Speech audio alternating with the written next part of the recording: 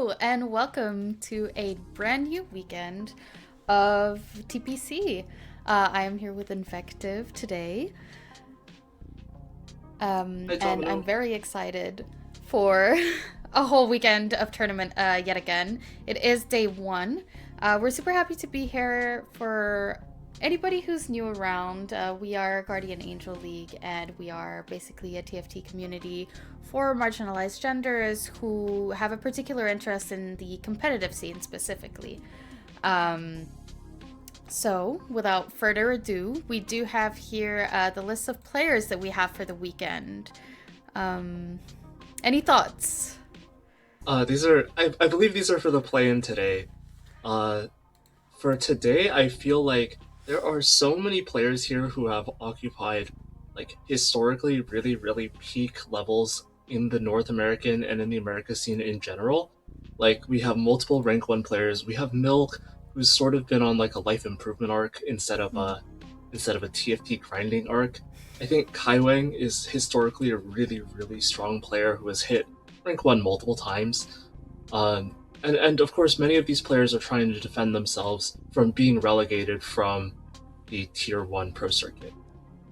Yeah, absolutely. I mean, I think there's so many names in here that are going to be infinitely entertaining to watch play. I'm excited to see what happens here. The meta has changed a lot since the last tournament. We've had a couple of weeks off from the pro circuit. So I'm hoping to see a lot of new things today, I would say.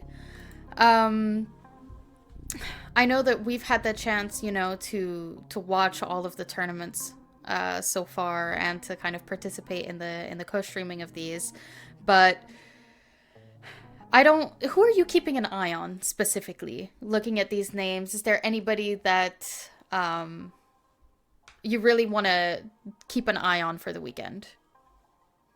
Yeah, I would personally say that in terms of like motivation, trying to gain a spot in Tier 1, I think you would really have to look at some of the Boom Kitchen members who are currently in the play-in or currently in the week 1 of the regionals event. I think Dank Memes is one of those players, and a lot of people are attracted to his stream, his journey as a competitor, because of the fact that he is just so passionate about trying to get across the finish line. And I would say that, if you tune into his stream today, you can expect a pop off if he ends up advancing to tomorrow, and you can expect devastation if things don't happen to go his way. But that is the kind of perseverance that we're seeing out of him coming out of the tier 2 circuit for this set. But that doesn't necessarily mean that any of these other players are not necessarily as passionate. I mean, personally, I will root for Jungle Book, who's one of my Mm. closer friends in the TFT community, and I think that yeah, he's been working extremely hard this set as well. I think he started scrimming for this event um, even before Project PBE was announced. Oh my. Okay. So I think that he hasn't had the easiest time in the pro circuit this set, but I think that he's determined 100% to stay in after having qualified in set 15. Yeah, absolutely. I think there's so many, and I think having the chance to see like this different kind of pool of players here, um, there's I personally have some love for the Citadel people here, just because they're a little bit more close to me community wise, and then also I'm just kind of excited to see these new players. But for this first game, who do we think walks away with it? Who's your vote? +1 augment reroll for all the augment rounds. I feel like this just generally favors people who have a great understanding of the augment system, have a great understanding of the flow of the game, and what's the right combination of augments they can put together to really achieve their game plan. I would say that this is going to be going to the hardest workers, people who have the greatest ability to visualize, and I'm rooting for the people who we were talking about before the game. Yeah. So I think you know what? I think for this very first game, I think maybe we can go for Jungle Book.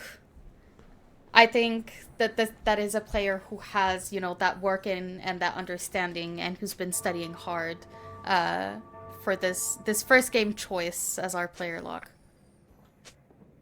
Yeah, I'm totally happy to do that in terms of who we are going to support here. I do want to see, and I am very curious about how strong Milk is going to be heading into this. I am not sure if this is something he wants to continue doing or if it's something that he happens to be doing. Um, Mm. but you can count on Milk to have at least one game plan. And I think that that one game plan is still as formidable as anything else that anybody can bring. Yeah, I tend to agree with you. I think that, I'm personally not as much up to date with most kind of coming and goings, but I do believe that, for every tournament that we've spectated that he has been playing, it seems like he's always coming in with a plan, and there's always, you can see the lines that he's more comfortable with. You can see what the ideas going through his head are as he is playing, right? It feels like a very explicit player in that sense. We'll see how it goes. Yeah, right now I believe we are with, is this Papa Casa or Santi? Regardless, we have one LAN representative and one BR representative in this lobby. I think the other lobby has a few more, but Mm, certainly if you are rooting for one of these players, I think they are historically pretty strong. yeah. Papa Casa is a player that I've had the opportunity to run into a few times. Certainly no slouch. Yeah, absolutely. And I will say that, like, one thing that we don't take into account as much, I feel, on the competitive scene is, I find that probably for representatives of different regions who don't necessarily have as much attention to the TFT competitive scene, it can be harder to make it to these points for players that are, you know, well as good, if not better. And Vapakasa has been like one of those players that you see them in tourney and you're like, okay, I'm gonna get ready for this one, you know? Yeah, for sure. I also really like the little legend that he's running today. This little bear is really cute. This little tiger chonk. Is that a tiger chonk? I think it looks like a tiger chonk to me. Oh. Okay. Well, I think the two players that we did call out Jungle Book and Dank Memes have both ended up receiving Legion of Threes. Jungle Book has a Mm, Gunslinger emblem, and Vapakasa has the Ionian emblem. So I feel like that does tend to lead towards things like Arione for Dank Memes, does tend to lead towards maybe Jinx Warwick for Jungle yeah. Book. And I mean, on Dank Meme's side, the Ionia this game, I do believe, is the XP trait line. So that can be, yeah. So with the Path of the Enlightened, that can be a very easy way to kind of get yourself snowballing very quickly. Hopefully for them, at least. Yeah, for sure. Um, Definitely a huge divergence in the early game plans, though. Jungle Book playing it slow, Dank Memes leveling up to level 5 already, and has the benefit of the Path of the Enlightened every time he levels up, right? Yeah. Managing to get those extra units in for the added benefits. Absolutely.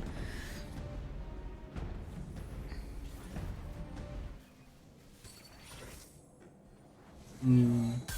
What do you think about Santi's spot? I don't hate it.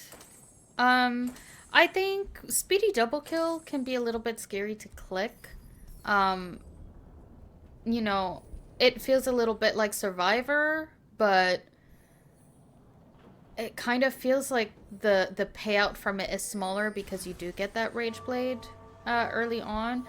And seeing as though we are not in a win streak, I think this is a little scary. I don't mind the units, I don't mind the item slam.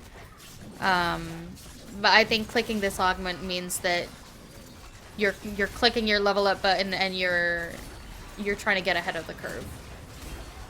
Yeah, I would tend to agree with you. I feel like, in addition, if we're playing around Shadow Isles, like I feel like this is sort of a placeholder set of units.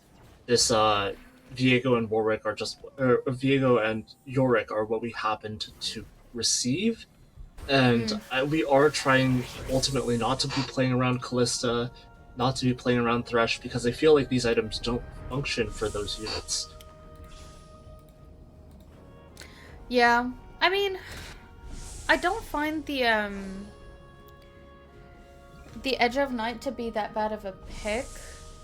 I mean, it depends like what kind of direction this is gonna take. Um, I have seen people play like Thresh Edge of Night, although it is a little bit up there in the strange shenanigans, just for that added survivability. But are we committing to long term Shadow Isles here? Yeah, I think I'm still like a little bit unclear about that as well. Yeah. I'd like to see how that all develops. So now I'm interested to see, like, when is Jungle Book going to sort of turn his loss streak around? Like, when is he going to start playing up to the tempo of the lobby? Because in terms of the overall strength of this spot for Jinx and Warp, Mm. I'm not convinced it's necessarily going to be like a full loss streak as possible uh, to win out. I tend to agree. I think maybe we're hoping for an early Singed unlock, just to get those Juggernauts kind of online, getting the early Warwick unlock. I mean, although the direction is clear, maybe Jungle Book is opting for, get me my units as soon as possible, and then we'll work on strengthening the board and maintaining the HP later, because I don't think I'm winning these early rounds no matter what. Yeah, I think that seems about right. At the same time, we did end up seeing Milk continue his win streak and Dank Memes continue his win streak. So, Mm. I mean, I'm interested to see who is going to prevail if they end up fighting one another. But also, we have to talk about like, well, we'll get back to it. But that LeBlanc spot is definitely one of the spots we'll be seeing a lot this weekend. Yeah, absolutely. Playing into this kind of like Melflex board down the line potentially, um, using this LeBlanc along the way. It's interesting, and I think we'll see that a lot. And I'm happy to see that a lot of the higher cost units have made their way back into the meta. I feel like we're seeing a lot more, of the Mel, of the Annie, of the Rise. Um, while I did love the forecast meta and the backdoor 3 stars, I think playing for these higher cap boards and higher cost boards are a better demonstration of skill. Yeah, I'm with you there. I think that it's a very narrow the kind of skill that allows you to succeed where everybody is trying to go for one of these 3-star forecasts. I feel like it favors APM. It favors like scouting really relentlessly, and those Yeah. are very very cool parts of skill in TFT. But it can get tiring to play that for a long period of time. And yeah, I am glad that the meta is currently sitting where it is. I think that we have a cool amount of 3 cost play in this lobby, and there is definitely a lot of angling towards legendaries and figuring out innovative ways to get to those legendaries. Yeah, absolutely. I mean, the name of the game right now is how long can you live, right? And how long can you last to make it to the places you need to be to have a chance of winning out a lobby, because I think most of the lobby wins realistically are going to be with those, super expensive boards. And there's a million ways to get there, right? Solus is opting for some XP augment, and some people are banking on their win streaks or leveling very early. Got to find out what's going to work every lobby, because it's always going to be a different answer. Yeah. I think Milk is in a really interesting spot heading into this stage 3. I think he has the opportunity to continue his win streak because I feel like he's been dropped like Nasher's Jeweled Gauntlet for his Malzahar. And I think he should be relatively comfortable to pursue the Malzahar and like Malzahar Zoe Leona reroll, Mm-hmm. which is a line I'm not exactly sure how powerful it is, but it certainly seems to be what we've got lined up. And these 3 cost rerolls if you end up being ahead with like a set of serviceable items that work well together, like the ones that Milk has, I think that you can put the hurt on everybody else because normally you would have to go through a bit of a loss streak period in order to reach your level 7, in order to reach the point where you get to start rolling down. Yeah, I think I would have liked to see something else than a silver augment here. This speaking into regards of Viewer enjoyment. viewer enjoyment and silver augments are dicey because in a 5 cost meta, there's not that many of them that are going to help you get where you need to be. However, you can land some stuff that's going to power you up so much currently. I mean, we see 3 takers here of 11 free rerolls, which I forget the name of the augment immediately. You're all good. That's rolling for days. Rolling for days, thank you. I was thinking of too much value for some reason. But, you know, looking at that, the question is, are they going to choose to spend those rerolls to stabilize on level 7 or level 8 to make sure that they have the money and the health to go and go 9 later on, or even maybe 10? Or are we going to be banking these to guarantee hitting your 5 cost units once you do reach level 9, right? Yeah, I mean, I think Shoma is. Oh wow, this is a really huge shot for Dink memes. 2 Yones already. With one obviously being unlocked, I feel like this is still a huge upside. And I think that when you are in this position, like, it is a little bit difficult because your streak has been hard to manage. After it got broken by Milk, and now you're in stage 3 and you're trying to play for your unlocks, looking for Ari, and your items don't necessarily fit until you hit the Ari. But nonetheless, I think that this is a spot with some huge upside still left in the tank.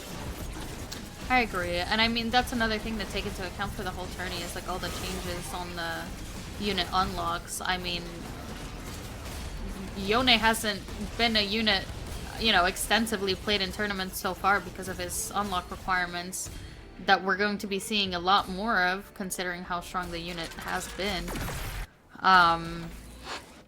So I'm excited to see kind of like the innovation on these boards.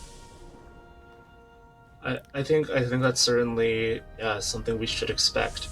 I'm also curious to see where Shoma's at, because I feel like with hefty rolls and rolling for days, he did just get like a lot of health on his board.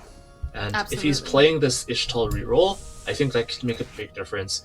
It certainly also depends on what his quest is, and whether he might be able to use some of these free rolls to advance his quests. Yeah. I mean, this is if you're in that spot, you're definitely hoping for reroll quests, or, I mean, or even for, you know, field a 3-star Kiana. You might very easily hit that 3-star Kiana while you're rolling, right? It's an entire possibility. Vapakasa here hitting the Swain on 7, trying to make 30, but doesn't quite make it. And that LeBlanc looks nasty. That's scary. Oh yeah. Reroll. Yep, there it is. Reroll quests. Alright, so I feel like that's really favorable for Shoma. It's exactly what he wants to be doing already, and it plays so well into having hefty rolls. No, this is a spot where I feel like the Ishtal reroll could take over this game, but other people are going to get strong really quickly because the Jungle Book has the Warwick unlocked with some of the best items that you could have on him, and I think that he hasn't lost yet since 3-2. So yeah, this stage proving to be a really big turnaround for him. Completely agreed. I think looking at Vapakasa's spot as well, I'm curious to see how fast he's gonna hit. Because I think for him, it's very much a question of, like, I need this Ambessa immediately. I need a 2-star Ambessa. I need to go 8. And I need to save my HP somehow because we are at 52, which isn't, you know, excessively low, but it's not it doesn't feel safe either. Yeah, I think Vapakasa also has an opportunity to try to get to level 9 if he is able to start winning with the LeBlanc upgraded and with Yeah. these 3 items on her. I think that there is some potential there, and you can see that he is preserving some of those extra rerolls for when the odds are better. At level 8 for Ambessa, or at level 9 if everything goes wonderfully well. Yeah. Now, this is one of those moments where I feel like the RNG side of KFD kind of kicks in of like, am I gonna hit those units? Am I gonna have to use all of those rolls on level 8? Am I gonna be able to keep some freebies for myself later? We'll see.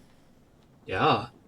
I also want to call out 1v9 Peter, I think, has a uh, really strong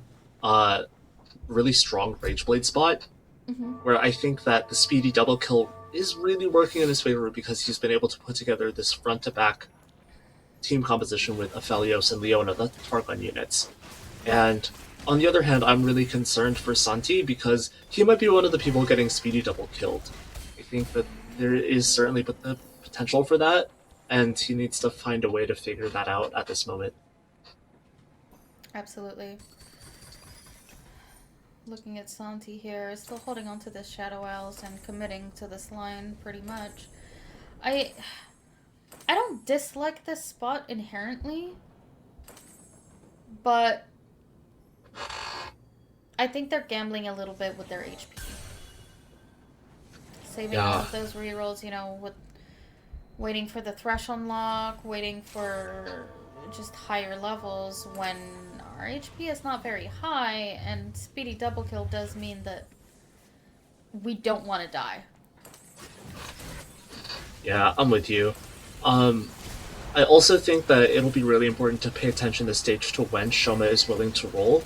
I think it comes down to either next turn or the turn after, because Shoma needs to make 12 interest. He's going to have made 10 by the end of this round, and this win is really significant for him Yeah. because it basically allows him to stall out another turn. And he needs to be thinking about the quest. I know he is thinking about the quest that isn't necessarily this one, but the one that comes after this one, right? If Mm. he's on his way to Brock, he needs to be able to. He needs to have the gold to make use of uh, when he has his next quest. If it does offer him something inflexible, he can't already be 0 gold. Yeah. Taking 3 threes here for that extra money. Hitting an Ori too on it, I believe. Love to see it. We are going to be rolling here. I guess holding the extra 3 costs might be worth it up until you see the 2 buys. I think that's making a lot of sense. It would be really, really great to see Melio right now. I think Melio needs to be This is tough. upgraded, or the bench is going to be locked. There's There we go. Bard, Alright. and that solves the MSTP is first issue. different. Oh, And there's that's so Nico. big. That is Yep. so big. That's big. That's big. That's gonna give him a lot of survivability. Yeah, I think Dank Beams found a really cool pickup with Bazillion. In terms of a composition that really wants to level, Zillion is going to help you do that. And he's having a really good time up against the Ishtal reroll this round as well. The I damage know we output were looks very happy for wonderful. Shoma a second ago, but I feel Yeah. like he's going to need a cash out as well in order to stabilize the position.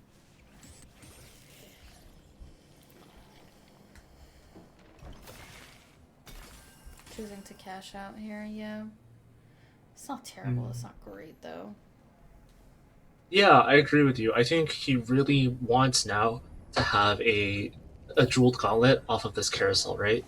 I think that would It's make a this big spot shot. so much easier to play. Agreed, absolutely. Looking at Santi here, we do get the Thresh unlock with the full items. We do have the Even Shroud, same side as the Callista and the Ambessa, which is wonderful. Now the question is, we're level 8, 0 gold. Is it going to be enough? Can this hold us out for long enough to get, more upgrades in the future? Yeah, my bet is maybe not, but currently Yeah. we are performing pretty well against Jungle Book. The Jinx has, ascended, and Callista is going to get her Ooh. cast off to save Santi in this fight. Jungle Book has some gold left in the bank, and he's not unhealthy either. So I think that, you know, there's still a little bit of upside there. I think he's looking at level 9 because you really do have the potential to start getting some impactful 5 costs on this board at level 9. Yeah, absolutely. I think it's going to be interesting to see. I do I do unfortunately think that the Shadow Isles comp isn't quite going to hold up. I think unfortunately we hit a little bit too late and not quite enough. Um I unfortunately don't think this is going to be the game for Santi unless, some unfortunate stuff happens to other players. Yeah, the Shadow Isles comp really just needs like a certain amount of tempo that we didn't have this game. And as much as I want him to be able to make a comeback here, I feel pretty similarly about it. I do like the upgrades that Jungle Book was just able to get. Another item for Jinx, Wukong upgraded. I feel like Yep. this lets him have the ramp that he needs in order to win some fights. Agreed, absolutely. Oh, this When is Milk pivoted away interesting. from Leona, Yeah. I do like this. Playing, leaning into the Malzahar with the Disruptor emblem. It's a Nautilus 3. For what? yeah, You know what I I'm not mean? sure that the Warwick can find his way through the Nautilus. No, it's just a big hunk of metal. Wow. Alright, Milk.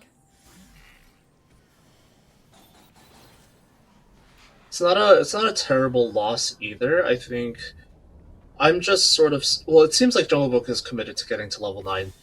He's been selling the extra jinxes, and I think that yeah, if you think about it, there isn't a lot of upside to continuing to roll on level 8, right? Yeah, I agree. I mean, then again, like, it's not a bad thing either. I can see, Jungle Book opting into, the Shyvana and some of those units that'll just give him an extra bump. Yeah, I think that that's certainly a possibility as well. Um, Peter, I like this. I think that one of the things I've heard in the VOD reviews of people who are better than I am is that when you are playing for Fast 9, sometimes it can be a struggle to figure out which frontliner to upgrade. And we are opting to play with the Skarner this game, so I Yeah. feel like Peter does have that solution waiting for him when he gets to level 9.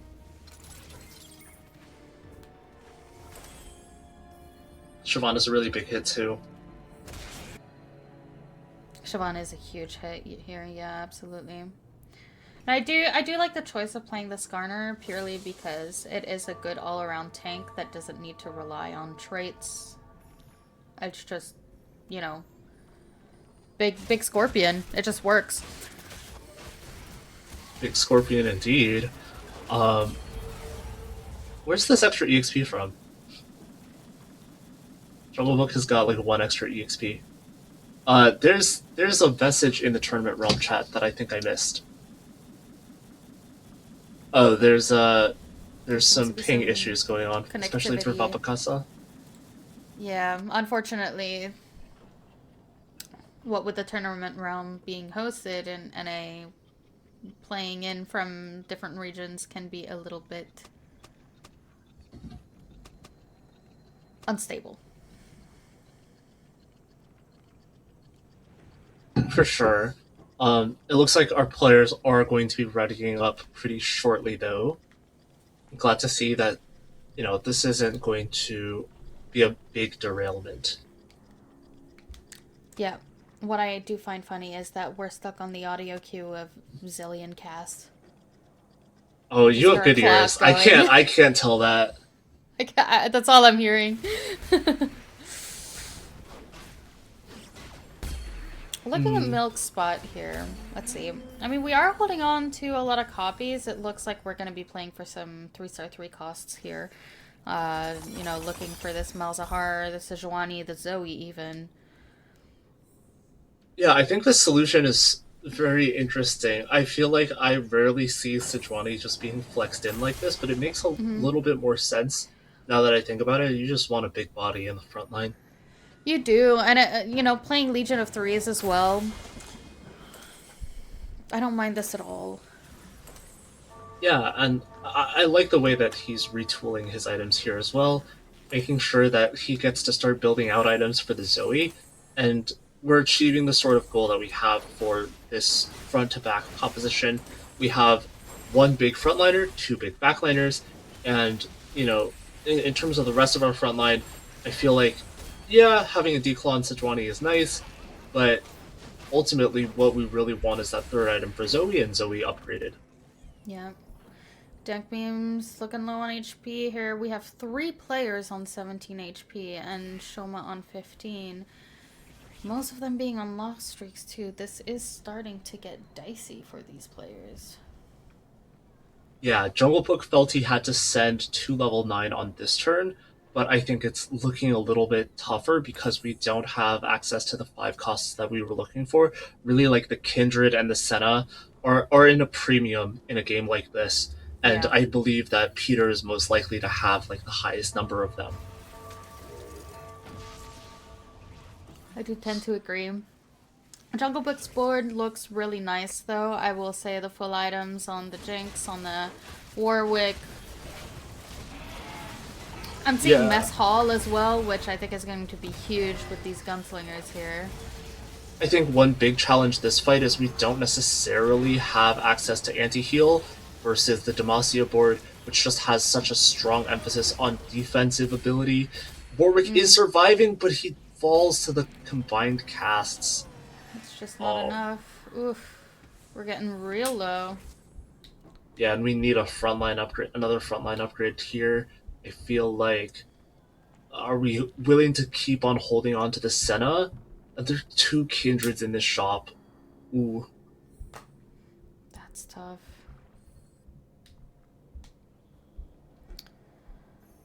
Looking at Santi here. Still holding on, and Jungle Book as well.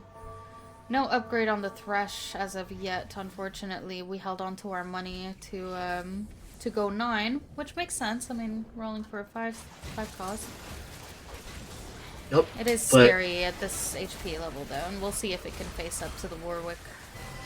yeah, if you're playing from Santi's perspective, oh, but Warwick is in a really awkward position. He's going to get focused a lot by the Callista cast, and he's going to fall. Wukong is the frontliner who's alive for Jungle Book, and like before, it's going to be Callista versus Jinx, but this time Ooh. Jinx is the victorious one. It's a good loss though for Santi. He did not die. 2-unit loss. Yeah, and I'm starting Oh. to think that that might be one of the only fights that Jungle Book, based on the record, has proven capable of beating. Yeah. Peter, though, is going to bail everybody else out. Fast 9 plan did not quite work out in his favor. Unfortunately, it did not hold up. Looking over here, we have 4 players on 1 life, and Shoma not that far behind. I Yep. am curious to see what Shoma's spot is looking like after this carousel, seeing if we manage to get the Brock online, if we're close to, if, that's even still within our plans, or if we've pivoted off entirely. Yeah, I think that Shoma being on a 3 win streak certainly indicates like a level of power that he finally was able to reach. I think that this might be a critical mass with the Skarner in the front line as well as the Vi and the Nico. I think Yeah. that this could last long enough for these backliners to churn out the damage that we need. What are your thoughts on... I know that the Nico's 3-star, but we're also not playing Nidalee here. And that Skarner has a lot of HP without any items. Probably similar to what Nico has. I'd be tempted to move over the tank items from Nico to the Skarner there. I think that's really interesting. I'm not sure if Skarner is the better like outside frontliner. I feel like Nico Mm. suits that role really well. And That is with true. this gargoyle and the positioning, I feel like this makes sense. Shoma is looking really good against Santi right now. Bard's gonna get another cast off and Santi's out. Uh, Dank Memes was also defeated, but we don't know by which margin. And that And is Dank three Memes is players out. 7. You Oof. know, I really think that Shoma clicking hefty rerolls saved the game for him. I don't think that board would survive as many fights as it has without those hefty rolls. Yeah, it can be pretty nerve wracking to pilot that. I think that if I can speak on my own experiences, Mm-hmm. um, really early on in the set, when Ishtal reroll was still very fresh for everyone, Yeah. I took hefty rolls and tried to sort of feel the composition out. And I was doing so terribly. I was doing Mm. terribly for like 12 rounds in a row. And then I hit Commerce Core. And it was Oh, unnerved, and I got my my 4 rerolls or 5 rerolls every round, with and the hefty rolls. with the hefty Oh rolls, God. and I just turned into an Avenger. Yeah, that's just complete Thanos in game. Holy. I mean, yeah, but that's a super good example of like, hey, if you click hefty rolls on your first augment, maybe you can get lucky and hit something like Commerce Core later on that is absolutely going to work so well together. Like there's so many augments that have this wonderful symbiosis, and it's exciting to see when a player does hit it because it does not happen all that often. Yeah, unfortunately for our viewing experience, there were no prismatic augments in this lobby. There are many games to go. I have faith. I have faith as well. Jungle Book did manage to get a top 4, so I feel like we didn't curse him too badly for deciding to root for him. But Yep. some of these other boards look very intimidating. Solus is one that he lost to, and even though that Solus hasn't had the best fortune in the rest of Stage 5, he did also just level to 9, and he's looking for things like Galio 2 and other legendaries that will cap out his board. Yeah. Solus's board does look pretty strong. I think he just, passed the HP threshold of, well, okay, now I'm going to spend all my money and do everything that I possibly can because that's where we are. Um, but Milk is doing so well with this 3-cost reroll board, and I think, having the Disruptor emblem on Zoe, we already know is super strong, but I think it's really doing wonders for him, and I feel like he has so many items. Yeah, And do you good ever ones load up with too. an AP composition and see 2 declaws on 2 3-star 3 costs and you Yeah. just get depressed? Like, Oh, but wait. Oh my goodness. That's Zoe cast.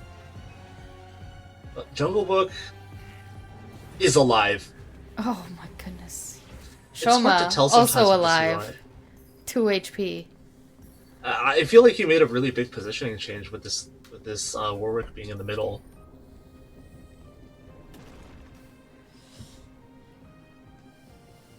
This is interesting. And That's a it must have been shot. Solus that he defeated. So I feel like we've proven that just about anybody can beat anybody in this endgame. The Milk is really, really healthy. I have a question here. Sure. Why not slot in Brock over the Senna and Lucian? I understand Senna and Lucian's strength as a unit, and I know that we don't need an extra Ishtal unit necessarily, but I do feel like we have a QSS, and we could just get Brock a tiny bit more of attack speed and get at least that one, full board CC. Yeah. So I feel like even just the one cast is super helpful in a round. I feel like there is just a concern that he's not going to cast at all without necessarily having something like a Styrax gauge, without being able to defend him in like the frontline positioning. I think that Sure. it's a reasonable concern, but you can see that Shoma was really committed to moving past it and Yeah. spending the roll on just an additional 20 HP on the whole board, or however much HP it is. Right. That does come into play too. And I think that moving past it is at the very least, it's a sign of confidence that the Brock is simply not as valuable. Yeah, Also, in that particular situation, I think he unlocked it, and he had, if he sold Senna, he would have had like 6 gold. So, just a that's little bit true. awkward That's true. Yeah, that you that would is a have to bit downgrade odd. 2 slots. Looking over here, though, we do have a Sejuani with a Talisman of Ascension, which, if she survives, that is going to be a very big Sejuani to get through. She does not, however, and Shoma is going to get through this board. Yeah, Solus was defeated by someone's ghost, and that means that the 1v1 at the end of the game is going to come down between Shoma and Milk. I think that Milk is showing that he still has got it in terms of his preparation for this tournament, and I think that, doubters be damned. Yeah, agreed. I'm loving chat right now. Ascension Sej on a Malzahar board isn't real. It can't hurt me. I've never felt something so much. Yeah, and then we do Ooh, get a full 2-star Sejuani if we want her. I think a great thing to do right Shyvana, here yeah. would be to find a Juggernaut that helps keep her alive. Um, and we don't necessarily need to be playing Ornn if we don't want to either. I agree. I think, unless Ornn is one off of printing another artifact or something, but even then. And there's an argument, me as a viewer, would love to see the talisman on the Shyvana. Although it Ooh, may not be optimal, I just want to see a big dragon fly around. that would be really interesting. I think one great thing that Milk was able to do this fight is split up the Nautilus and the Sejuani. I feel like having them apart means that Melio isn't necessarily getting as much value on them when he casts, and that is part of what makes the difference. Uh, Yep. this is something that And never goes away, right? Your ability to look at a fight and figure out what's going on and make a small adjustment in the late game, I feel like that's something that you don't lose even if you don't really play as much TFT in a given set. yeah, absolutely. I mean, this is kind of just like, the unending conversation of like what pros do so well is go back to basics of TFT. Right? And it's like, yeah, you can know the meta, yeah, you can know what items have been buffed and yada yada, but the pros know, when this needs to be slotted in, when I'm spending my money, when I'm doing this, when I'm doing that, and it just kind of shows so much in these tournament games. Um, and those kind of smaller decisions that don't necessarily seem that they have that big of an impact end up really having a huge one. Um, so yeah, big performance from Milk here. Yeah, I mean, also to comment on the lobby as a whole, I think that with 3 people taking the Legion of Three's augment, you can you can see the way that that sort of warped the rest of the game. Yeah, Where I think that there were several 3-cost rerollers, people taking units out of that pool and accelerating the game to this cost level. And I feel like that means people who were opting to play around 5 costs and even 7 costs weren't able to reach them the way that they wanted to. It's really yeah, unfortunate for Peter, who I think probably just had an unlucky rolldown because he wasn't poor by any means heading onto level 9. But at the same time, he was counting on someone not to be able to stabilize and die out and give him like the gold that he would have received from his speedy double kill. But yeah. neither of the speedy double kill players was able to make use of their augment. Yeah, and I think that there's certainly, a sense of when players are looking at these high cost metas thinking, well, what is it that counters this? If I don't have an opener or a spot in which I can count myself on going for this level 9 high cost board, what can I do? I can, basically cuck them by stabilizing with 3-star units, and suddenly um, they don't have the money to go 9. Yeah, for sure. I don't know if this score sheet is fully updated, but we certainly do have a picture at the performances across the first 2 lobbies, the first 2 games. Maybe by inference, we can figure out that players such as a little Little refresh. refresh, players such as JRC and Arctic RX are succeeding at the moment in lobby 1. Mm-hmm. Yeah, absolutely. It's going to be interesting. I'm excited to see the next game as well. We do have a little bit of time until then, so I believe we will be taking a short break. But we'll be back very, very soon to keep going.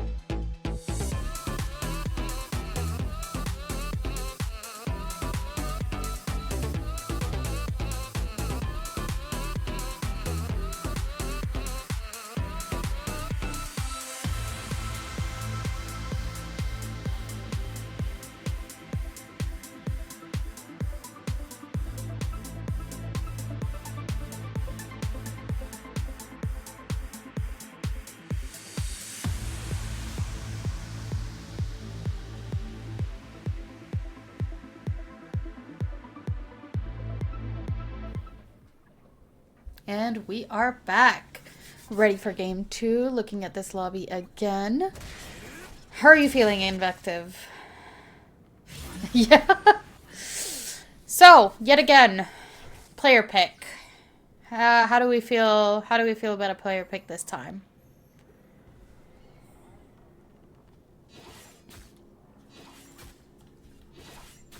You would like to see. Who did you say? Sorry. I think my microphone was malfunctioning for purposes of the broadcast. I want to see Solus pop off. You know what? I'm here for it. I'm a big Soulless enjoyer. Let's see it.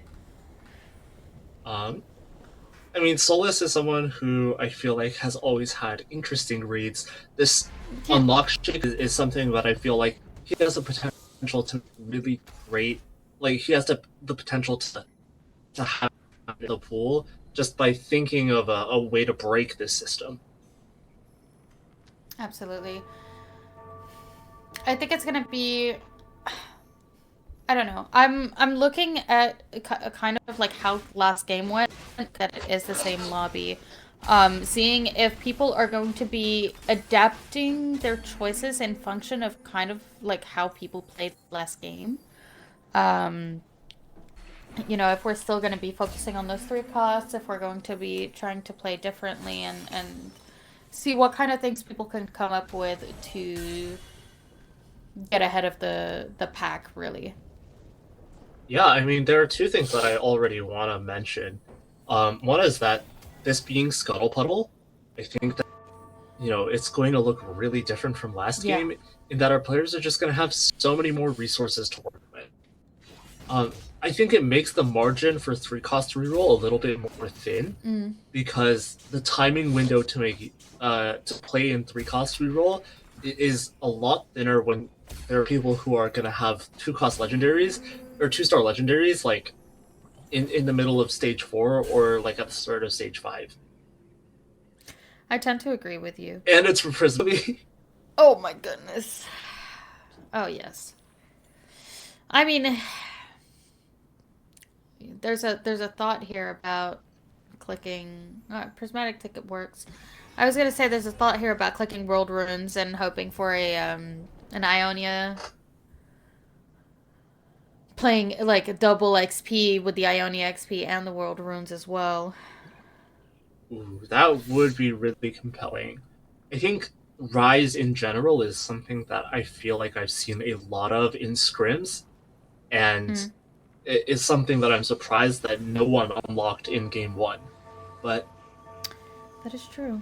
I think that like playing around Rise and Silas and Mel, these things are so powerful in terms of the late game that we see people try to achieve. Yeah. I'm gonna be interested to see, how this whole Scuttle Puddle and goes around.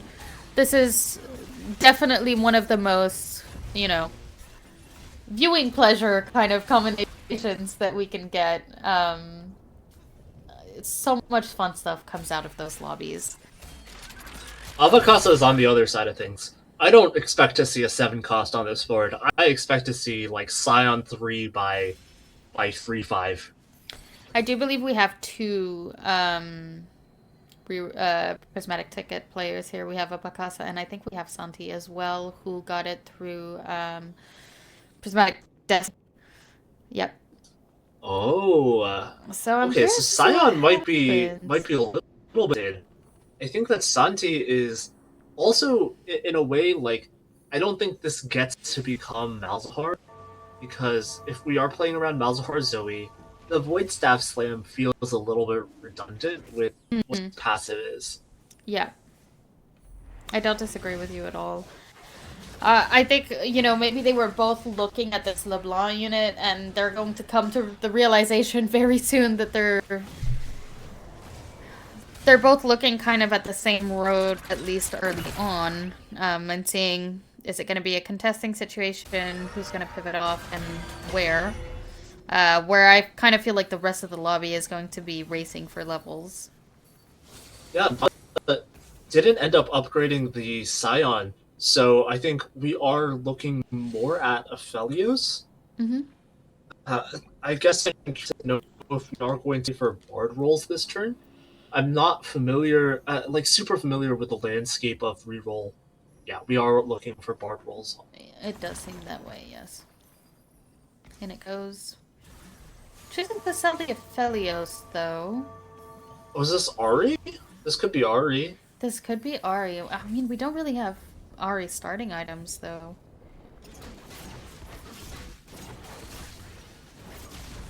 Interesting stuff all around. I think Solus. Actually, I'm gonna say it. I don't understand what he's doing. I mean, yeah, looks like a strongest board open. Honestly, just playing with the blast shield, having, that extra money coming out of the... Ooh, we have a 9 lives player. That's very interesting. Yeah. Shoma over here. First Shoma plays Ishtal reroll, now 9 lives. He's I'm... definitely aggressive with his HP. Yeah. Yeah, HP is very much a resource like anything else is in TFT, but I feel like it's probably the resource that gets played with the least to a certain extent. But can probably some of the more interesting results. Oh, for sure. I I patiently await Shoma to see what he is going to put together for stage 3, because Yeah, that's when I feel like, you know, Nine Lives is really supposed to start coming alive. absolutely. I mean, and this augment really does gives you like live with your battle and what you're trying to do. Although you never know what the cash out's going to be necessarily. It's definitely a Um, fun one. is this Warwick? I think that It's very This very much looks like it, or very much at least has the potential to be. I guess the other thing I'm thinking of is like we could be playing around Volibear,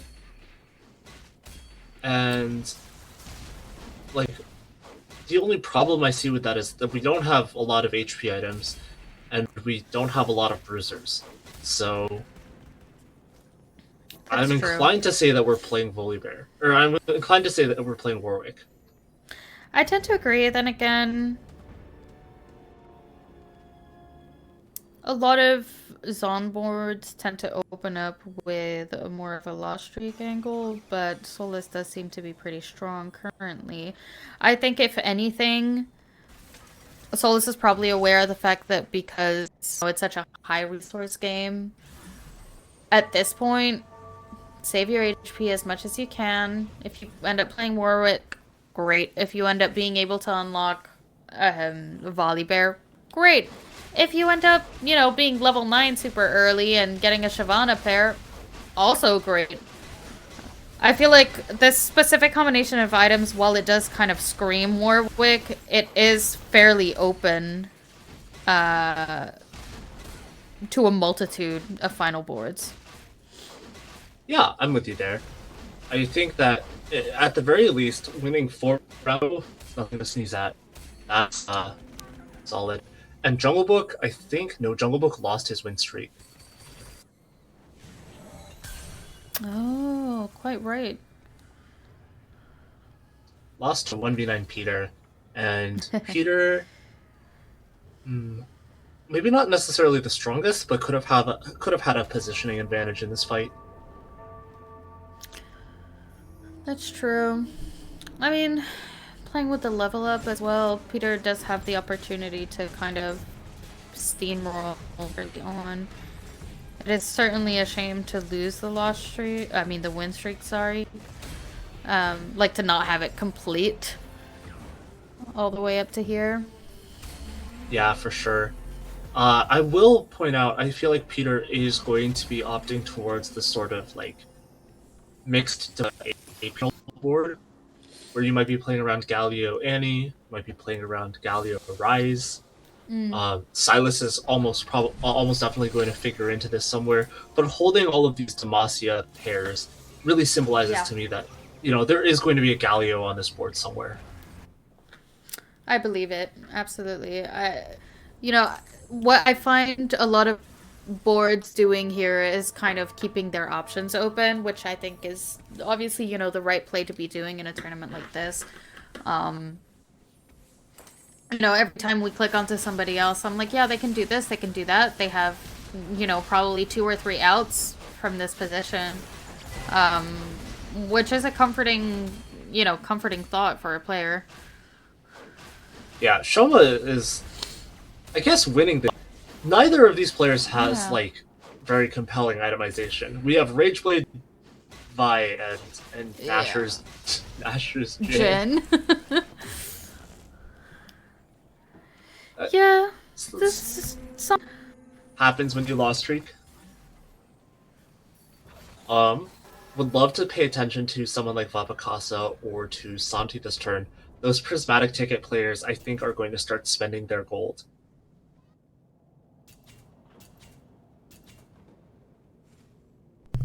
Ooh, this is Looking tough. at a silver augment here. Yeah, the water hex is it's no slouch, but we do already have the void staff. It's a little bit redundant, but it's not the worst Could be thing that could worse. happen to you. The attack speed is nice, if anything. Yes, for sure. Looking into the water hex here. This doesn't feel like a terrible spot. It doesn't. But It's just a real shame that we had this quest, right? yeah, I have to agree. Sometimes you can get offered a really terrible pool of quests earlier on in the game.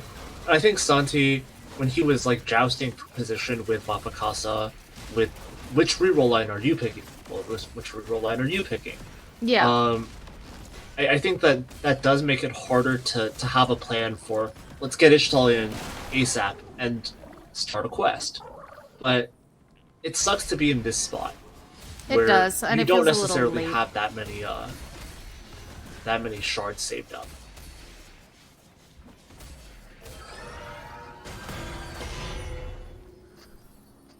I'm scared of dank memes. Comeback story dumbify is a crazy combination of augments to have. That is true. That is a lot of HP. Yeah, it's a lot of HP and it's a lot of power concentrated in like what could end up being a very powerful backline. Hmm. It could also end up being nothing because he's not rich. That's true. He's not rich, but it doesn't look bad necessarily either. I could see this absolutely, turning into a kindred board down the line, assuming that we're able to hit some units to keep ourselves alive long enough. Yeah, I'm concerned that, like that if is really the big assumption, right? He Yeah. has to take a big swing because he doesn't have very many points, and he's put himself in a lost streak position. But if you're in a lost streak position, you got to spend your gold at some point. And now I'm concerned that when he's spending his gold, everybody's will have spent their gold before him. Right. It feels like a little bit, racing from behind.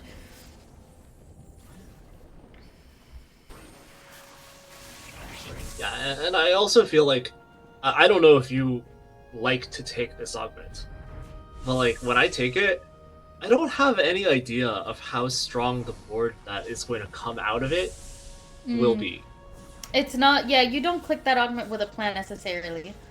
It's a little bit of a click and hope, right? Yes, but I feel like it is nice to have like these sort of. It's nice to have a lot of econ to begin with, and Yeah. it's nice to have some scaling itemization so that whatever unit you come out of it with, like you can do something.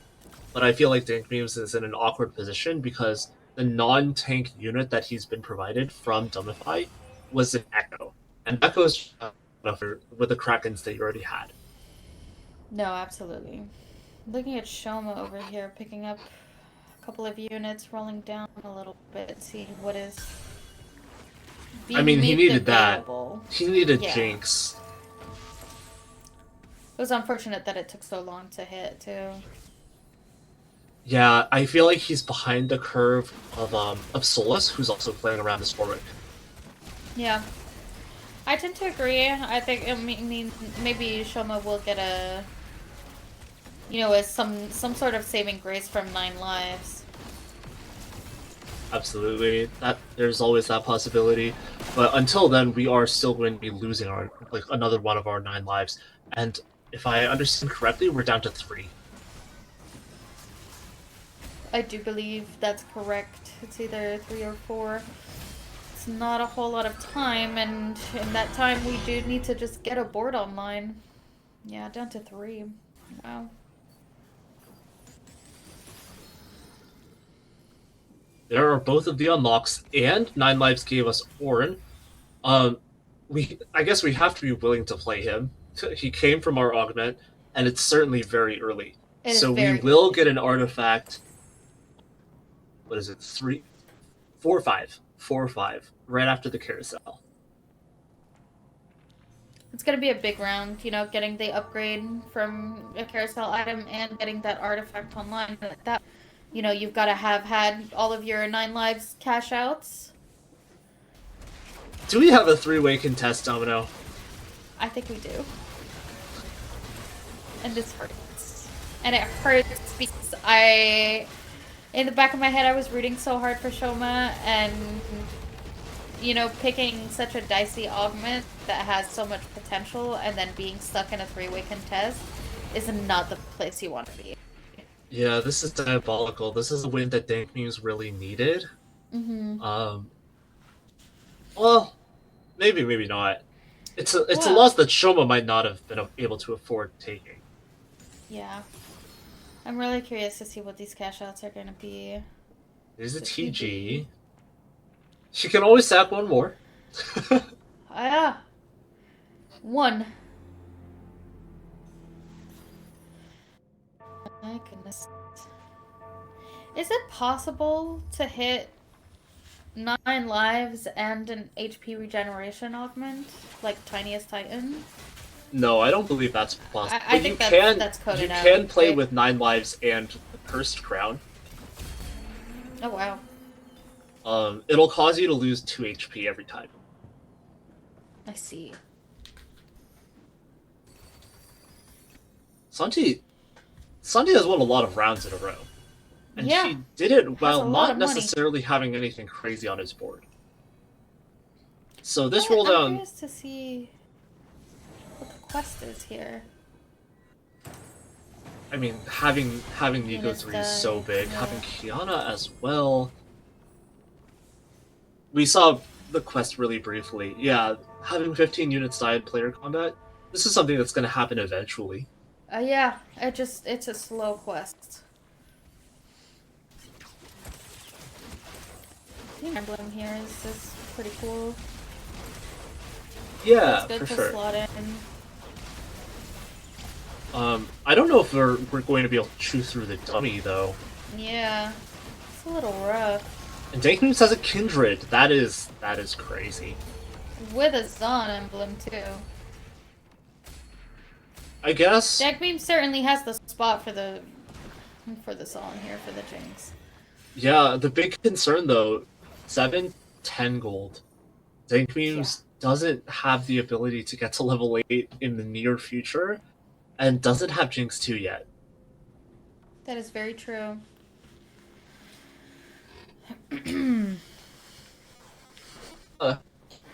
So everybody cooking up. I would love to take a look around on this augment round. Duo queue for Peter.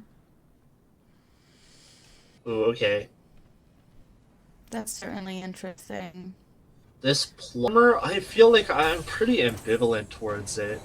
Doesn't make me feel like we're gonna win the game by any means.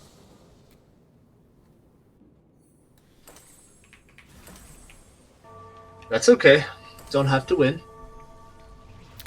Yeah, I think, plot armor isn't the be-all end-all of good combat augments, but I don't think it's bad. I think it's an okay take, particularly on a reroll board. Yeah. I don't mind I think my my my inclination is to say that like if you have a unit that like will shield itself and heal itself when it's at low HP, then it could have the potential to drain tank when you play with plot armor. But when you have a unit that is exclusively going to lose HP, then Right. plot armor doesn't necessarily have as much value. So I would love to see more on boards where you have some healing, where you have some shielding, and you can preserve the HP of a unit that has fallen below the threshold. Oh, milk? Well, hello. Those are some hits. Those are certainly some hits, and we are going to need to see him make the Kaisa too. But he has to find something. He has to roll like this in part because his itemization is not that valuable, right? Having a blue No, buff on AP Kaisa, if you not the ever best had thing the ever. misfortune to play this, it's just like 1580 AP. Yeah, it doesn't really provide you with much else.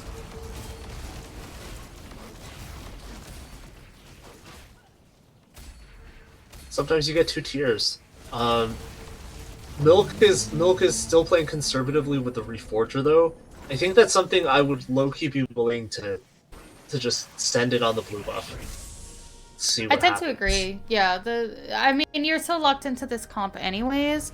Uh, but the blue buff is just not all that helpful currently. Um, I do like what I'm seeing from Soulless though, who is currently top of the lobby. Also printing some artifacts. Got the fire hex and the mess hall coming in for some strong jinx time. Yeah. Shoma here. 2 lives.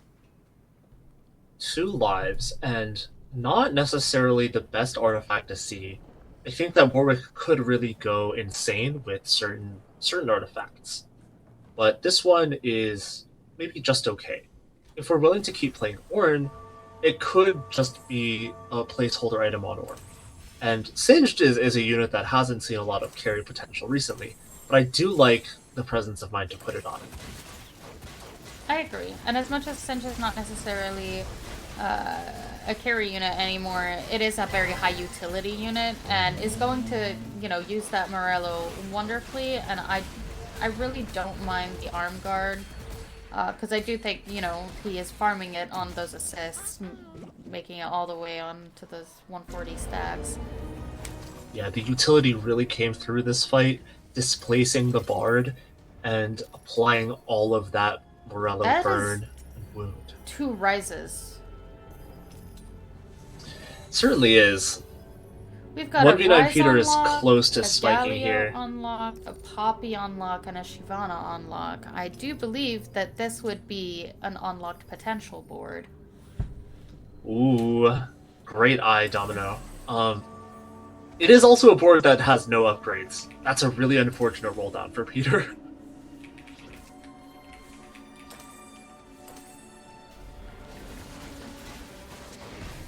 This is a beautiful Shurima Rise board. Yeah, you want these fights to go on as long as possible to have the opportunity to farm some treasure, but Rise is not upgraded, Nasus is not upgraded. We are going to need to see those things start to come through. Yeah. We do need to see the upgrades here if this is gonna continue being line. The Nasus upgrade, huge. I mean, we're digging here for Rise. That is a 2-star Rise. That is 2-star And we have Rise. Silas. Wow, okay. Now everything's starting to make a little bit more sense.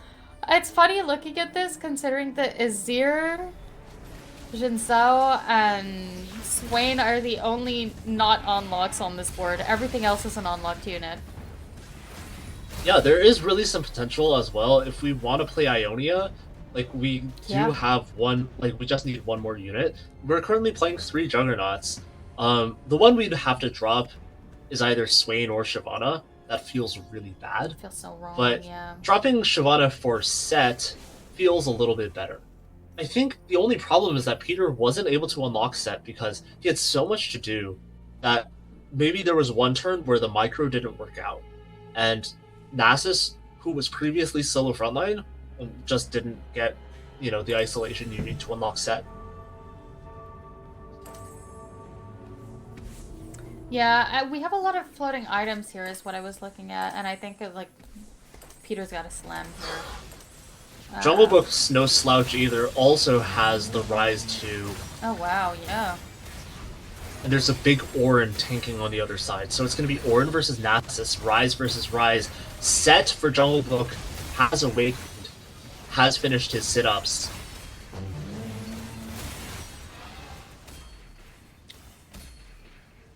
As much as, I think this is a recurring thing with the Shurima boards, is that, like, the Nasus survives everything, but the whole board dies before the Nasus does. And Yeah. unfortunately, it's just not. This game, Milk is going to be out first, going 1-8 in these first two games. That's a big shame. I think Peter down to being on one life, it's really, really tough. Because this Shurima Rise angle, it's like a greedy play. You want to stay alive as long as possible and win some fights so you farm treasure and get to snowball a little bit on the lobby. But with a 9 loss streak, it feels like Peter can get to level 9, but doesn't have a hold on just the most powerful boards that he needs to be able to make in order to stabilize once he's there. And I do believe that you kind of want to unlock the Zera on that board. And I think it's a really big, power up to have the Zera. And unfortunately, because of the low health and not being able to do that whole, win-loss alternation, we have to just play around different units. Now, we were talking about Swinged. Oh god, Singed not being a carry unit, but look at that thing. Oh, they're both on 1 HP, but one of them has 9 lives. I do wonder what the last 9 lives cash out was. We did not get to see it, unfortunately. It's a Blighting Jewel? Blighting Jewel. No, I think that just came out of That just came out of Orin, yeah. Oh. I mean, yeah. Oh, that's I don't good. hate the Reforge. That's better. Light Shield Crest is awesome in this spot. Yeah. The Even Shroud on the Loris as well. Yeah. I would say. Or not. So, the way this 3-way contest is going, none of these players is slouching at all. Shoma has, like, crazy itemization. Solus is level 9. And Jungle Book is on a 9 win streak. Or, not Jungle Book, Tank Games. Yeah. Oh, wow. I honestly think the Seeker's Arm Guard on the Singed was a really big play, and we weren't too sure when the Seekers came out at first, but doing really, really well. Yeah, I sometimes feel insecure about putting like a traded power on Singed. I feel like I've been conditioned into believing he's mostly utility, and his tank value isn't that high, but he's proven to heal so much, and he's always at the end of these fights being a menace. Mm-hmm.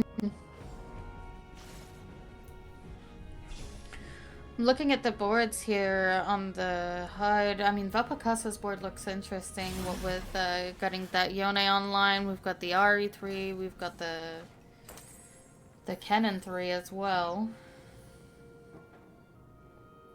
Yeah, this is definitely what he was like looking at with the prismatic ticket. But he's on 1 life, and I will say I'm not super compelled by the way that like our items ended up working out. You have a void. I guess he spreads it. I mean, that's true. The cast, I guess, but also like, what? This is a battle for elimination. Apakasa and Shoma going at it. Yeah, and I think this is going to be sided towards Shoma. I mean, I lied. This was a crazy curse. That was not very close. Wild caster curse right there. I'm convinced that was Shoma sided until I said something. Yeah, Danknews took a huge loss as well. Peter is alive, And we did say like Barely. we did say it's like a greedy line that he took. There's a chance he's level 10. So he could very well have already stabilized. Looking at Santi over here, Prismatic Ticket getting a ton of free rolls and getting 3 off the Nidalee 3-star as well. So that is a potential out for Santi. Yeah, now the two prismatic ticket players are fighting one another. Where did Yone just go? Oh lord. That is some incredible Crazy angle on the positioning. opposite backline. Yeah. Oh my goodness. And the cast comes out. Yep. It's gonna be it for Santi. His Vapakasa board is popping off when it needs to. Solus, no! No. And we have our top 4 with this. Jungle Book, Dank Memes, Vapakasa, and Peter. Yeah, it's a good rebound for Dank Memes and Peter. I think that neither of them wanted to go 7-8 in game 1, but they are now in the top 4 in game 2. Turns their tournament fortunes around. And there's the Silas too. I think that's what you were reacting to. Yeah. That's a Silas 2. We're level 10. Got a bunch of going for the rise. This looks amazing, honestly. And the only player who's like most comfortably on 2 lives is Jungle Book. All of these players are formidable. It could be one bad fight that sends it going the wrong way. Yeah. I mean, Peter did get a bunch of good upgrades here. Some good items as well. Peter is going to be fighting Jungle Book, so it's going to be the battle of these fast 9 boards. And Jungle Book doesn't have the upgrade on Silas yet. That could be really decisive.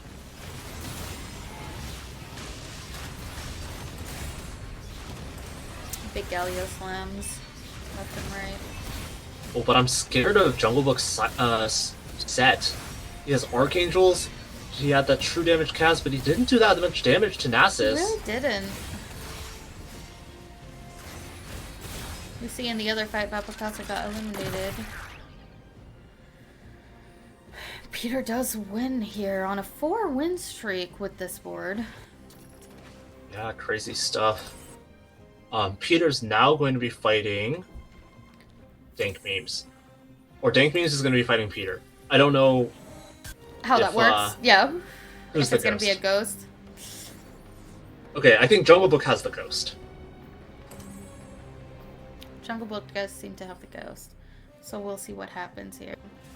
Everybody's pretty much on 1 life. I mean, Dank Memes 14, maybe with a 1-unit loss, but even then.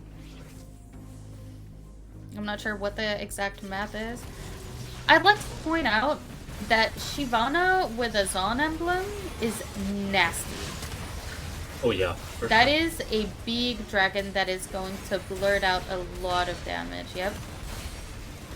We'll see if it's gonna be enough. I don't think it is. A lot of single target damage is still coming through for Dank Memes. And Jinx with the Titans isn't necessarily going to be taking debuffs from the Rise. She's doing a lot of damage, and the backline is dead for Peter. That's going to be the end for Peter, and our top 2 is going to be Dank Memes and Jungle Book. Looking at 2-star Kindred and Shop here, but we wanted 2-star. Can't always get what you want. You can't always get what you want. It's a big dummy, too. Gotta move some items here, right? I like that one. I don't know if Kindred's DPS is going to be like a match for what Lucian and Senna are able to do, so I don't necessarily hate not moving that. Yeah, I could have seen maybe moving the blue buff, if only for the extra shields. Yeah, definitely a possibility. This is going to be a really interesting fight. With Set ulting, I feel like that ult was really good. Shyvana already fell down, so her aura's off, and Set got another cast. Yeah. Jungle Book's Tarek is still alive and doing a lot of work to tank up the Jinx, but she is free firing. Is the My Ryze going to be able gosh. to do enough DPS? Oh my Oh, gosh. wow. And that is going to be a win for Dank Memes. Really, really close fight. Yeah, absolutely. I mean, if the Rise got that cast off, that was going the other way completely. That was super, super close for a final fight. Yeah, it's hard to say what the like optimizations could have been, but Mm-hmm. definitely got to point out that the Fast 9 like units being contested, I think if either Peter or Jungle Book was alone in playing this line, would have been way easier for either of them. But the fact that they were both locked in on this with Scuttle Puddle, with all of these with the Prismatic opener, I think that like they clogged it up a little bit. And I guess Dank Memes was also contested, so Yeah, I'd say that he didn't face that adversity either. absolutely. Ivy, I think like this was a perfect example of, very viewer oriented game. Seeing sorry, my words are a scuttlepuddle today.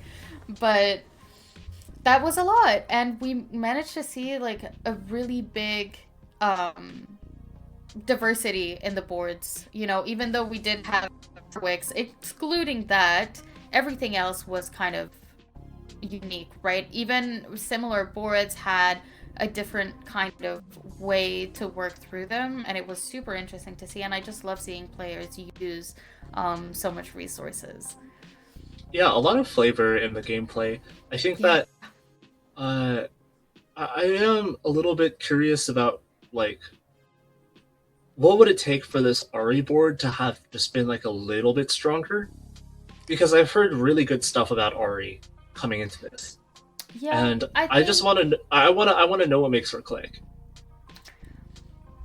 personally, I mean, I feel like Ari is a super strong unit as herself, but looking at that board specifically and how it was ran, I think the front line was lacking. The Yone was strong and was itemized. The Ari was strong and was itemized. But we did take a second to kind of look at that cannon and be like, that's a cannon that has a void staff. That's a question mark in my book. The set has Yeah, a TG, sure. Arguably, if it's a 2-star set, I might have moved the Yone items over to the set, right? It's a lot of punches. I, I feel like there's small tweaks to keep board kind of like valid during the later stages, mm, for it to hold up, into these rise um, silos boards that are just kind of yeah, for sure. We are gonna get a quick peek at the other game. These players are still very healthy. very much so. We are right on the tail end of the year.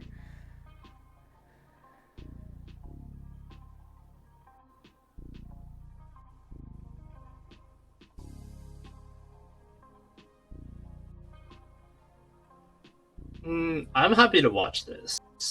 Yeah, me too. I think we can just take a little bit of a seat back and see what is happening in the other lobby here. Uh, Artex is in a pretty commanding spot, from what I can tell. Conda is also really strong.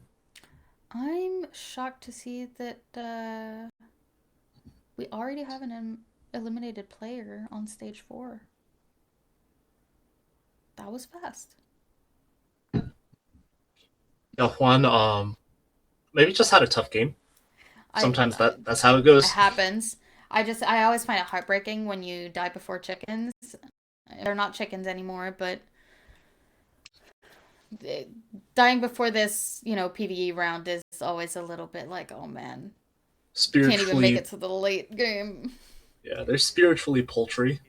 Uh, Yes, thank you. I feel like JRC is a few foxes short of a what is a group of foxes called? Coven? Is That's that like right? that's like crows, right? No, crows is a murder of crows. What is a group of foxes called?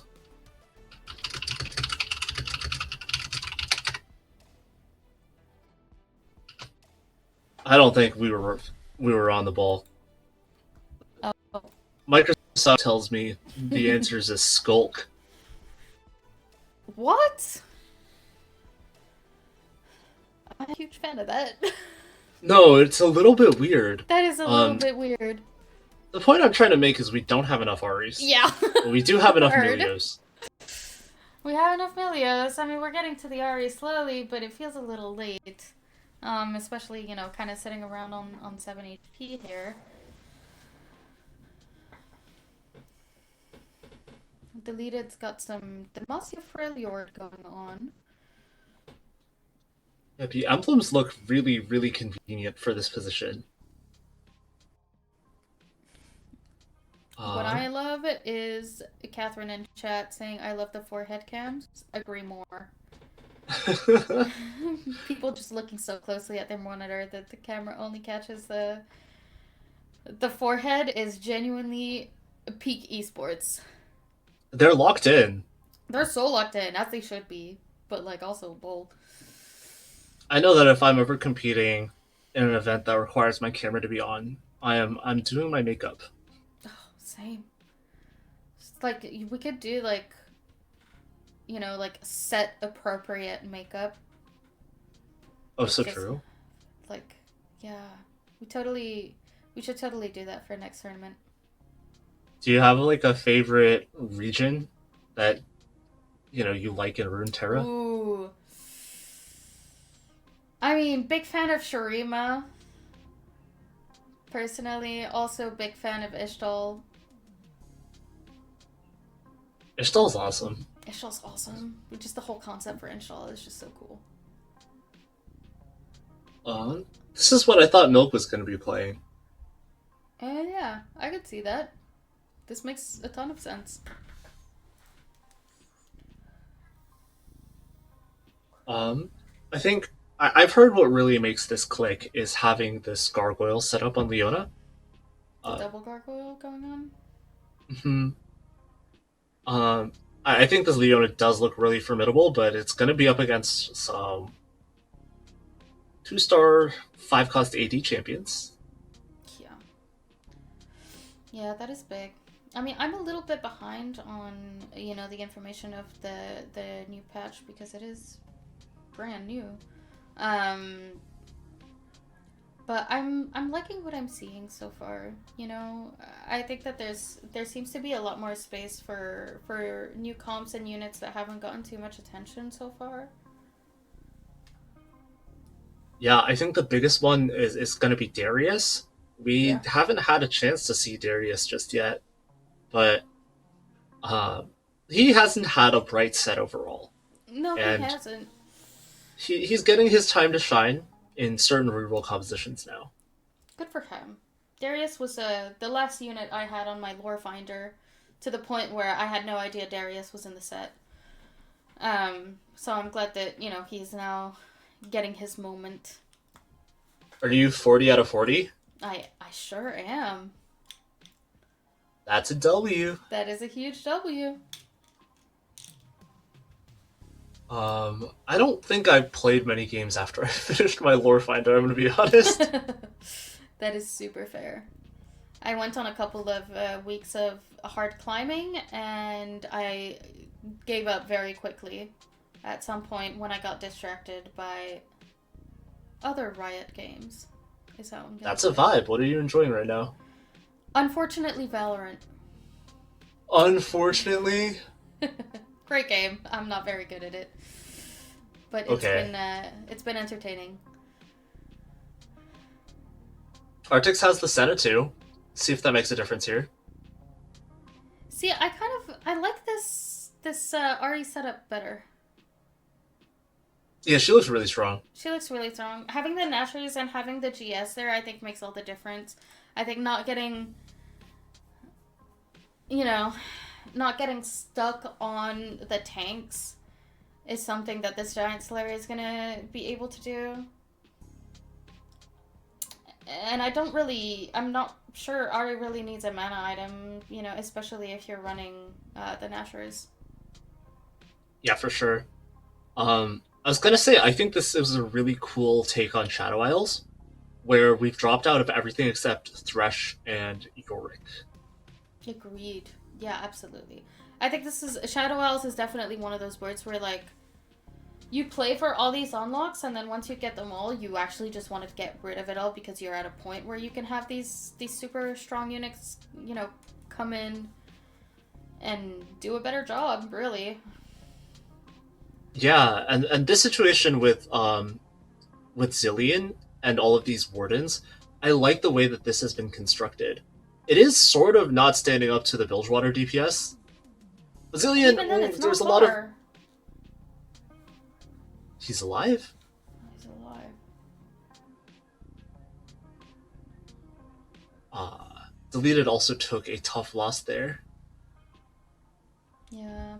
Players are starting to look a little unhealthy. We've got 3 on 1 life, or 2.5. We kind of need to hit a lot of stuff to stabilize this as well. We don't have Volibear pair, we don't have Rise pair. The Silas seems a little bit speculative, but if we were to try to play him, we would probably want like an Arcanist, and then we also don't have Silas pair. Yeah, I think the only way you actually slot the Silas in is like if you 2-star him for some reason. If it just like prints in your shop for free. Yeah, it might be like just a Silas deny for some of the other players who are going for him. Yeah, that too. We can unlock Silas again. If we make the 2-star Garen, we don't. That would be crazy. Oh, that's big. Wow. Okay. Yep.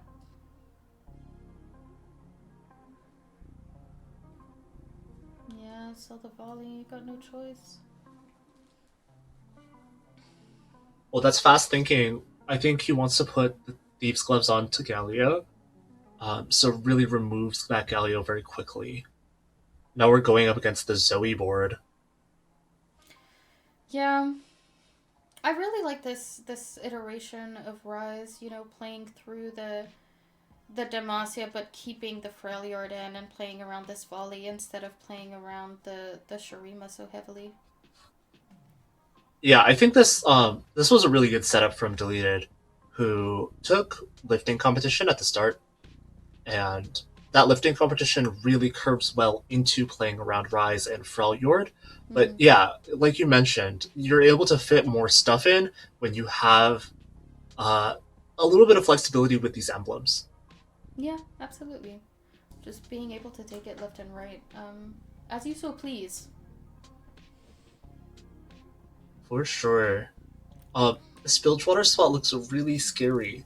I think Tom Kench is a little slept on this patch compared to patches previous, but he's really intimidating, and I guess it's going to be a DPS check between the Rise and these two AD backliners.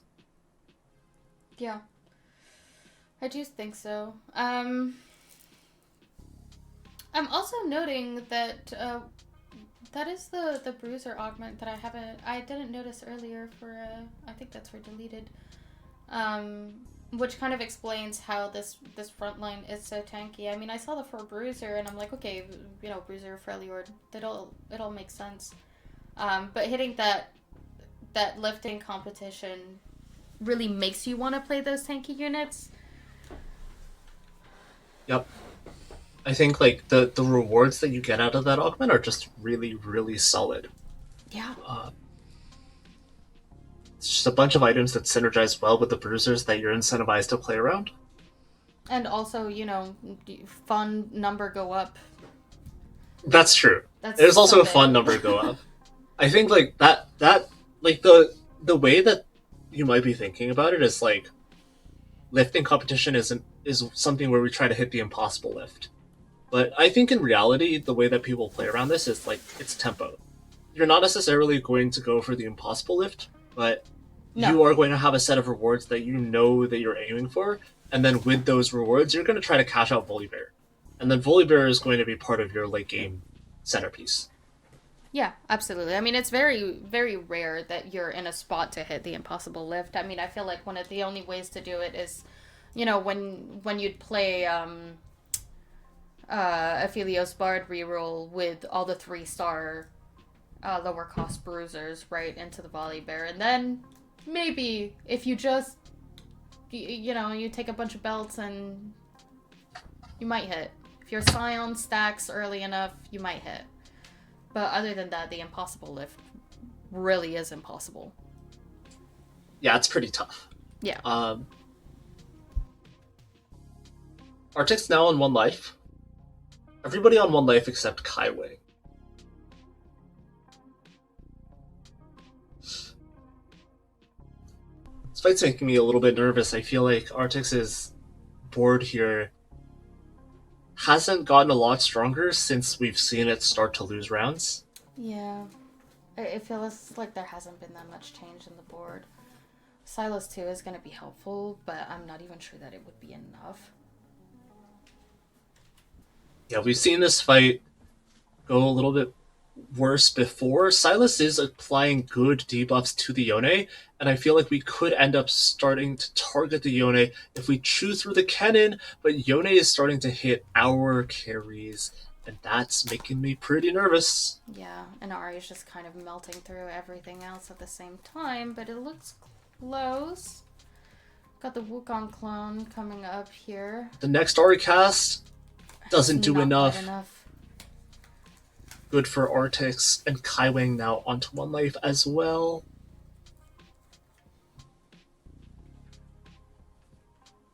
Oh, that is the Silas 2 in shot, but what do you sell for it here? What are you willing to give up? I feel like you sell the Draven. No, I feel you like could. Noxus is not as... But it's also Quick Striker. It is, but there is a Yunara in shop. It's not enough gold. Draven will sell for 8. Draven will sell for 8. That's true. You're right. We'll see if Artix was willing to pull the trigger, but he's not. He's banking on the possibility of winning and then winning the next round with the Silas 2 upgrade. Kindred is able to save him, but Silas is not going to get a lot of value this fight.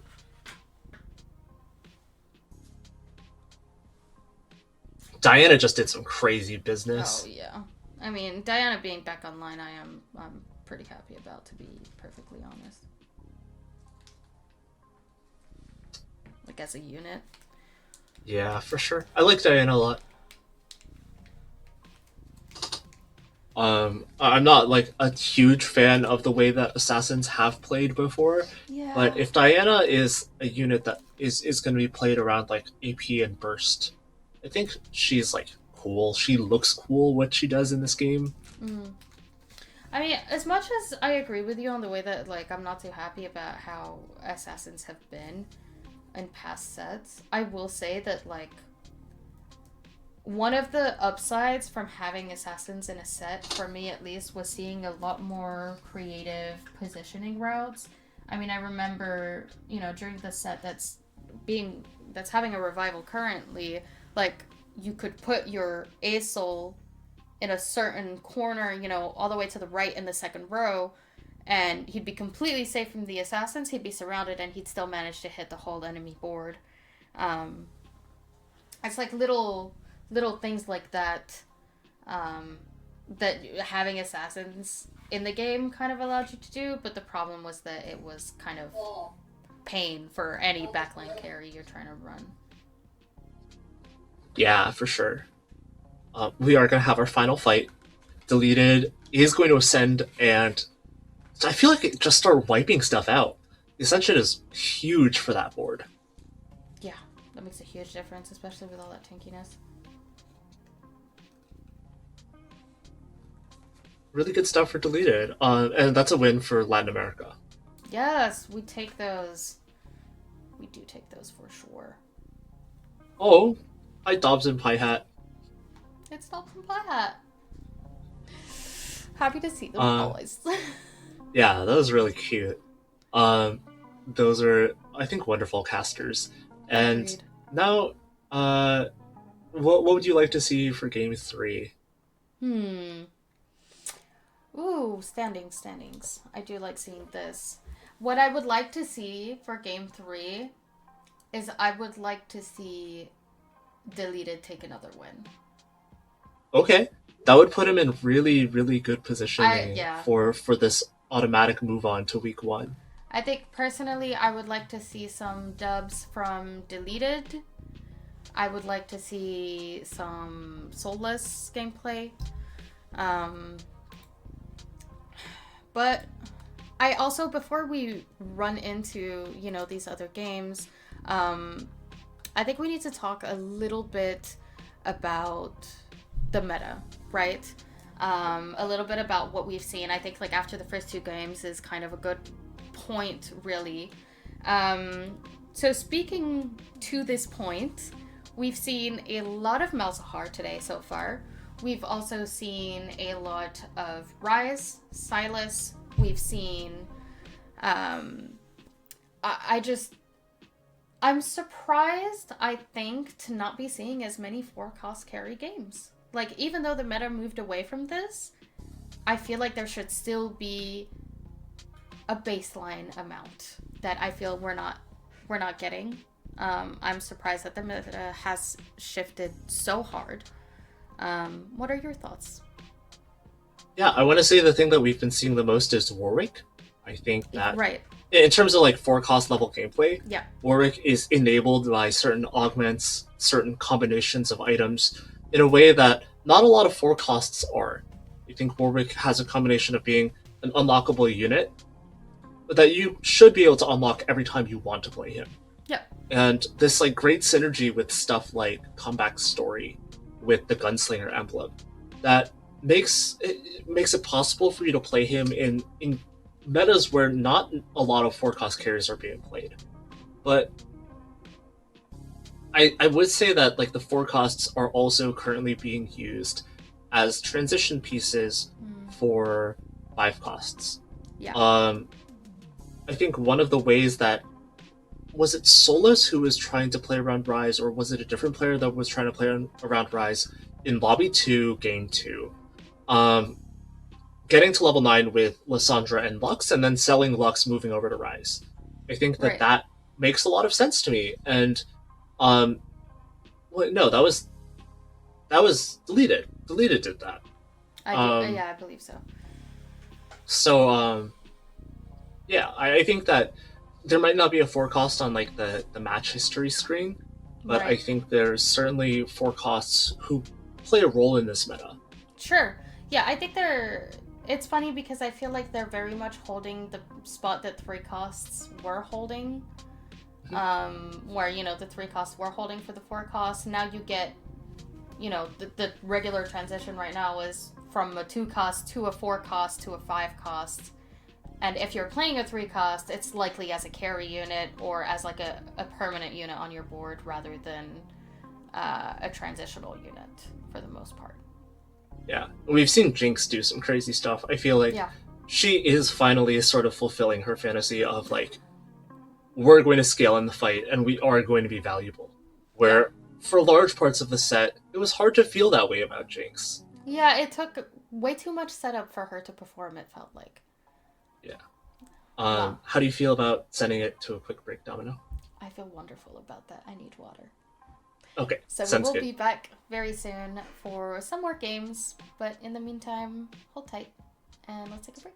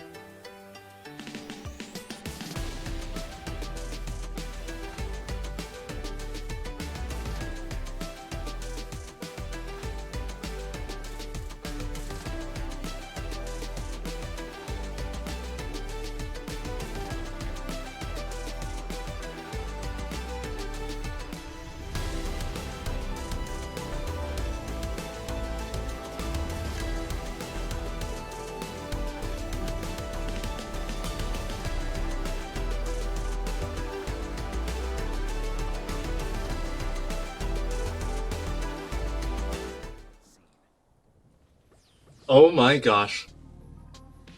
We are back, and it's a Rise game. I'm Well, excited for this. yeah, this is one of those viewer experience lobbies that we're talking about. Yep. Tournament life on the line. Stakes, regionals, Ooh. potentially keeping your spot in the TPC, potentially gaining a spot in the TPC. Do you like your emblems? I think Jungle Book might like his emblems. These Jungle give Book you a better really like his solid game plan. emblems. And Sona and Jarvan. Nope. Rip. It's okay. Next, Uh, next shop. next shop. As a broadcast, I think we should mention that we're rooting for dank memes this game. It's part of our Heck challenges. yeah.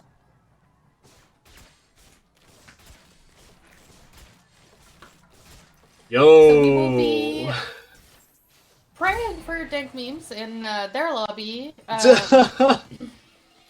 Dank memes, you got this. Sorry for a moment of lack of clarity. You are all good. Um, Unlocking Poppy here is awesome, Oh yeah. Especially and so is with the Continuum spell. Cogs. Continuum Cogs is awesome. You know what else is awesome? What's up? You're awesome, Infective. Thank you, Domino. You're awesome. Thank you. On that note, I'm excited to see what everybody's emblems are because I did peep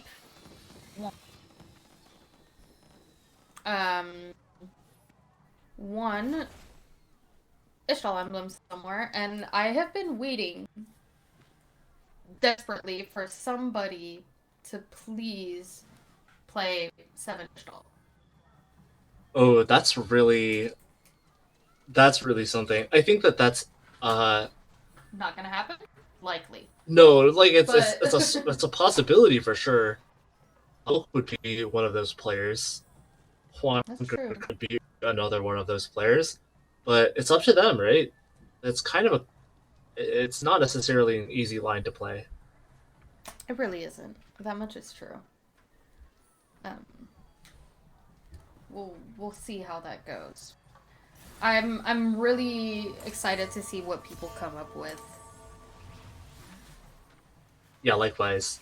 Um, I'm pretty pleased with Jungle Book taking upwards mobility. I think that this really into the kind of slow stage twos that we've seen him be able to pilot and then like restabilize later on in the game. This isn't a opener where I feel like I'm confident we can generate a lot of stuff, a lot of like a lot of in stage two, but we are going to be patient and we are going to see how things play out.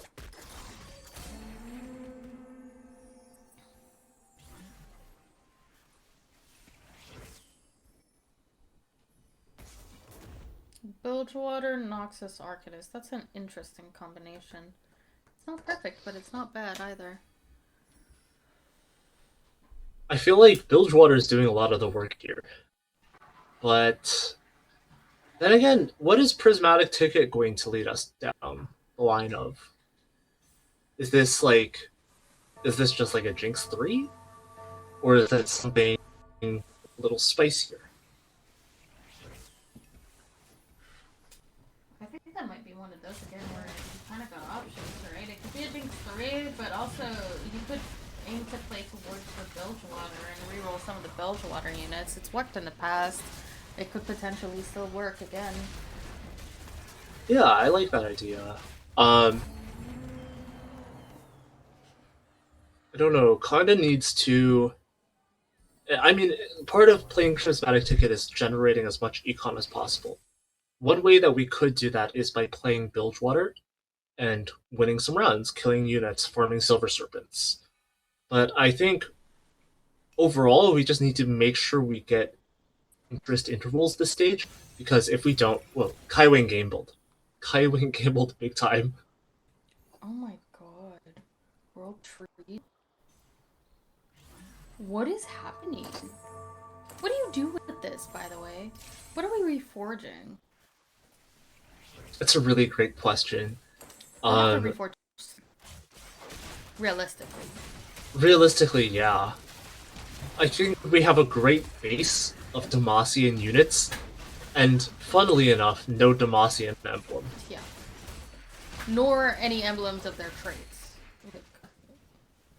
Something that also concerns me is that yeah, it's great that we like made our backline items more efficient, but it concerns me that um, if we want to reroll any of those backline emblems, we're not like we are going to have to spend some more removers to do so.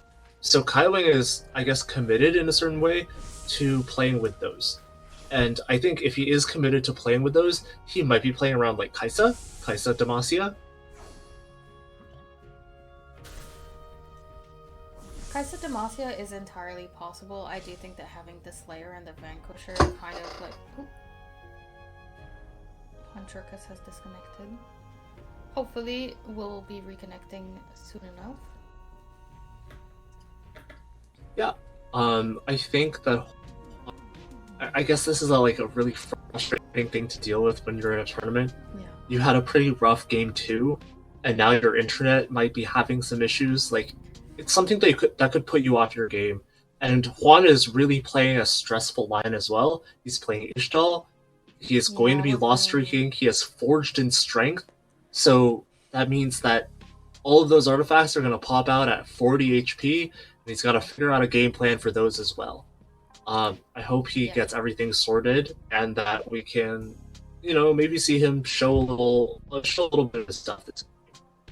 Yeah, I agree with you, and I mean, like, I hope that it's not gonna be a case of like, when you disconnect for a little bit too long and your head's just not in the game anymore. Especially choosing a line like this where you focus, like you absolutely need to be, because otherwise that's not going to go very well. So it's going to be fine, and it's going to be resolved quickly. Time though, we do get a really good look here about what everybody's openers are. Obviously, Ishtal. I do like Milk's open. Ignoring the Ishtal spat, like a really good Bilgewater open and the right emblems for it. Yeah, I don't know if maybe like the gold values on expected unexpectedness have changed. I think for a large part of this set, this one I was always really happy to take, but I think that overall the amount of content has come down a little bit. So I feel like that it still could be really good for him, but maybe you'll need to high roll.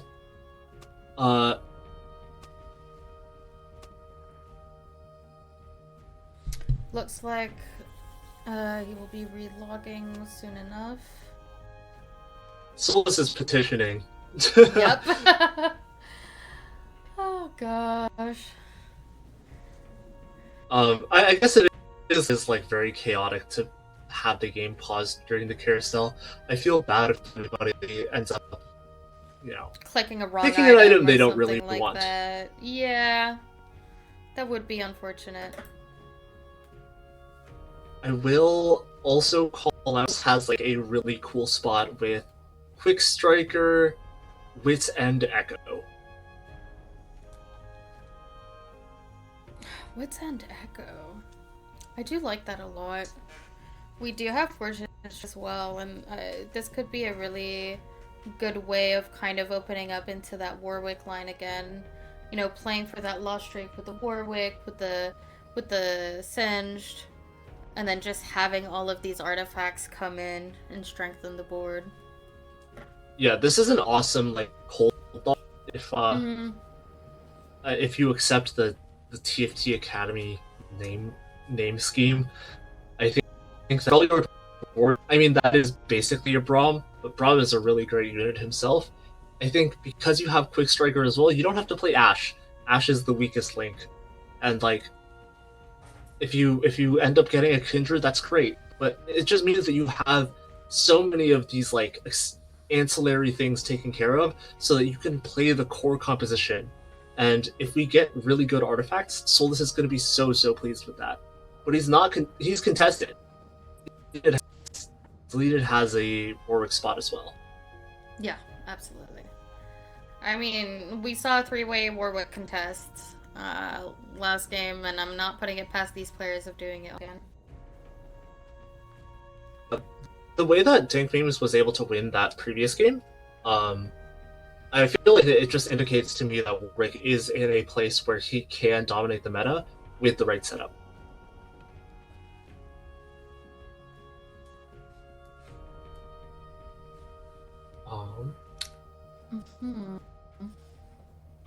Issues continuing. I'm fingers crossed. It is going to fix itself. Yeah, I think Quan is bringing onto the tournament realm. Probably explains why this is taking just a little bit longer. I think. Is Vapakasa playing around Malzahar? Could be. Juggernaut, Disruptor, Void, that sounds like a yes. A resounding yes, actually, the more I look at that. Yeah, that feels like we're playing around like that Milk version, right? It sounds about right. We saw that earlier where Milk was playing around Nautilus 3, but this time we don't necessarily have to play like 3 cost tanks like Sejuani and maybe Loris. We could potentially opt into something else because our incentives are different with different augments. And then I'd also love to take a... Hopefully we'll hit the Malzahar early on. Yeah. I think this is a great spot to be for Vapakasa. And then, other than that, looking at these boards, Jungle Book has some great stuff and has the upward mobility to help as well. But I think it might be hard early on to save HP. Yeah, totally. He definitely has some of the highest upside though. I think having bonuses to Demacia, the Yordle emblem's always really good. Invoker can really make some of these AP units function very powerfully. The late game upside is there, so I think having upward mobility really makes me feel more comfortable about that. And we're getting it on pause. Yep, it seems like everything has fixed itself. We will be items.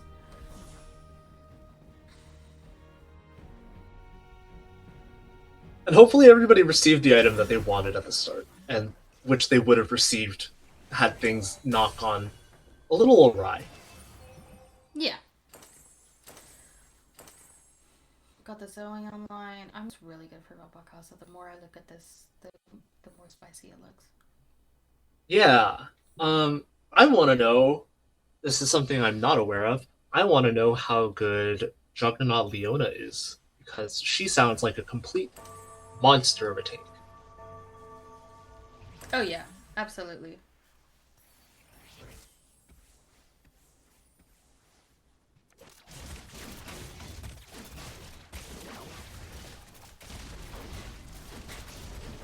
I like the Yordle emblem, and I wonder what kind of use Deleted is going to make of it. Yeah, I think it makes a lot of sense to keep a Yordle emblem. If you like, our players will probably gain access to more reforgers over the course of this game. That means they can retool their emblems. Someone like Kaiwang is probably considering very strongly which emblems he would retool if he was offered a reforger. Or I think he may already have a reforger and might be I'll reforge this one, I'll reforge this one, once I have the opportunity to move items and whether I get some sort of high rolls or not. But like, I would definitely be willing to hold on to Yordle emblem in the majority of situations because I feel like you can play a Yordle on most boards and the Yordle emblem stats are just really, really good.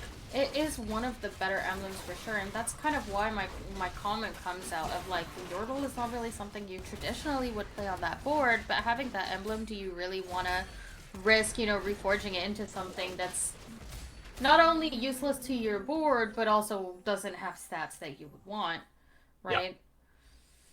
Um, it does look like our two lost streakers, Jungle Book and Juan, were able to get their lost streaks, and our two win streakers, Kaiwin and Deleted, were able to keep their win streaks. So their game plan.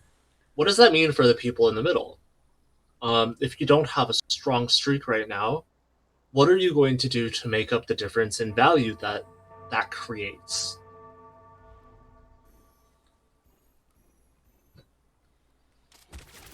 Yeah. I'm I'm still looking at all these like Warwick lines for players, and I'm starting to get worried that this is going to be a weekend of, hey, who can play Warwick the best? But somehow, so far, I don't believe that the Warwick boards have gotten on top. Well, no, Dank Memes was playing Warwick last game. Oh,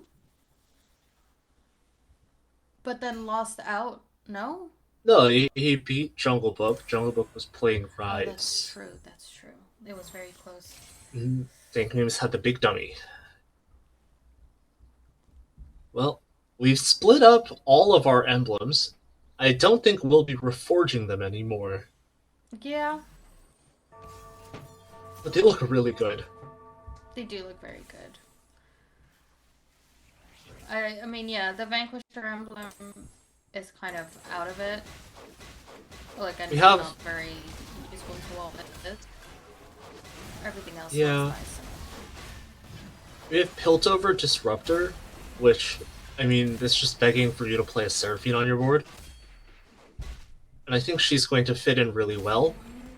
But I guess the 90 caliber is like the strongest Piltover in the world.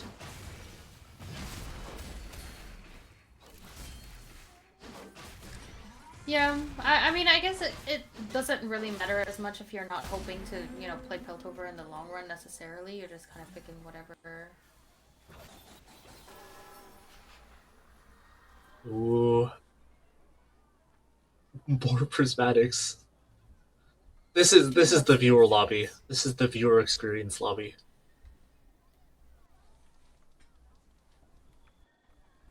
I'm excited for that.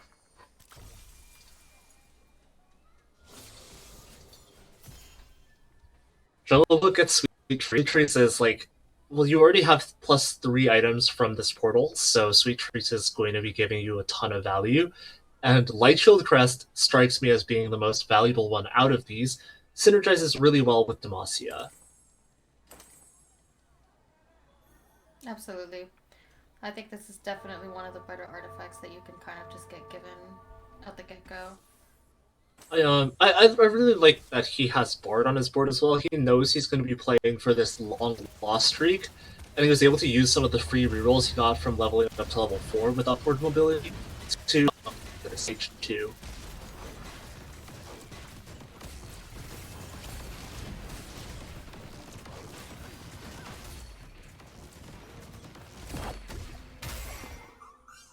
There's another player with Sweet Treats.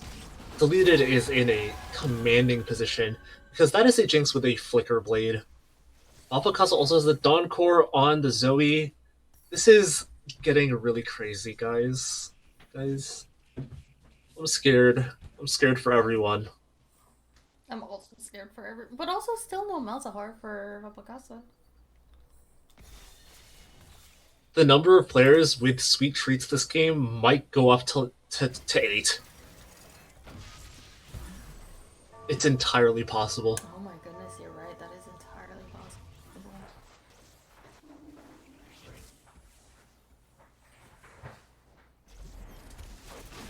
Deleted looks so strong. And Deleted and Kai Wang still have yet to fight each other, right? Yeah, Or they've no. yet to fight each other, and this is also such a crazy spot to level up to 7, because you have like 2 ways of generating gold, And then the artifact that you just rolled on Sweet Treats synergizes so well with the Gambler's Blade.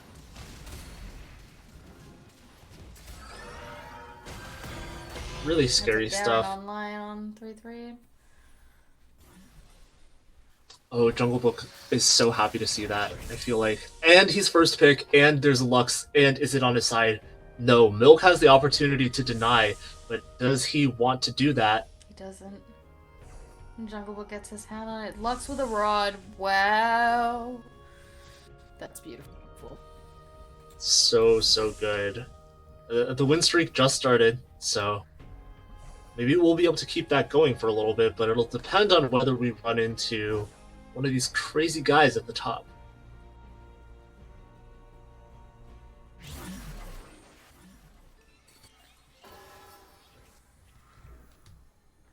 Oh, Juan has disconnected again. That's not good. That's really frustrating. It's so hard to play like this. It really is. That's unfortunate. At least he is looking healthy for the time being. Which might not be the greatest thing, question mark, considering his line. That kind of depends of his Ishtal quests, if he's still going for it, if we're going for the Brock, the Mega Cash Out, etc., etc.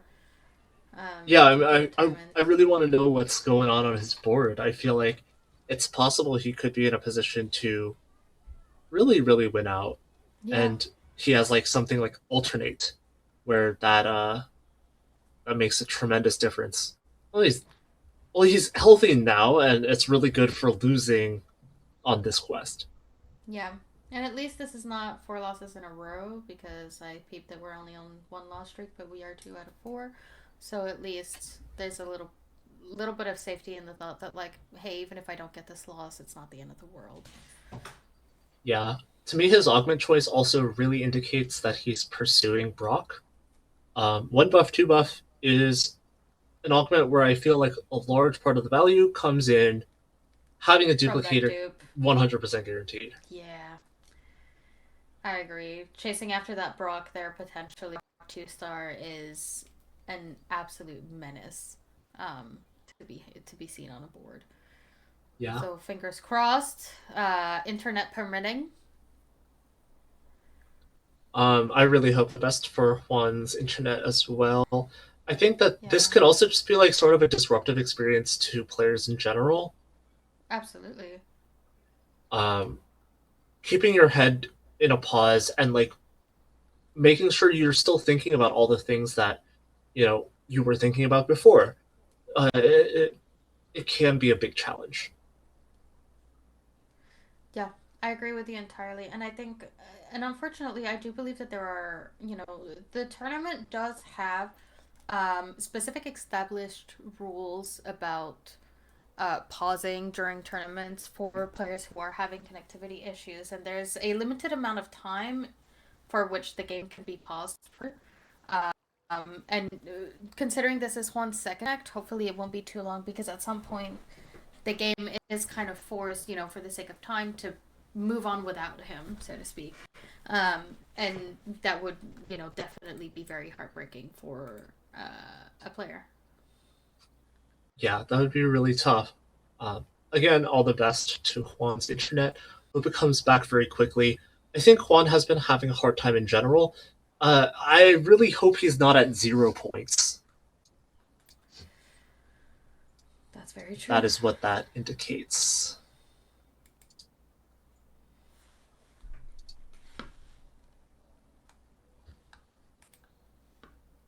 Um,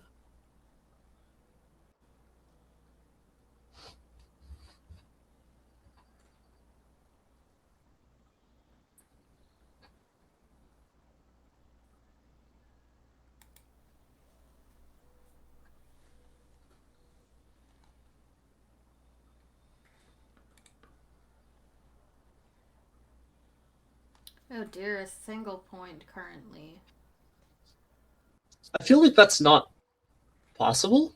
Please forgive me. Right, because 2 games.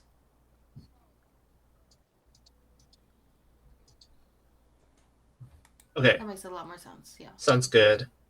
Yeah, I don't know why it's showing 0 on this HUD. Yeah, that's certainly odd. Oh well, it happens. I Can be do really feel, tough. I do feel bad for Juan Gurkas right now. This sucks. Yeah, it really does. Yeah. Is there any chance that we could take another peek at everybody's like board state, with the like the HUD?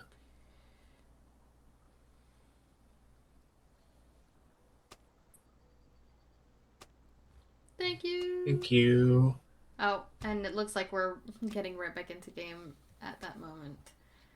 Unfortunately, it does seem like we will be heading back into game without Juan Gurkas currently.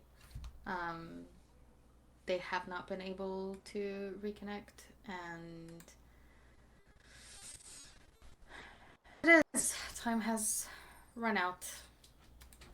Yeah, that's really tough. Yeah. Um, I hope that he's able to lose 3 more. Then he comes in and he gets to pick his next quest. That would be cool. That would be cool. I agree with you entirely.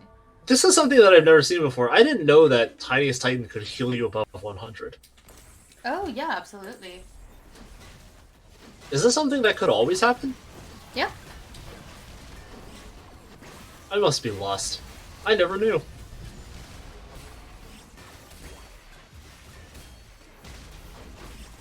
Well, the amount of value on this board is really, really high with all of these extra emblems.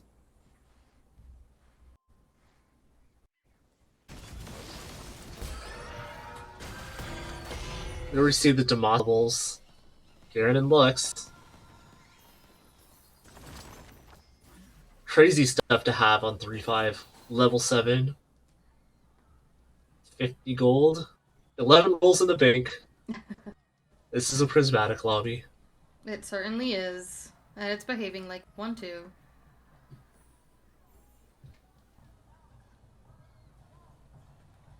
I mean, this Lux is just really intimidating. I feel like I don't know what else to say about her. She does a lot of damage.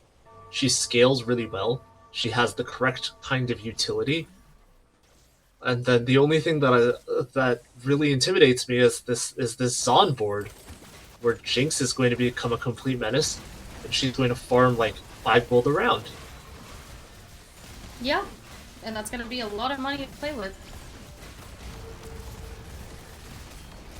Well, this is the battle of the Windstreakers. We were asking for it, but I don't know if Kai Wang has much of a chance.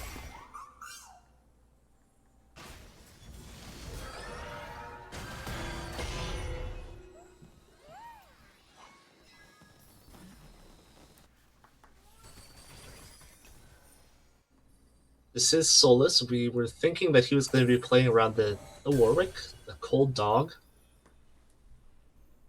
But we need to see Jinx here. It does feel a little late to be, chasing after a Jinx. Yeah, it does look like he's not willing to break below... He's not willing to break below 30 gold. And that makes sense with what his augments are. He's still playing for the cash out. I feel like there might be a little bit of anti-synergy between these two augments.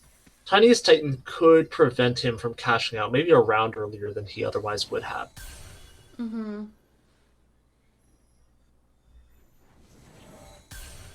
Please come home, Jinx. Kindred's not bad. We do need to see Jinx. Certainly works.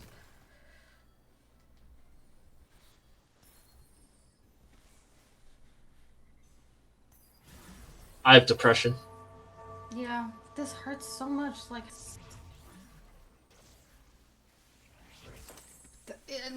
This just feels like the epitome of unlucky. Yeah, for sure. It's also not as if like we looked at these emblems and we said, this is perfect for this one game plan. Yeah. It's not as if Solus had like a whole lot of other options here. Hello. I 100% understand just being frustrated with the way that I this has gone. am. Yeah, completely agreed. I just, it feels really rough. We know that Zon's not uncontested though. Solus does need to try to find this, and maybe growth's mindset is something that could help us out here. It's not the end all be all because like, or the be all end all because like, there's more. Okay, there's Jinx. Finally. Maybe we're still looking for something like Braum. Maybe we can be done rerolling.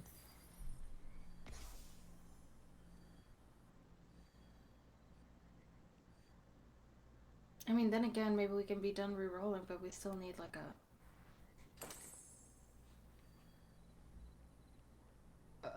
We're gonna need to upgrade our Warwick, right? Like that's gonna be super important. Yeah, we have to stay the course in that way, not Yeah. necessarily overroll. Now we're fighting people who. Oh, Vapakasa, that's really awkward. I think his Cult of Chaos leveled him to level 8.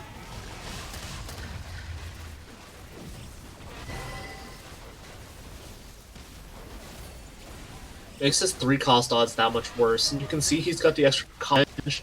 He has the prismatic ticket to try to roll, but it would have been so much better if he received like a lump sum of gold or itemization that would increase the power of his Malzahar, concentrate that power. The roll would have been awesome. But Mm. Valpakasa doesn't have that in the cards. The Call to Chaos, a little bit of a grief there.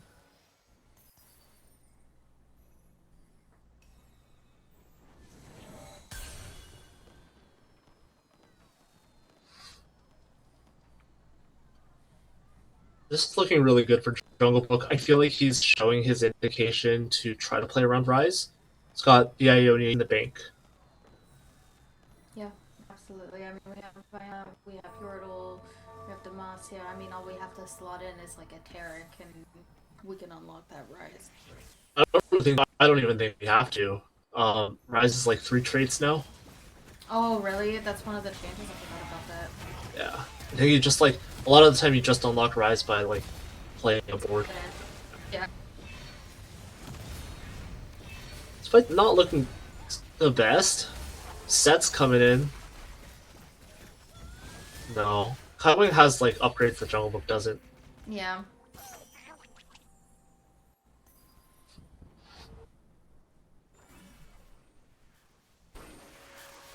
Like a really good stabilization. It gives Jungle Book the opportunity to get to level 9.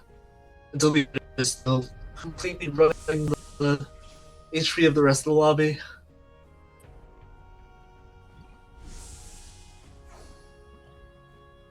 You were hoping for like a strong game from Deleted, is that right? Yeah, I was hoping for a strong game from Deleted. I'm being fed currently. Yup. Yup, 13 win streak. Yup. I mean, exactly the upgrades that you need and no more as well. Like, I feel Yeah. like Deleted with this Jinx 2, Mundo 2, this combination of items, the Shimmer Scale Essence, so strong.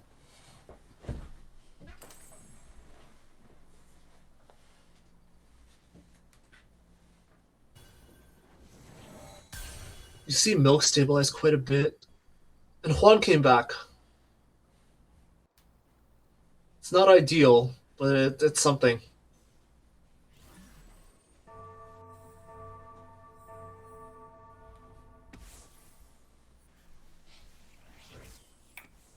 Looking over here at Kaiwing, I mean, we were talking about Kaiwing's board just recently, with the upgrades.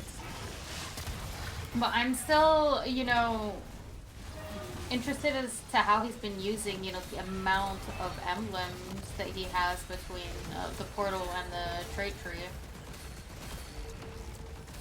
Yeah, I think he might be missing like he has Dragon Guards. That's what his third augment is. Yeah. Um I think there is still potentially room for him to play a Shyvana on his board. I think Demacian units are getting very crowded for this lobby. Someone like Jogabok, who I feel like has fewer upgraded Demacians, is getting pinched in terms of continuing to play these as his frontline. But I feel like Kaiwin can stabilize a little bit, and he is likely to be able to get to level 9 and play around Shyvana too, as maybe Seraphine if he wants to slot her back in. Yeah. Maybe a zero. Maybe a zero would be good.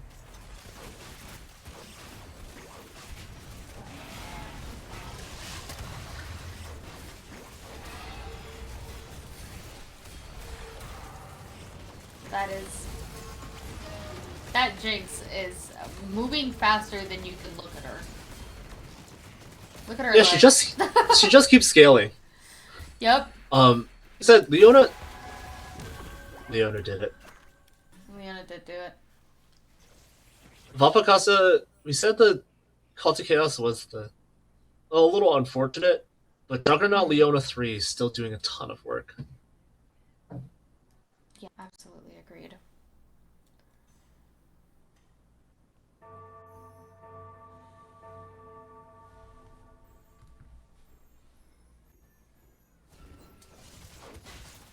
I think there are a lot of Warwicks out of the pool, Domino. Oh my god, yeah. Some people are not going to be able to upgrade him. I think Konda is one of those people.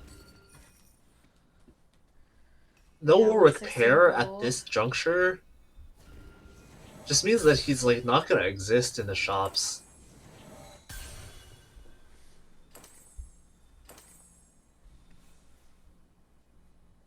Trying to make the most out of our min max. Even Shroud is super valuable.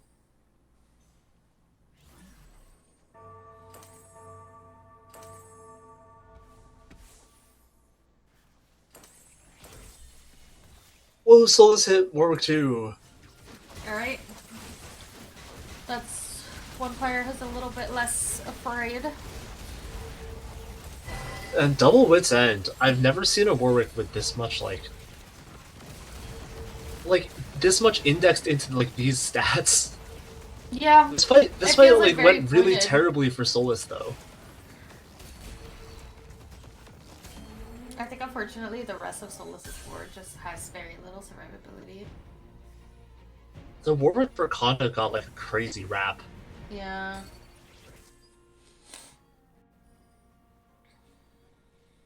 Solus is like so committed to this positioning as well. It doesn't really have a choice. It's tough. I With think that I think positioning. you might have to sacrifice Freljord value on one of your frontliners in a situation like this. In my opinion, it Realistically, feels a little yeah. too greedy, but nonetheless, Jobuk with a crazy level 9 position. He might be the winner of the lobby straight up. He needs to get his items on this turn, try to figure this out.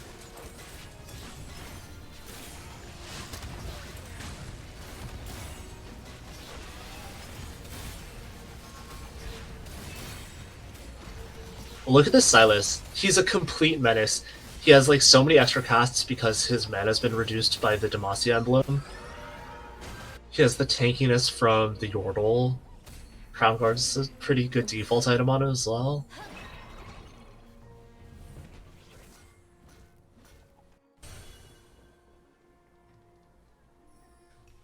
I need to see how this goes with the fight against Deleted.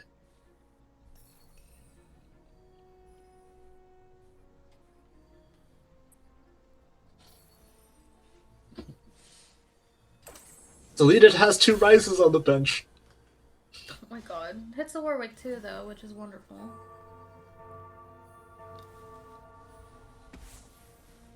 And he's saving up so much gold that I feel like you could wonder, is he also going to be going for something that's like a chase, a 3-star 4 cost, or a 3-star 5 cost?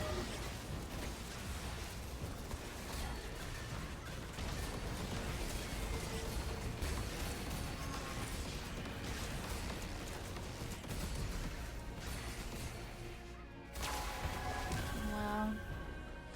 It's starting to take some damage here. The HP advantage is massive, but that's not gonna hold up for that long. Yeah, in a lot of ways he's like falling down to earth.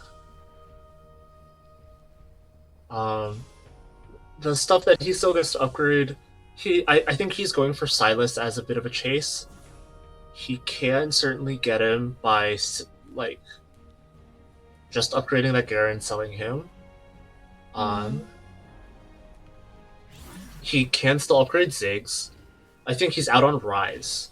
But he might be able to get to level 10, and he might be able to upgrade those like AD support legendaries like Senna and Kindred. Right. Which even without having, you know, full itemization or anything, are just quite a lower tad. Yeah, for sure.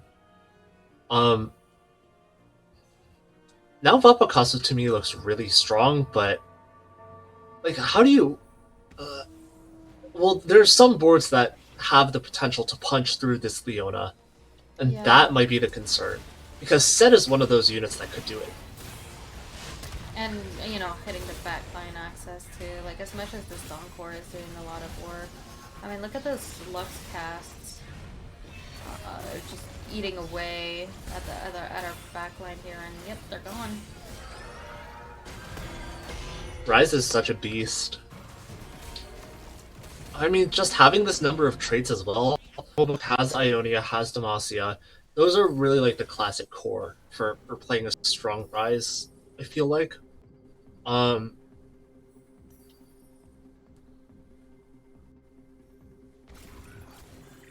yeah, I don't know. The Archangels, the whole setup, pretty intimidating. Kai Wang. Galio too.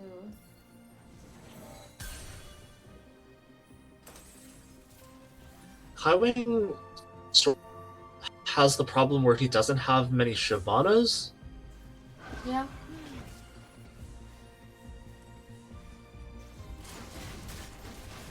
And I don't know how long his frontline lives. I think that's my big concern.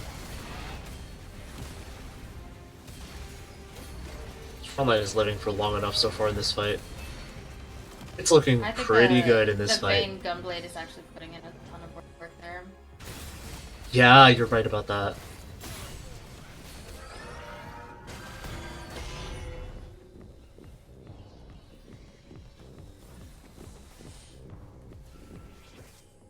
So now to me it looks like Jungle Book is sort of getting ready to duel Kaiwing, and Deleted is in a last-ditch effort to go to level 10.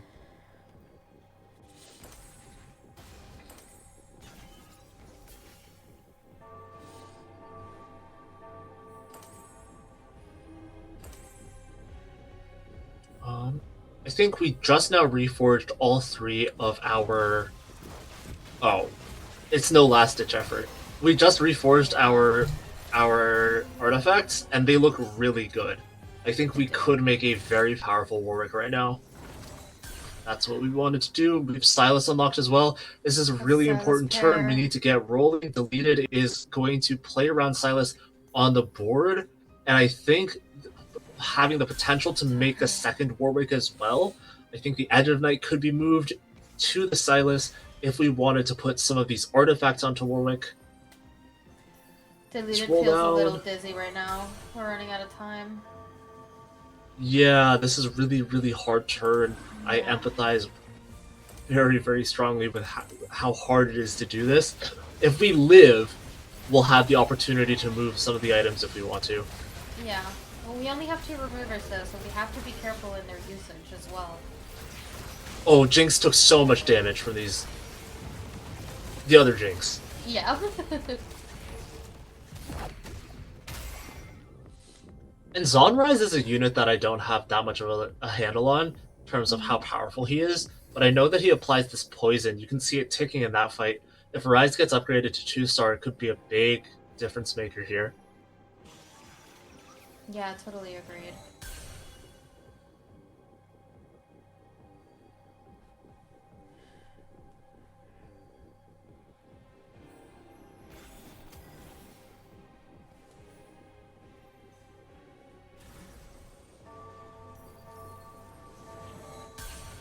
Wow, that is a huge upgrade as well, but Deleted didn't have time to do the items, do the artifacts. Is this fight going to be the one that takes him out? 21 HP on 2 of our players here. Jungle Book level 10. Such a big jinx. I mean, Clipper Blades is just. Yeah, Look at Silas on. that. Wow, deleted really did reach that high level, that high cap.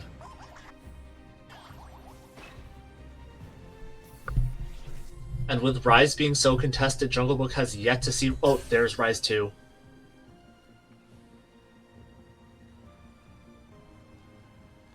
It's a banger ending. Yeah.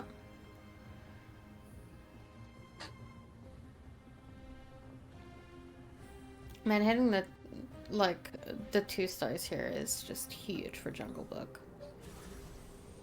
Yeah, 2 upgrades left to be able to hit the Galio, the Shyvana. Very contested at the end of this game with Dragon Guards. 2 players have Galio. Most of the time we win against this Ghost, I feel like. I would think so, yeah. Printing some money on the side. Looks good. K-Wing, 6 HP. Yeah, deleted got the better of him there. There are interesting emblems in play here, but I think I'm not sure they're worth it to any of these boards. Quick Striker, sure, I can see that. I don't know if deleted is playing a Kindred on his board, but if he's not, that could be a big difference maker.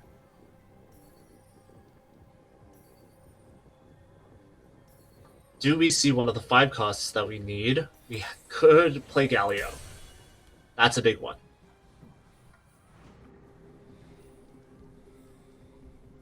Now it comes down to positioning, and you can see Jungle Book has like a default positioning that he had been going to, but we are now going to be solo frontlining the set, really focused on getting that ultimate value out of set. And in the matchup against Kai Wing, that could be very significant. Will we have the opportunity to pick up that Jarvan? Will Rise be able to outscale the Kaisa? She's so low, and the bounce goes onto her. She gets executed by the Sword of Demacia. That fight was not close. It wasn't. Rise 2 makes a huge difference. That's a slam. Holy moly. Deleted has a Rise 2 also. Look at my viewer experience. Our Level viewer 10, experience. 3 prismatic augments, 3 emblems. Yup. Let's go. This is TFT. Level this 10. is Teamfight Tactics. This is pure TFT. This is the heights of I'm gonna have fun and do some unthinkable stuff throughout this game. Yeah, I don't necessarily envy anybody who didn't have a crazy spot like this, but yeah. I sure feel good for Deleted and for Jungle Book. These are 2 players we like rooting for, so hey, why not?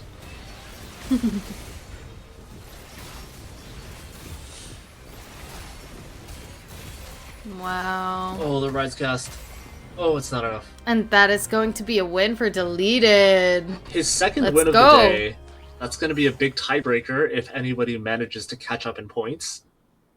But that does also put Deleted and Jungle Book in a very good position to advance to tomorrow after the following game. Yeah.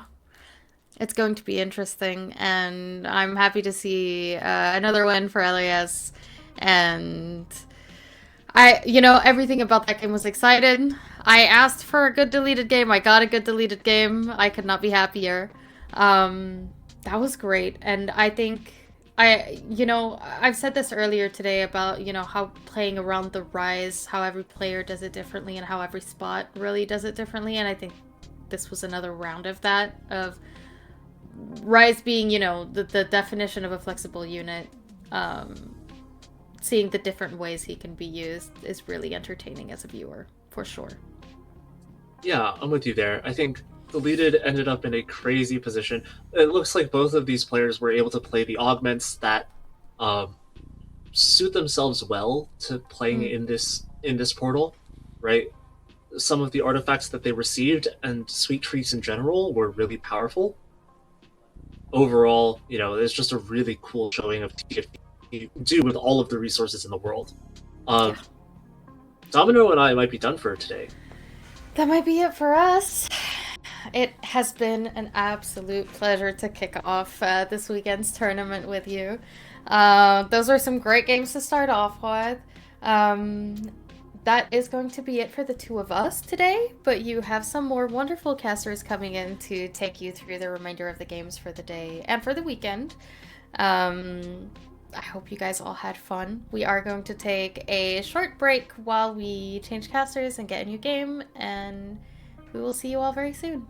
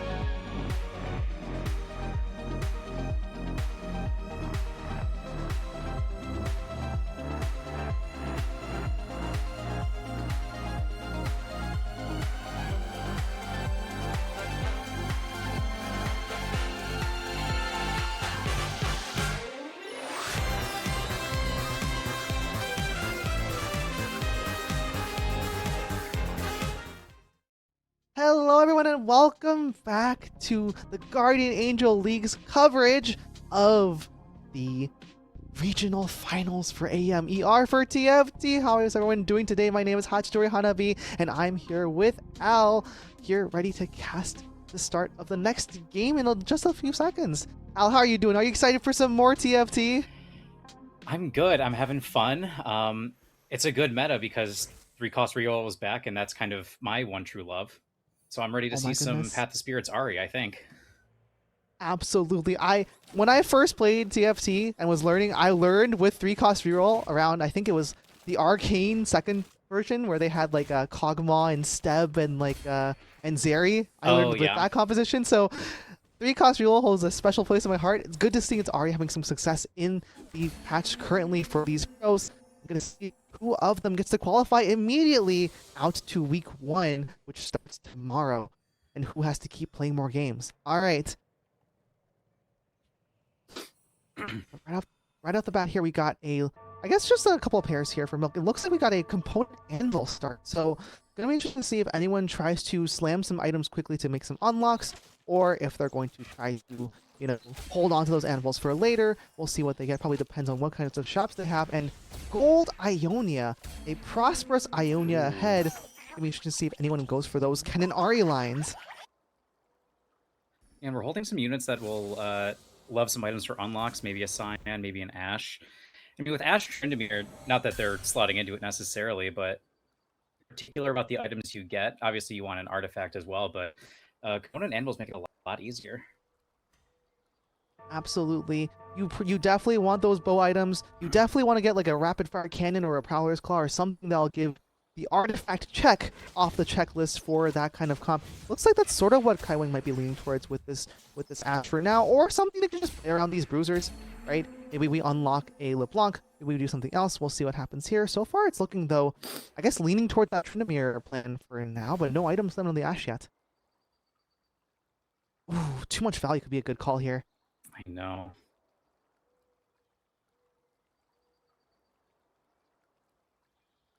We got that gold augment selection going up here. I guess, always worth thinking about this world. I mean, Reroll is back, so Reroll can be played.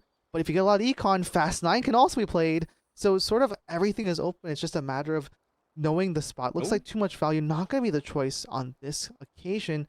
But the Portable Forge could be a good look if I'm looking at that artifact. The Tryndamere is the plan. That's fine. It's fine. There'll be other chances for Tryndamere. I'll be okay. It looks like we just end up opting for, I believe that is the birthday reunion, if I'm not mistaken. Yes, birthday reunion. So, just a nice little Tristana here. Get a little 2-star, a little Bruiser Gunslinger action. Not quite a sort of fixed direction yet for Kaiwing, but hey, it's a strong board, and birthday reunion will provide something helpful later on in the game. And honestly, just playing best board right now. Going for the win streak, trying to maintain Econ, maybe go Fast 9. Seems like the idea so far for Kaiwing. Gonna build that burn immediately with the red buff, because it's pretty good on these gunslingers with a Tristana. Love it. Always excited to see birthday reunion, just because you kind of have to tap when you hit 9 what unit you're gonna get. There's a lot of great 5 costs. It's obviously a meta low, so good chances that you can work with. Absolutely. Right. Well, I see the LeBlanc unlock over on one of those boards earlier, so definitely someone who's looking for sort of like a Noxus Fast 9 type play.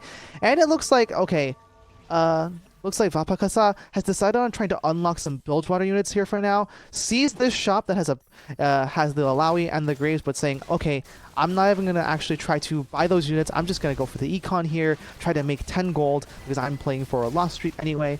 And surprised to see we're not going for that Bilgewater immediately, but I'm going to guess that we just want to make sure we have 10 gold right now. Gotta respect it. I mean, I'm always so prone to clicking on the units that I want, knowing full well that I need the money, but there's a reason that they're in these games and I'm not. Absolutely. It's tough to play in these tournaments. I mean, even in the play-ins, right? I looked at some of the stats for some of these play-in players. For instance, one Gurkhas I think was like 1,000 LP challenger, right? And I'm like, wow, that is lofty amounts of LP, right? So these players, even though they're the play-in players, are a cut above your standard average strong TFT player that you think of as a high elo player. These people are even above that. So interesting to see how they're playing so far. As we see, a bunch of folks seem to have this angle of trying to go for Noxus, right? A lot of them want to play around these Malcap outs at the end of the game. A lot of them want to play this Noxus just to get there. And unlocking that LeBlanc seems like the first step. So Scion highly in demand, LeBlanc highly in demand, but having that early Draven means you can maybe unlock some Darius and play for some Draven Darius combos. We'll see what happens here. Konda against Kaiwing. Kaiwing's board is very strong. Has 2 stars on both the Shen and the Tristana, and just has 5 units on the board because early leveling, trying to keep that win streak going. But Konda also wants to keep the win streak going. So far, it's looking like this LeBlanc might cast an extra time, but let's see. Tristana's still alive. That burn's gonna tick away. Who's gonna cast first? Oh my word. And that's a huge difference here because Kaiwing is going to keep the win streak, only win streaker in the lobby, and making good use of that birthday reunion, looking like an even better pick than we initially thought. And Hero Gold really happy to have streak going. It's bold play and it's being rewarded so far. Absolutely, the win streak was very essential. If Kaiwing bet on the win streak with the early leveling and lost, basically the game plan economy is in the dumpster. So very good situation for Kaiwing. A big bet, a risky bet, but worth it given the situation, and lucked out and played the other win streaker and made it worth it. The level was correct. Managed to get out of there. As we see, one cooking pot, I guess, was allowed. So I wonder what's going to be done with that emblem. We'll see what happens there. As we see, currently on sword, kind of invokery. Yeah. Pan is on a board that's currently looking towards kind of a void angle, perhaps. Pan could become a juggernaut, could become, even a bruiser later, but not getting slammed just yet. We're waiting for this component anvil. Mm-hmm. I'd be curious to see if Wang Gasira angles towards that sort of old school Slayer Belveth comp, right? We've got, we've got some Void in, we've got some Slayers in, and the Ginzu's Rageblade works on a Slayer, so like a Belveth, like we could go for that old, Titan's Resolve, Ginzu's Rageblade, and like Kraken Slayer build. Slayers has been sort of eclipsed because of the prevalence of this Yone that you can unlock more easily now, because you only need a 2-star Yasuo, but it's still a viable composition, and if the spot allows for it and other people are playing the Ionians, there's no reason you can't still play Slayers. It's still a perfectly reasonable strategy, so we'll be interested to see if that's still the call there. It's still a fun comp, if nothing else, but there are some pretty powerful ones now. Interested just if it is a Belveth, how you cap that board or how you pivot into something a little juicier. Mm-hmm. Absolutely. So we see Milk was able to unlock that Draven and now debating what to do because it wants to play this 2-star Nico, I think, and so says, I'm going to put the Darius on the board, but as a result has to take the Draven off to keep Invoker. Not a lot of debate. The debate didn't end up amounting to much because look at this tiny little Malzahar with the items for Vapakasa saying, I just want all the gold. Hey, look, double trouble. You know what composition Vapakasa is going for already. It's a tale as old as time, double trouble having exactly one comp that works with it. We're okay with that, though. It's kind of like... Yeah. Oh, go ahead. What's wild to me is just, I think that both last set and this set, it's always Malzahar for some reason. Somehow Malzahar ends up in this double triple spot. I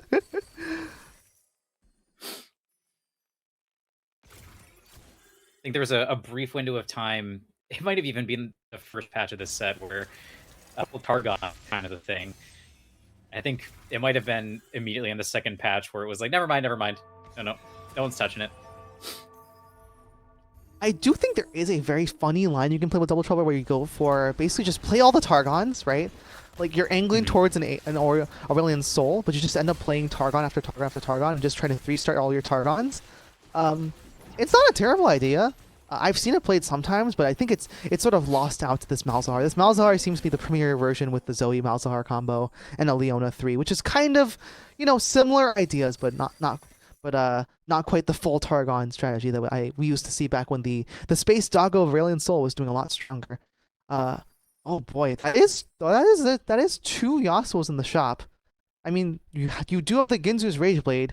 There is a world where you could just pick up these Yasuos and go for it, and try to get the Yone and just play around Slayers that way. Into like Ione. Oh, yep, there it is. We might live in that world. Looks like we're living in that world, indeed. The 2 Yasuo picked up, and I mean, there's no Bard, there's no way to sort of guarantee that you'll get a 3rd Yasuo, but come on. Finding 1 copy, how hard could it be? Right? Right? How hard could it be? And before we roll all our gold to 0 and find 0 Yasuos. Well, and if it is hard, then just no one that we said. Yes. Not definitely no caster curses here. Especially not for Juan Gurkus, who has had troubles with the internet so far. We really want to see Juan Gurkus have a good performance this game, because honestly, sort of been hard done by the internet troubles the rest of the lobby so far. Alright. That's this Yasuo there. Prismatic for the second augment. Boy. I mean, oh my goodness. I'm such a trait tree addict. It doesn't matter if it's good, I'm clicking it half the time at least. I think Milk is also a trait tree enjoyer, because it looks like, yeah, Milk went for the trait tree. I mean, emblems were buffed all those patches ago, and so they feel like 1.5 times an item. And in this meta where, just being very horizontal and having a lot of traits on your board is nice, trait tree can work out. However, it's a full reforge angle for Milk, who says, I don't like any of these. I'm going to try to switch all of them. Ends up with slightly better direction here. Maybe could play a sort of Piltover, Invoker-y, Freyordy combo eventually, I guess, on top of the Noxuses. Potentially. Yeah, there's a few ways you can work Piltover into this, even if it's just, 1 splash. We'll hold on. Well, we'll hold on to him for now. One of the interesting things I think that could be done here is, if you really wanted, right, you can unlock, I guess that's the idea. You want to unlock Orianna, and then you have an immediate Invoker, right, for free, that you can play to get 2 Piltover on your board at level 7, which honestly wouldn't be that bad of an include, given that nothing else really needs to be added here. We have Juggernauts, we have Defenders, we have some tanky traits, and just adding an Orianna to this board for Milk is probably going to be good enough on level 7 just to be, you know, stable-ish. Although would like to see something good. None of these are that great, unfortunately, for what Not Milk is trying to do thrilled, here. We'll take a Blast Shield. Would have loved those Continuum Cogs, I'm going to guess. Alright, so Kaiwing seems to have locked on to sort of... oh, wait. Kaiwing is also a trait tree picker, by the way. Oh my gosh. Birthday Reunion and trait tree. We have Rise Kinda Portal wild. at home. Literally, Rise Portal at home. Actually, the perfect way to describe it. I guess the cap-out could be something akin to a sort of Rise board. Could it be a sort of Rise Ziggs board? I don't know. Probably just going to be a regular Rise Ionia board, but it would make it a lot easier to get the unlocks without having to do a ton of looking around for different kinds of traits. Yeah, especially with the Freljord and Zaun emblems. I mean, it's maybe not the conventional choices right now in the meta, but, you know, especially if you're looking at potentially having Ziggs, having that Zaun makes it so much easier. Absolutely. Yeah, the Zaun emblem could be a really good sort of like off-meta tech choice, because from there, like you said, Ziggs is not getting contested.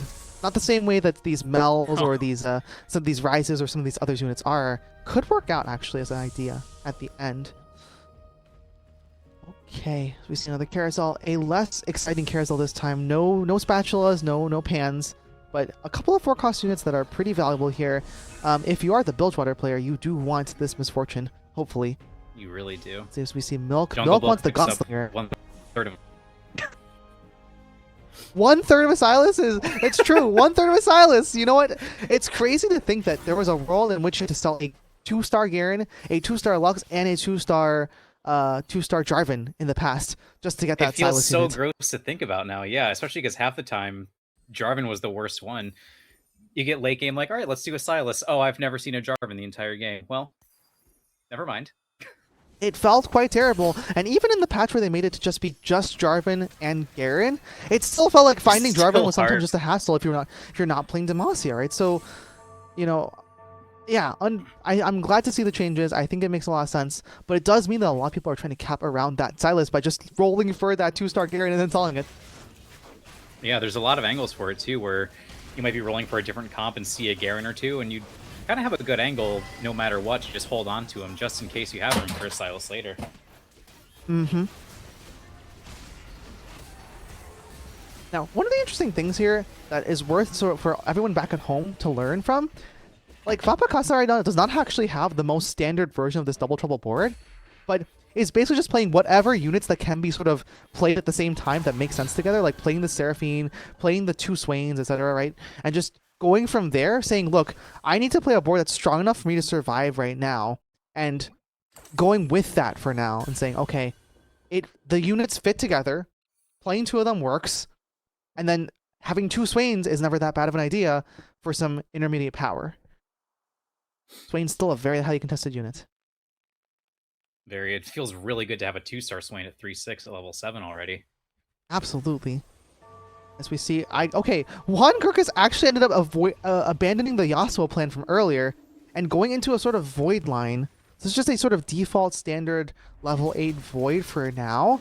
Has the Juggernaut emblem on the Rift Trail, which means that Rift Trail will be way tankier than usual, not just a Bruiser, but also a Juggernaut.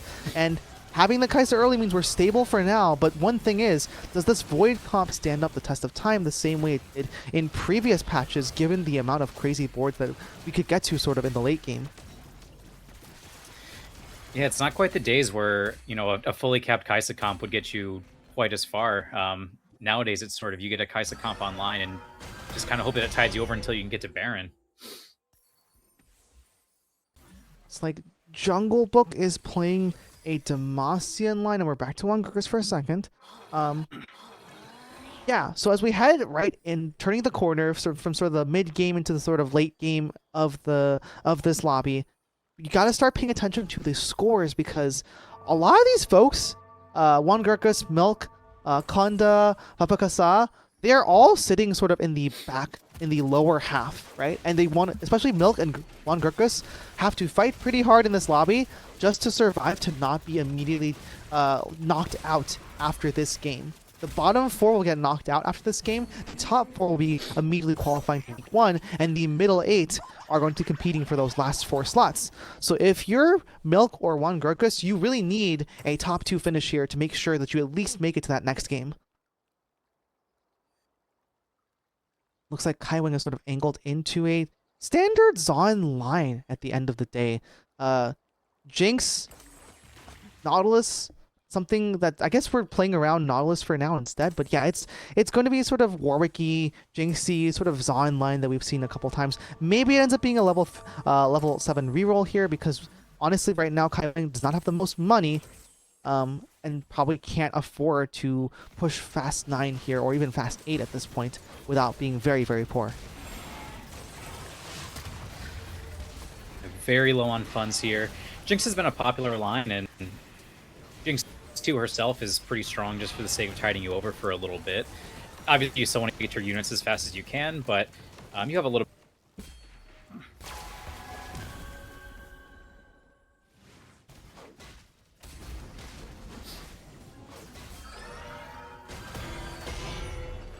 Stage 4 Stone is still doing work. Yep. It's crazy to think, like, one of the craziest things, actually, of this patch so far, as we see a silver augment now to round things out, so nice even spread of augments. A lot of these one-cost units that felt really miserable to sort of behold, like, to play around for verticals in the past, actually feel like they can sustain you if you're going for fast 9 type situations. Like, I've seen folks playing like an Anivia 2 or a Sona 2 or just even a Lulu 2 going for win streaks in times, which, you know, kind of insane to think of in the past, but good enough if you're just trying to play the vertical first before you flex into your sort of 5-cost soup and 4-cost soup at the end of the day. So yeah, because people are saving more for these fast 9s or just playing the rerolls, the 1 costs are kind of like, they're more useful than they were in the past, and it's working out, especially because this Garen 2 on the board for Jungle Book already. That is a great spot to be in if you're Jungle Book. Yeah, these 1 costs can take you surprisingly far, especially if you have a giant meatball like this Garen ahead of you. I mean, he's already got Demacia for extra resistances, and then so as a result, you just stack this health on him, big Warmogs, big Spirit Visage. This Garen does not want to die today. Oh my goodness.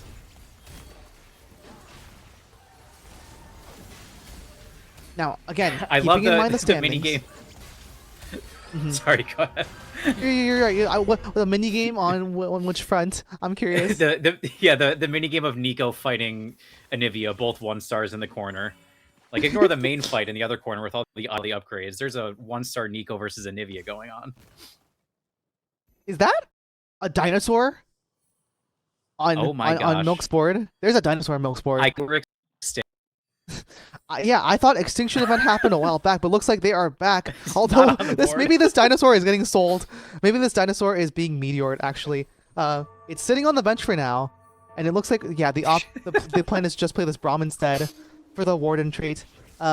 Milk on this sort of 4 Piltover, 4 Invoker board, which, hey, if this was a couple patches ago, Lis Seraphine would be very, very highly touted. However, not the powerhouse it once was, but hey, with the emblems, it might be good enough. Having the 4 Invoker, I think, is nice. It does allow the Seraphine to go rampant because Seraphine does indeed do a lot, right? Oh, healing goodness. the team for a bunch, also creating the back line, can do a lot with these waves, but so far it's looking like Juan Gurkus' Void line is going to succeed here, and Milk down to dangerously low levels of HP.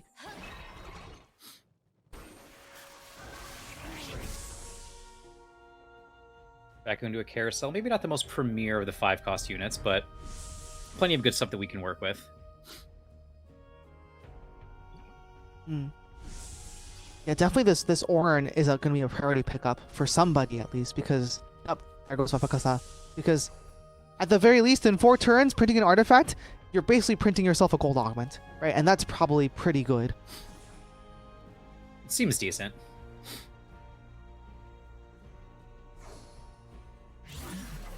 So as we look at the standings, Jungle Book is poised with this win streak to probably head into the top. If he can win out in this game and stay in the top 4, he's probably going to secure a spot into the next week, as in tomorrow, after these play-ins. Meanwhile, Milk, like we said before, in a precarious situation. If Milk goes bot 4 in this game, I don't see a world where Milk can really easily make it out into the next game. Going for 5 favorites, and that's gonna be a little bit stronger, but still struggling to sort of produce a strong board. There's no 2-star 4-cost carry here. There's no 2-star 4-cost tank. The only real unit we have 2-starred here is this Loris, who has a Freljord emblem, but is a Freljord emblem Loris 2-star enough really to do much against? Well, we'll see. Right now, lucking out going against Kaiweng's team, which doesn't seem to be as strong. Kaiweng seems to be saving a lot of money and saying, I had this health, I'm going to trade it for money.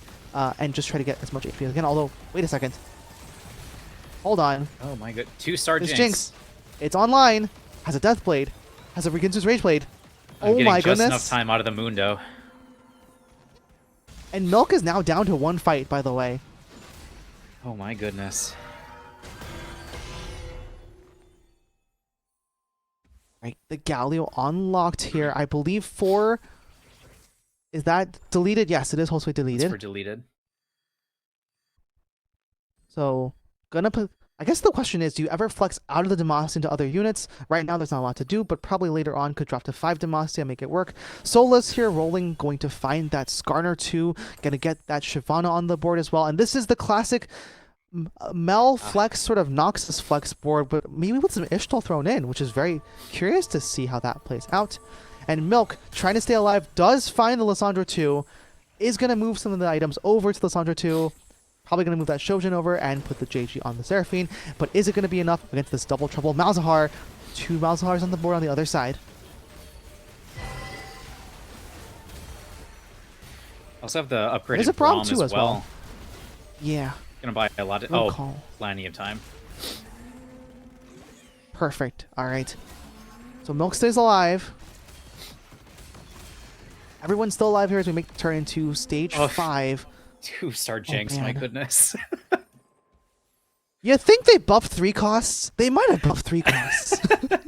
It kind of seems that way, like just a little bit. Just a little bit. They might be stronger than they used to be. I mean, there's a reason why these 3-cost rerolls are back in the meta, as we see. I mean, even Kondo 1 here, I guess, was playing around this sort of Ari and LeBlanc duo. I'm actually surprised that Kondo still has this much health. But I guess with the Wukong 2, you know, and a decent enough, sturdy enough front line, and this Ari that seems to be good enough. Yeah, I guess it's an Ari3 angle is the plan here, is what it looks like for Kondo, who got the Malzahars that I believe that actually Picasso would like to see. Yeah, absolutely. You can imagine everybody just tuning in right now and how much they feel about seeing an itemized Darius over an itemized Wukong. You couldn't imagine that, you know, even earlier this week if you've been playing on the live patches. Absolutely. Okay, Prismatic Ticket gonna try to kick in. It looks like it's the Ken and Ari line, which makes a lot of sense. I will say that, like, yeah, if you had a friend who was a TFT player and you put them and they were in a coma or something and they woke up this week, they must be completely confused. Like, what do you mean all these unlocks have completely changed? What do you mean that Jinx is playable? What do you mean that Ari is a 3-star 3-cost unit that you want to play around? As we see Kaiweng hitting the 3-star Jinx, that will be very, very good. Very scary. She's got plenty of frontliners to work with. None of them 3-star, but they're beefy in their own right. Absolutely. In the aggregate, it is enough frontline. In the aggregate. As we see the gunslingers doing their work, slinging those bullets, and Mabakasa is also now down to one life.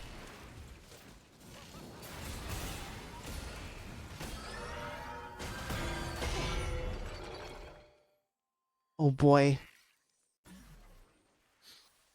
A lot of losses here for folks who are on their last lives. Okay. Milk, Papakasa, Juan Gurkas, all at risk of being eliminated here, I would say, without good results.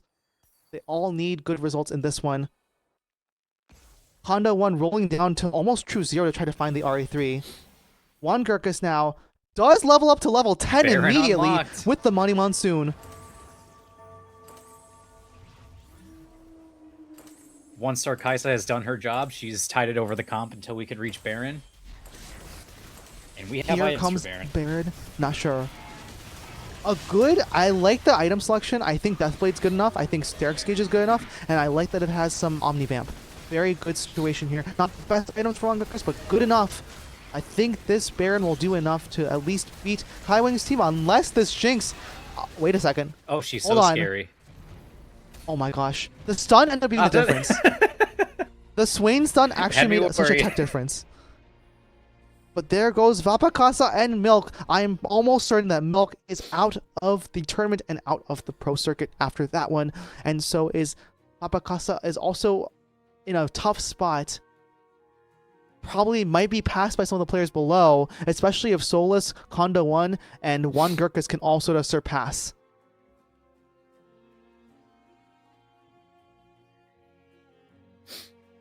As we see, we're checking the lobby here, so state of the lobby is interesting.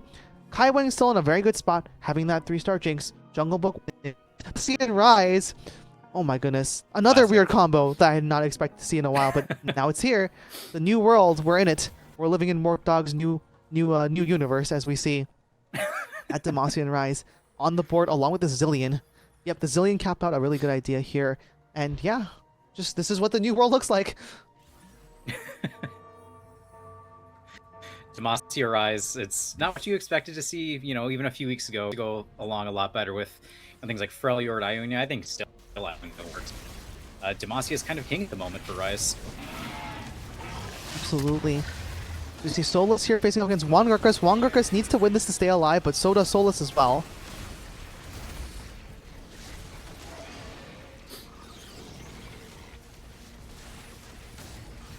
Although I'm not sure, maybe Very actually low. Solus's HP might not be updating here correctly because it looks like I think Solus had Tiniest Titan, so still alive. Okay, there's the 7 health. There we go. Okay.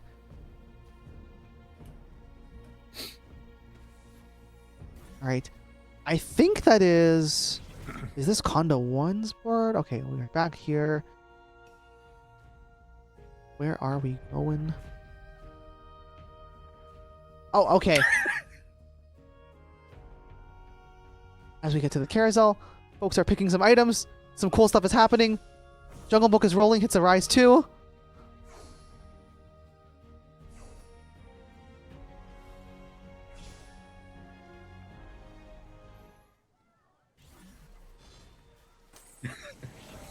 Well, as we see, a very cool Azir Poppy unit there on the board. Oh, now it's a Poppy TF. Jungle Book seems to have what I think is a Demacian board with an Azir in there. A Azir 2, Rise 2, gonna be on the board. So pretty good stuff. I mean, eventually you can actually flex out of some of these Piltover units into a Shurima board and have a Shuriman Rise who prints gold for you, which is actually, and also bounces the team up. So that'll be very exciting. Little mini-sized Lulu knockups over and over again, as we see. Oh, a 2-star Baron. Now Yep. we're scary. 2-star Baron is very terrifying. Juan Gurkas is very terrifying. Is it going to be enough, though, to break through this 2-star Rise, 2-star Azir combo? Garen's very tanky. Juan Gurkas' Baron is spitting all over the opposing team. Is it going to be enough? So far, it looked pretty good. Oh, yeah, these Void units are starting to get massive. So, big win there for Juan Gurkas, who stays alive. Juan Gurkas on a 3-win streak in a dream right now. You know, you said earlier that it's pretty much done if Juan Gurkas were to be in the bot 4, but you know, win streaking into a top 2 even makes it a little more possible for the next couple games to maybe secure a spot.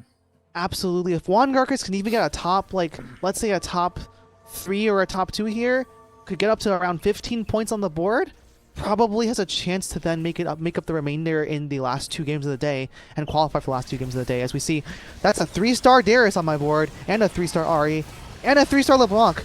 The prismatic ticket went wild here. Is it good enough, though, from Kondo 1, who's going against this big Baron 2 and big Rift Herald?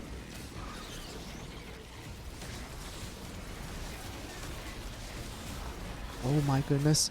I mean, so far, oh my gosh. Oh, wow. Juan Gurkis is out. Juan Gurkis is out with that one. Oh my lord.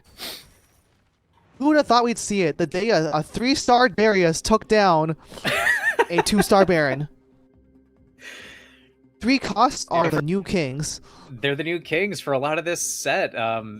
You would hardly see a Darius on the board, let alone a 3-star, but that's what it takes to take down Baron now. Reroll enjoyers rejoice.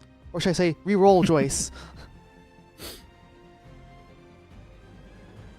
As we see, the Juan Gurkis is out, I believe. We are on the board grabbing stuff from the neutrals as we see more and more craziness is happening to our TFT board here on the broadcast. Oh no. It's like we said earlier, it's more Dog's World and we're all living in it. As we see, I believe Kai Weng, if I can decipher what's going on here, has the 3-star Jinx, I think has the 3-star Mundo, is playing around this 2-star Warwick and this 2-star Singed, and is going to face against somebody from the remainder. Has that, I think that's also a 2-star Misfortune there. As we see, we're jumping in against somebody. Alright, Kai Weng going here against Jungle Book. Jungle Book is the one playing the Demacia board. It may look wild, but this is what TFT looks like in the modern world. I can see some Demacia units. Alright. They're in there. The Galio jumping in. The Misfortunes are casting. The Jinxes are jinxing.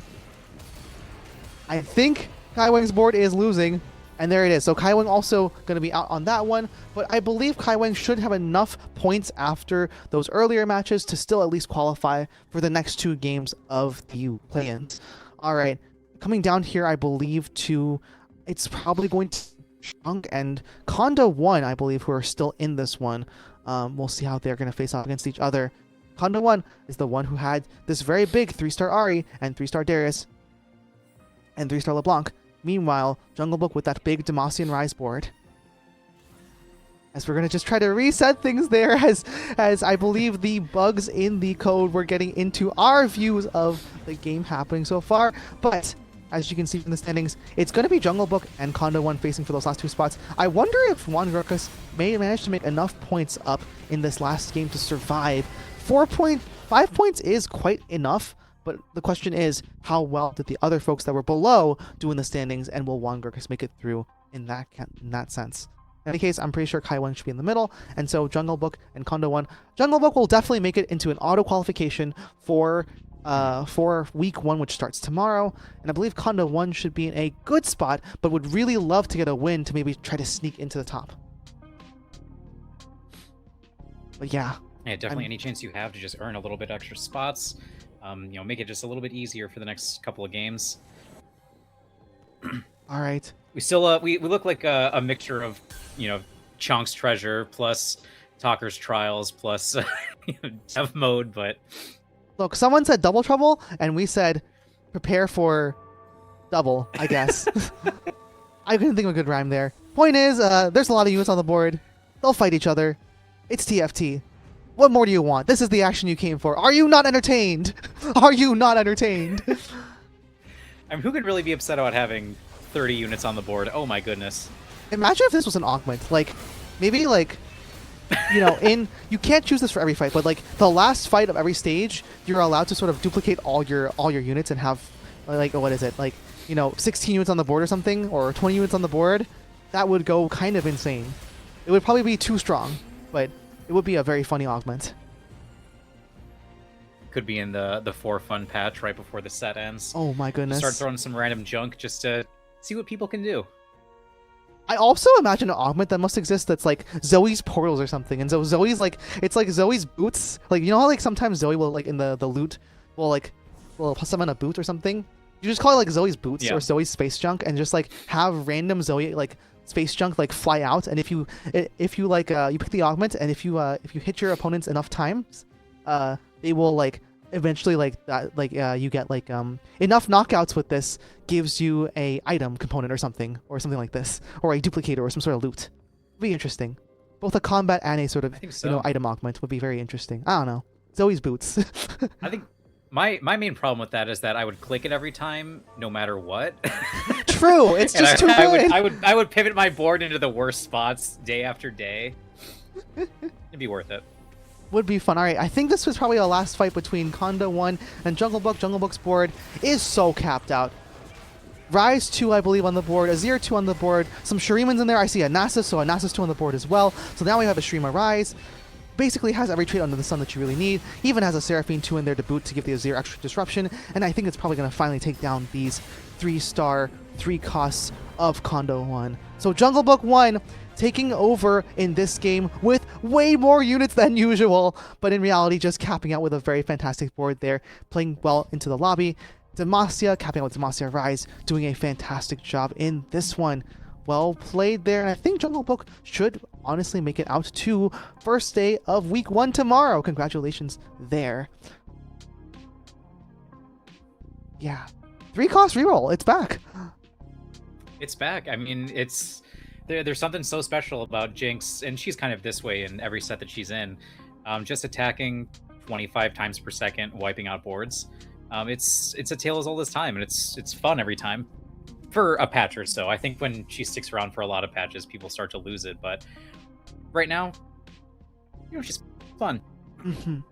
Super fun, super exciting. It's nice to have the meta shake up, right? I think folks were getting folks were getting a little tired of just not being able to basically find spots when they had bad econ. What do? You can sort of feel a little bit doomed. No more doom, no more gloom. You can indeed summon lots of duplicate units, but also get your 3-star, 3-cost, and be happy with them, and honestly make a top 2 or top 3 happen, as we see the standings here for play-ins after these 4 games.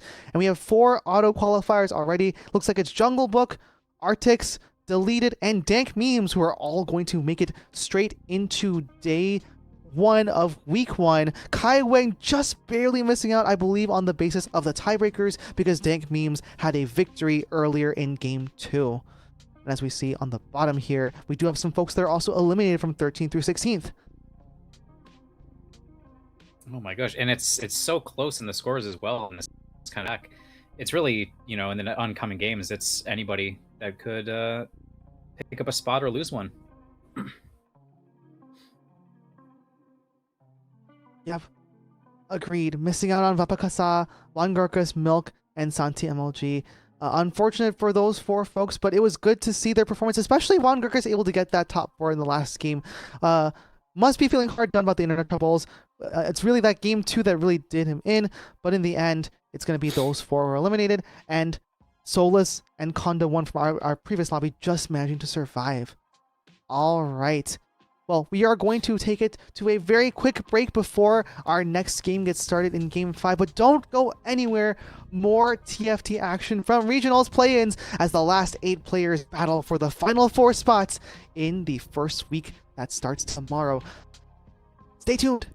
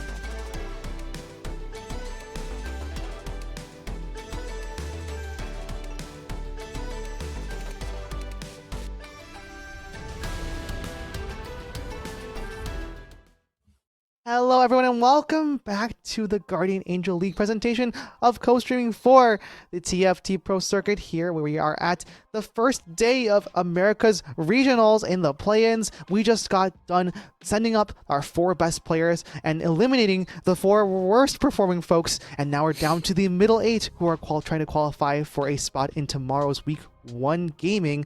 Yeah, and we're trying to figure out who is going to do well in this game. Al, who do you think's going to perform well in Game 5? Who's got your lock for this one? I'm feeling good about Shoma. I mean, we've seen a lot of like really kind of exciting sort of high risk, high reward gameplay. You know, I think there was a lot of us watching that 9 Lives game, hoping for kind of a 1 HP, 2 HP dream. Didn't quite get there, but I think it's time. Maybe it is Shoma's time. I'm inclined to agree with you. I think Shoma has been performing well across the play-ins and generally across like play that I've seen even prior to this tournament. So it'll be cool to see if Shoma can follow that up with a victory in this game. We'll be pulling for Shoma in this one, and we'll see how it goes. Yeah, but keep an eye out for some of these other players. I do think that Lumen's also been playing well, but I'm not sure if Lumen will win this one, but also been doing decently enough. And yeah, also watch out for Upset Max and JRC, who have actually had wins in the past already in this tournament, as well as 1v9 Peter, who's another well-known player who's been playing in some pro games. So I'll be curious to see how it goes here as the folks battle for those last 4 spots. Again, the way it works is you got to get into the top 4 of these remaining 8 folks in order to make it into tomorrow's first day of Week 1. You have 2 games left, and these points are quite close together. Look at all the folks with 18 points in the middle, and the folks who are at the top aren't even that far away. Anything can happen with just 2 lobbies to go. Honestly, it's going to be an exciting race for the finish here.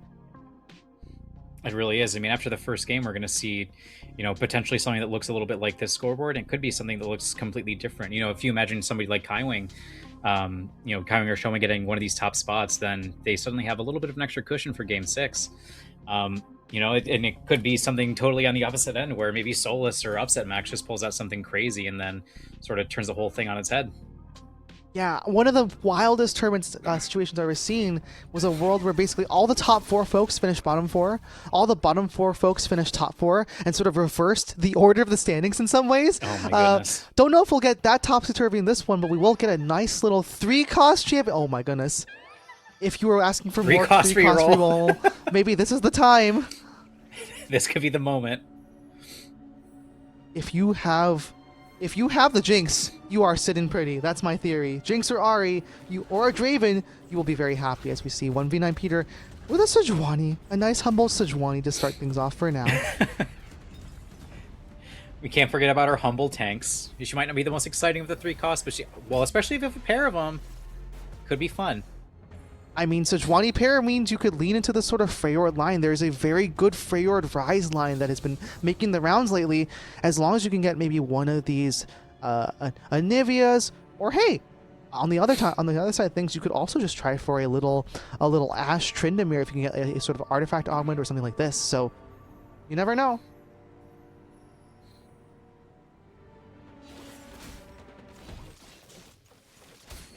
Let's move over to Shoma. Ionia Prosperous, all right.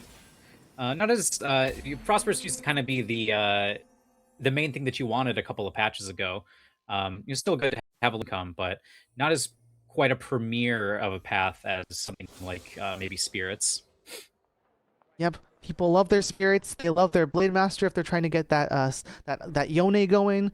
And they also love Enlighten. They're trying to get just free slamming value basically without having to do any slamming.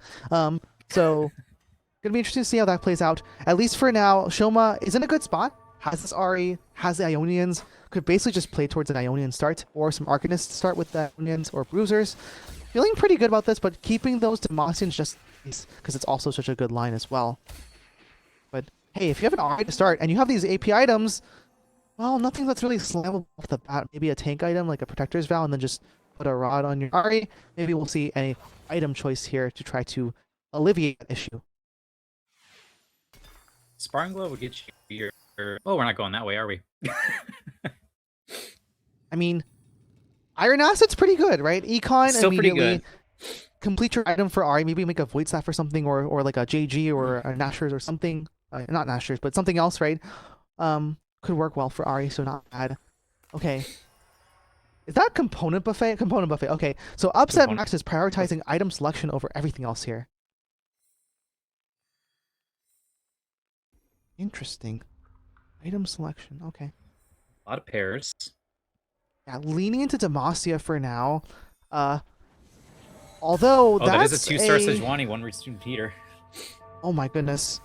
I mean, if you're Peter, you're saying, all right, we're hard locked in on this Freyord line, right? Something like a Freyord Rise would make so much sense if you have such a sturdy team to start off with. Just add, any sort of backline to that, and you'll probably be okay for now. As we see over here, Upset Mass just going to Lost Streak for now, I guess. Facing up against Konda One, who played a placebo start, so had a bunch of extra gold to start here. It does end up winning with the Ari. So, curious choice here, by the way. Not a lot of people went to level 4. A lot of people stayed level 3, which I think makes sense given that it was a silver augment, so not a lot of econ options. But it means the lobby is actually a little bit slower than normal, and so a lot of folks who are trying to sack actually have to sack harder than normal, right? If you're trying, like look at Lumen's board, for instance, has to try to basically go down to one Caitlyn and say, look, I guess I'm sacking, and then okay, never mind. Opts to sort of go for this, go for just playing this cog with two Cho'Gaths. I guess the idea is saying, okay, I wanted to sacrifice, but looks like others can sacrifice even harder than I can, or something like this. But yeah, Kai Weng with a nice little Bilgewater start, so gonna keep that in mind for later. Bilgewater has sort of come back into prominence lately, so definitely a strong board still. Be interesting to see how that goes.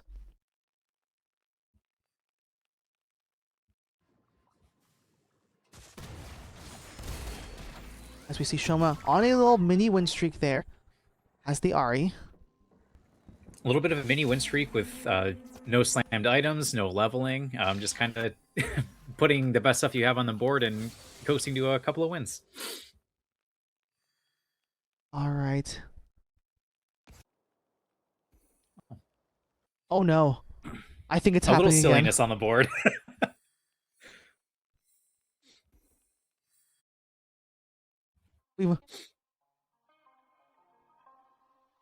All right, we're gonna try to move ourselves over to a different stream of the game to try to keep the cast online for you guys. Sorry about the difficulties on it. We are trying our best to get this to you, but been an interesting game so far. And here we go. So we're back here, and we have, looks like Honda is playing that Bilgewater as we might expect. Looks like Kai Weng is going for a striker start with this Raven, I believe. If I'm mistaken.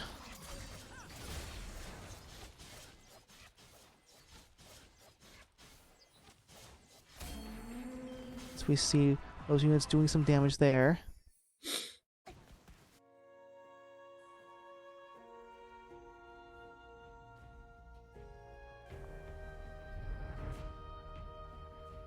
Things are getting kind of funky. All right. So, as we head over to the carousel, interesting to see that Lumen has actually managed to streak with just a 2-star. Oh, never mind. It's not a streak. It is a Titanic Titan there for Lumen. So, just sacrificing some health. Oh, that might be an Ixtal line, actually. I see the Nico, Kiana, Melio combo, which means Ishtal reroll might be on the horizon for Lumen in this one, or just some Ishtal cash outs. Gonna be interesting to see if that caps out the way that Lumen wants. Any other boards standing out to you for now? Gonna be interesting to see. And we are back to the broadcast. Is that a Naked Mundo? Sure seems to be. He's lost his shirt in the mix-up, but Yep, that let's Mundo see if the is portal changes shirtless him. and ready to fight. He'll stay the Hulk, shirtless. indeed. All right.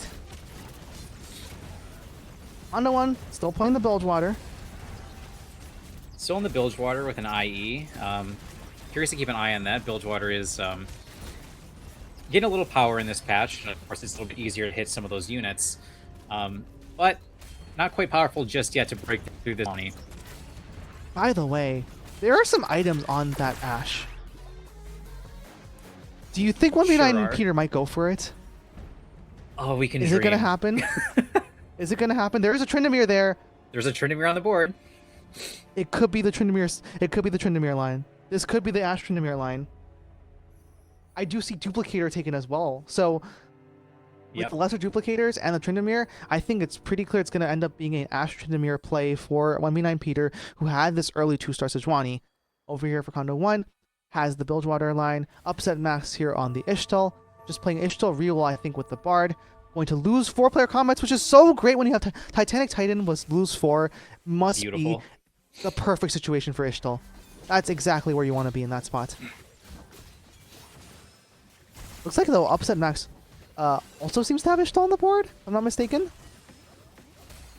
Interesting. Does seem that way. Interesting. So, multiple Ishtal players in the lobby right now. I guess trying to gamble for a big win in the hopes of doing well. Could be very exciting, could be very scary. Probably a little bit of both. Definitely a little bit of both for sure. Okay, Kai Wang is playing something that seems very sort of stable by comparison, right? Just a standard Draven, Fast 9, Noxus style gameplay.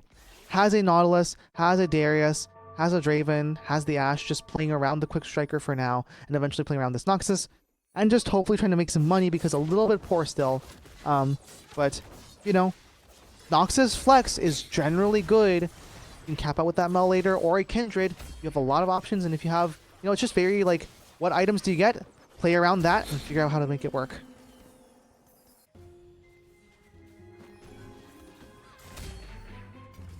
The Ishtal board eventually gets through the Gromps.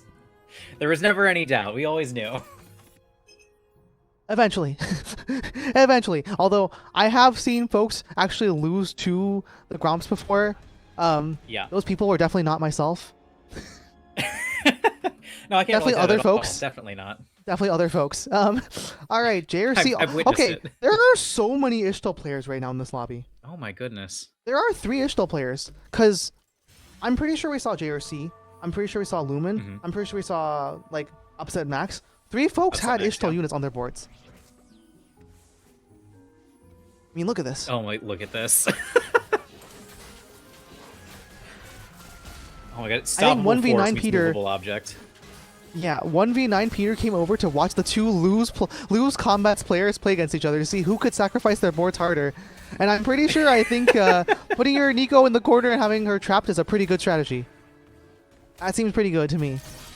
Seems like it's working.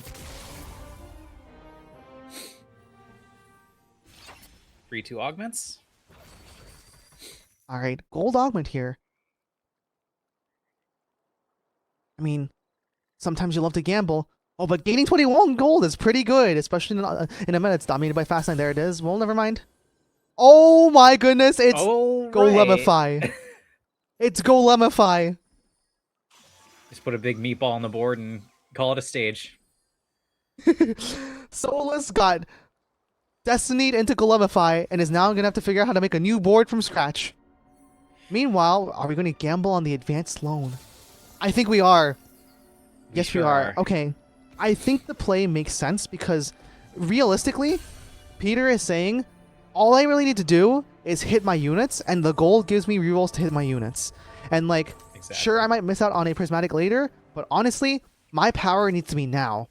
I'm playing 2-cost reroll. I need to spike in stage 3, not necessarily in stage 4, and ride a win streak to try to get to stage 4 and with extra money in tow. That's the plan. We'll see if it pays off. It definitely feels good to click on that when you already have all of your stuff 2-star as well.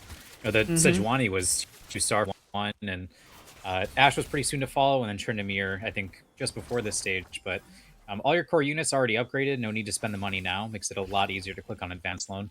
All right, look at Upset Mox's strategy here. Probably too late to lose 3 combats in a row now. It's going to be very tricky to do. Although, I guess he could, but he'd be down to maybe around 20-something health. Very scary. In comparison, something like having no items on bench or having a full bench, both of these are pretty doable, especially with the anvils. The anvil actually makes it a lot easier to do that because he can just say, I'm not going to pop the anvil. It takes up a spot on my bench. Pretty sure that's how it works. I believe you're right. But I think Upset Max opted for now to just say no items on the bench, which also works, so that's fine. Yep. Should work out. We're facing against Solus here. Solus, I guess, is And just there's playing the around golem. this Teemo. Yeah, and Teemo's one of those. Teemo's kind of been this way for the almost of.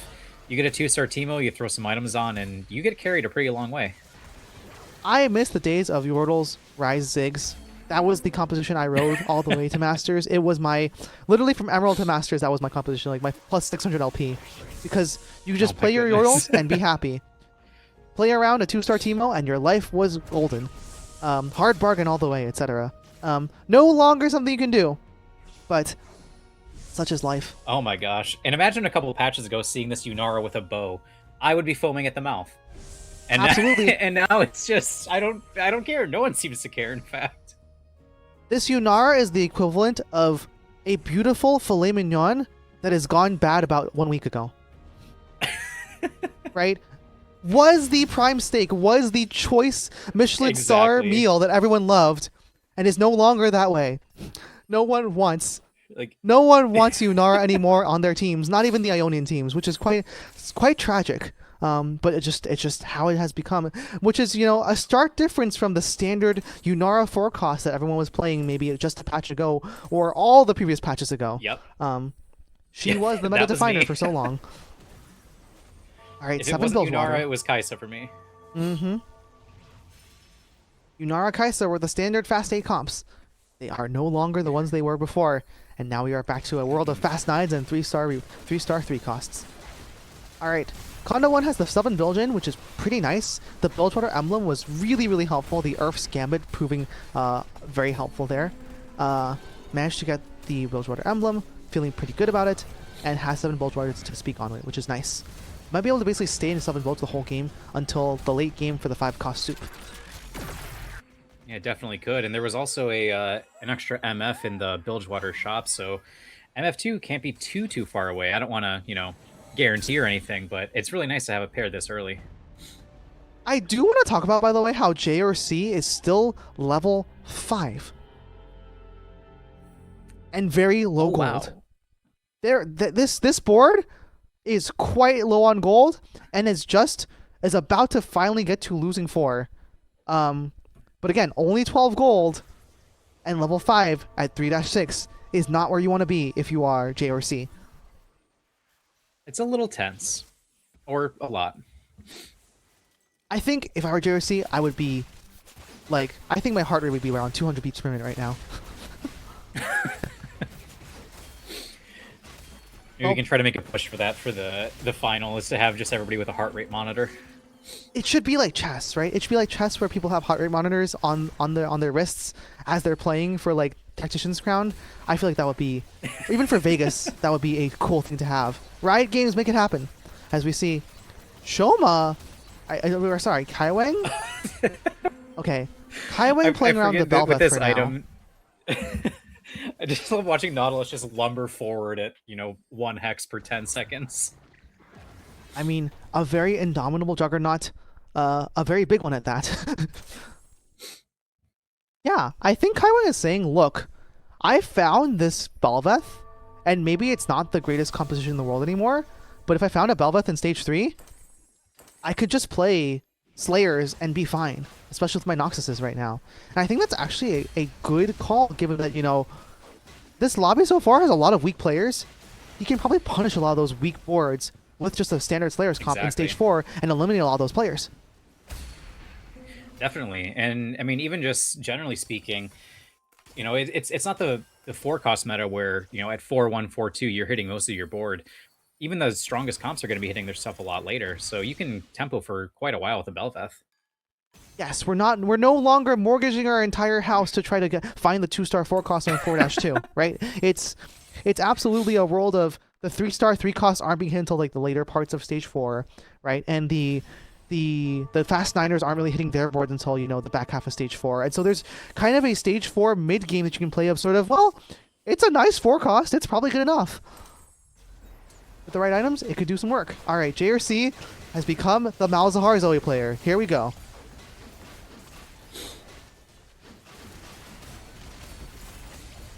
I mean, here's my question though. Can you even make the board happen at this point of the game when you're this behind? The items are It's correct, tough. but I mean, yeah, what do the you do? items are nice. The units aren't really there yet, and not a lot of gold to work with at the moment. Is this the augment with? I can't remember the name. You lose all your gold and then get it back right around now. Is this forward thinking? It must be forward thinking, right? That's the I only way can't. this Yeah, gold, I'm this looking gold at is the. gone. If it is, we're about to find out. We'll see in a second. Okay. Yep, there it is. So you see the gold starting to go up for JRC. Okay, astronomically. The So shower of okay, gold. that makes so much more sense. So it's gonna be actually a huge roll down there, coming for JRC. As we see, what's the take here for? This is one of the Ishtal players' boards we're seeing right now, I believe. I believe so. Yeah. Okay, Lumen opting to go for a last second save. Last second save. All right. Interesting. So really valuing the combat here and saying I need just the regen rather than something like a reinforcement for a Needly once we hit like a Nico. Interesting choice because I feel like you could actually just unlock Needly, then immediately buy a Needly 2 and be in a great spot. But I'd be tempted. saying we need power on the board, and so did Shoma saying crash test dummies. By the way, Shoma is no longer playing on that Ari, actually flexed into a sort of Demacian Invokers board, has an Ori 2, has a Lux, so just a standard Demacia for now from Shoma.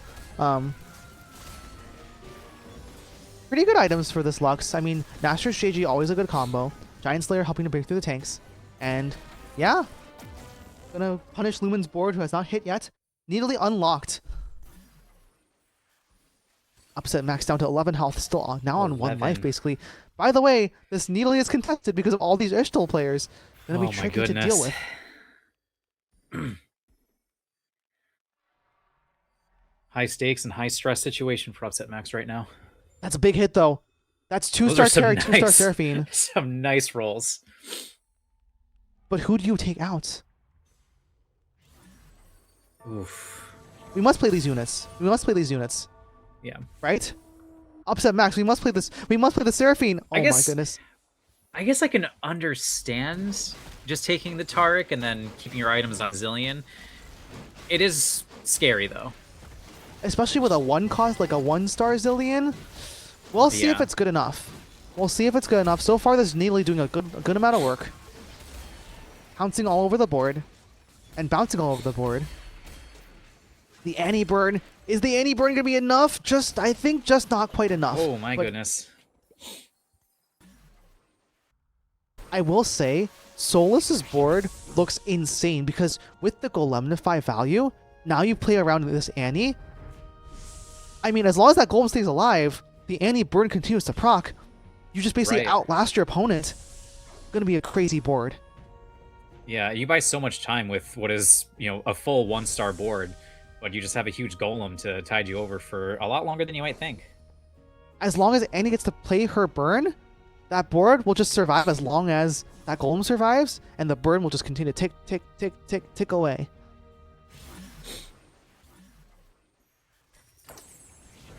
Alright. Okay, if you hit a 2-star Zillion, I think Sure. then you can definitely keep your items on a Zillion. I guess that works. Yeah, that seems sensible to me. Upset Masks, showing us why Upset Masks is the pro, and I'm not. Also, another important tech choice there, I will say that Upset Max, moving that Needly to the back, trying to shelter it, because that way the Needly cannot be targeted immediately, except for AoE, until the Nico dies, right? So trying to make the Nico die as late as possible because it's not a 3-star Nico is the tech choice there. 1v9 Peter currently has a Thieves Gloves on the Tryndamere. So this Tryndamere, unless we can get some better items, is going to start falling off in a little while. But for now, seems strong enough to beat a board like, Shoma's, unless if this... Never mind! Lux We're already lasers. falling off. Lux 2, good enough. I love the Rift Herald dance. When Shelly starts boogieing, you get happy, right? It is a good time. It is a good time because it means you won the fight. Unless if it's your opponent's Shelly, and then you're very mad. Then you look away. Minimize it if you have to. Absolutely. All right, yeah. This board is insane. Like, I this love it. golem Just is never dying. All 1-stars. This golem is never dying. This Annie has like crits and it has like 2 sources of mana generation. Like, as long as this Annie gets the cast off, the fight is basically almost always winning for Solus, right? Almost always. I mean, look, this misfortune has done 0 damage to this golem at this point. Tom Kench finally swallows it up, but the Chowed down, the burn's already starting. Still half health. It's still alive. And MF is half health too from the burn.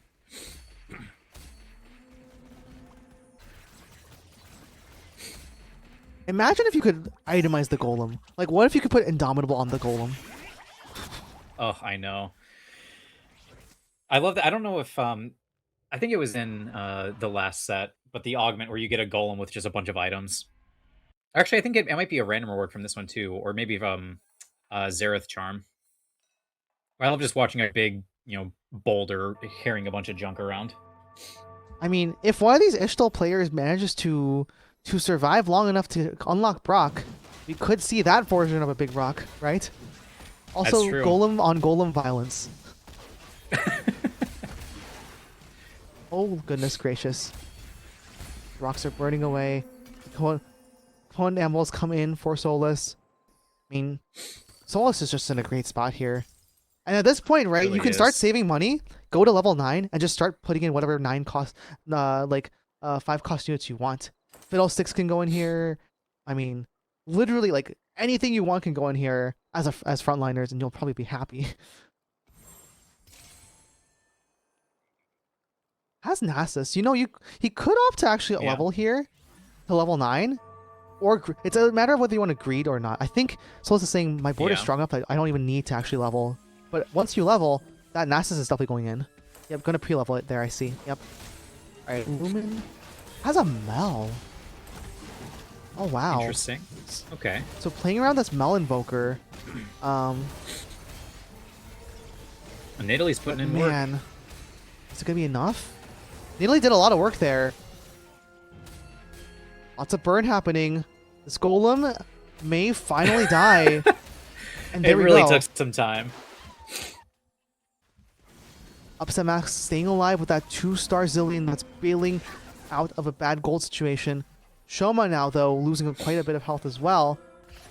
Making the final turn in stage 5. The cash out for Lumen just to get an extra component. Doesn't really have a lot of gold to work with. Does find the 2-star Skarner there. I think it's going to try to opt to make it last minute as a surprise. As we see, oh my goodness. JRC did manage to hit all the Malzahars. Oh, wow. Malzahar 3 is on the board for JRC. So that forward thinking did pay off. Yep. Malz 3, Zoe Sure 3, did. Leona 3. Yeah. Malzahar with the Upset Darkened Max Staff. gonna feel the pain here on this 3-cost reroll. Now, here's the thing. We did manage to get that Zillion Bomb on this Leona early. And another Zillion Bomb is on the Malzahar. Can the time tick away in time? Oh, it's gonna be close. Oh, there goes Turret is Leona. still up. Who's dead? Who's dead? Oh my gosh. I think Lumen lost that Okay. one. Upset Max Lumen lost and that one. Upset Max. Okay, so JRC just barely surviving there, holding on by maybe 1 or 2 ticks. Soma's still alive. Kaiwang's still alive. I will say, Conda 1. Conda 1 was in the bottom half, trying to make it back up. Solus was in the bottom half, trying to make it back up. They are currently the top 2. They were in the bottom 3 earlier, so it's going to be, maybe we will see that topsy-turvy. Who knows? I think Solus is actually, this 2 loss streak. I think before that loss streak was around 65 HP, so took some pretty big hits in the last 2 rounds. Okay, crash test dummies. Coming over from Shoma. Shoma trying to make it happen. Has a Senna in the back line. This Tryndamere, though, quite strong, but you'd think that by now it starts to fall off, especially with just the Thieves' Gloves. And yeah, the Lux getting the better of it. Bazillion getting the better of it. I think this should be a good win for Shoma. As 1v9 Peter starting to peter away in health. Oh, and that's Malzahar doing Malzahar things. Is that Darkened Staff? It looks like a Darkened Staff. sure Oh my is. goodness. It's an unsealed Okay. from Steel Pick.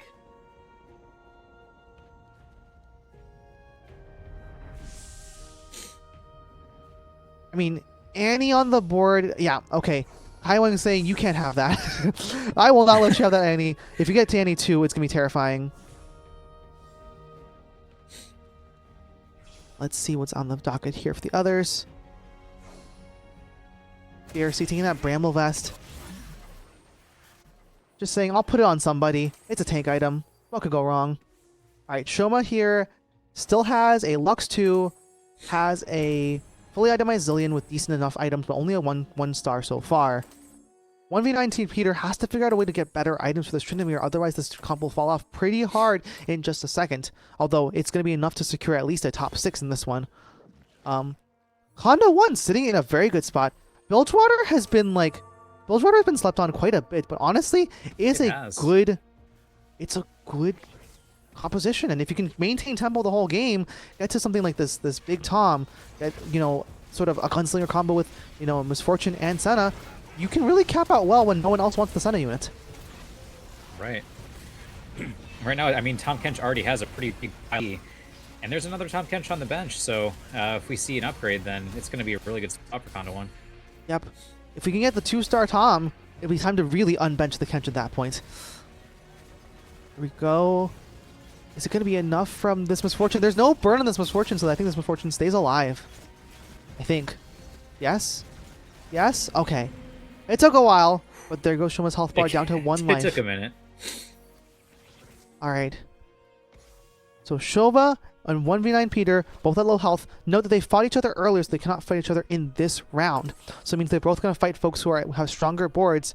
Solus still sitting pretty, as well as JRC on a winning hot streak with that Malzahar. The forward thinking really did pay off. Was definitely thinking the long term. Managed to find the 3 stars, everything, feeling pretty happy. 1v9 Peter in a very scary spot though. Has a 2.5 itemized version of this board. It's tough. Trying to put It's some units better on the than right the to beat Thieves them. Gloves Morellonomicon Archangels he had earlier, but still a little bit scary for the Tryndamere. We would love to have some sort of scaling item or an RFC or something like this on the Tryndamere. Not there right now. Is it going to be enough? Has the IE, has the Stark Cage, where everyone is starting to burn. Solus's Golem. Solus's Golem. It is so tanky. It is not even half So health yet. It's beefy. still alive. And down goes 1v9 Peter.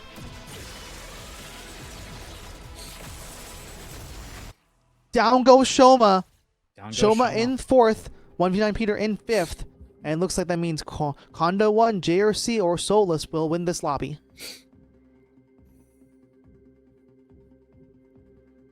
And it'll be a Which big win comp for any caps of out them. best? I'm tempted to say Bilgewater. I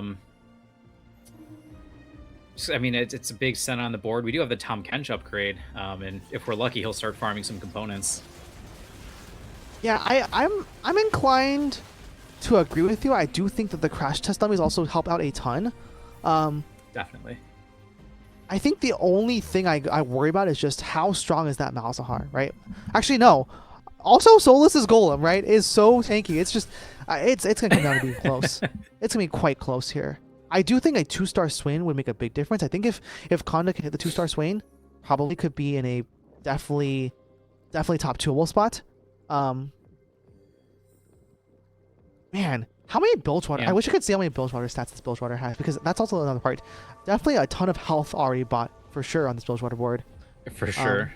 Gonna see what happens here. All right. Okay, we've got 22% health bonus and 21% attack bonus. Yeah, that's not bad on so a Tom Kench. Quite good, especially with the pile of citrus. That Tom Kench is basically a golem in his own right, except he does damage. I will say though, the one scary part is where does our damage come from once these backliners die to the burn? You gotta kill the backline on the other side first. Solus is gonna lose that one. So it does look like this Bilgewater comp is stronger right now. JRC staying alive in that one. Managed to fight a ghost. Solus now rolling down, trying to find any upgrade possible. Everybody going to gold.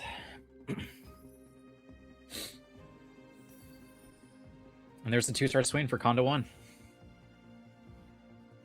Yeah, I think we can safely say Kondo 1 is in at least a top 2 spot with that. Yeah. I think Solus is fighting JRC, but is Solus fighting the Ghost? Okay, Solus is fighting a Ghost, so it has a bit more hope than before. Now the question is this Malzahar with a Darkened Staff as 3-star good enough? Let's see. It is a Ghost version, so Solus might be able to stay alive. The burn has begun. But so is the Malzahar. Oh my goodness. Whose Golem burn is down, better? Nasus is almost behind it. Oh, it's so close! Oh my gosh! Oh, one last cast! Oh, Solus dies! Malzahar doing Malzahar things.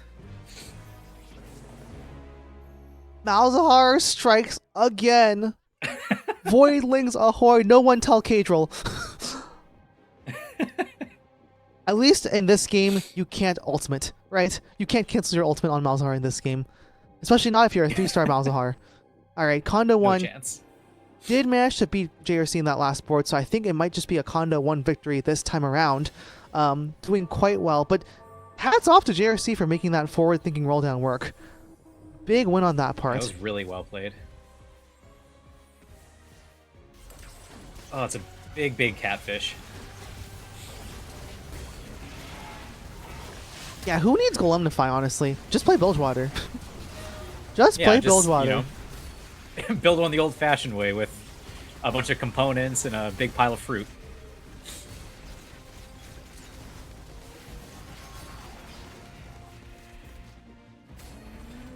Well, pirate lovers, There it is. rejoice! The Bilgewater comp of Kondo 1 takes this one, sails the high seas with the Jolly Roger as we get into the end of Game 5. Kondo 1 taking it all there.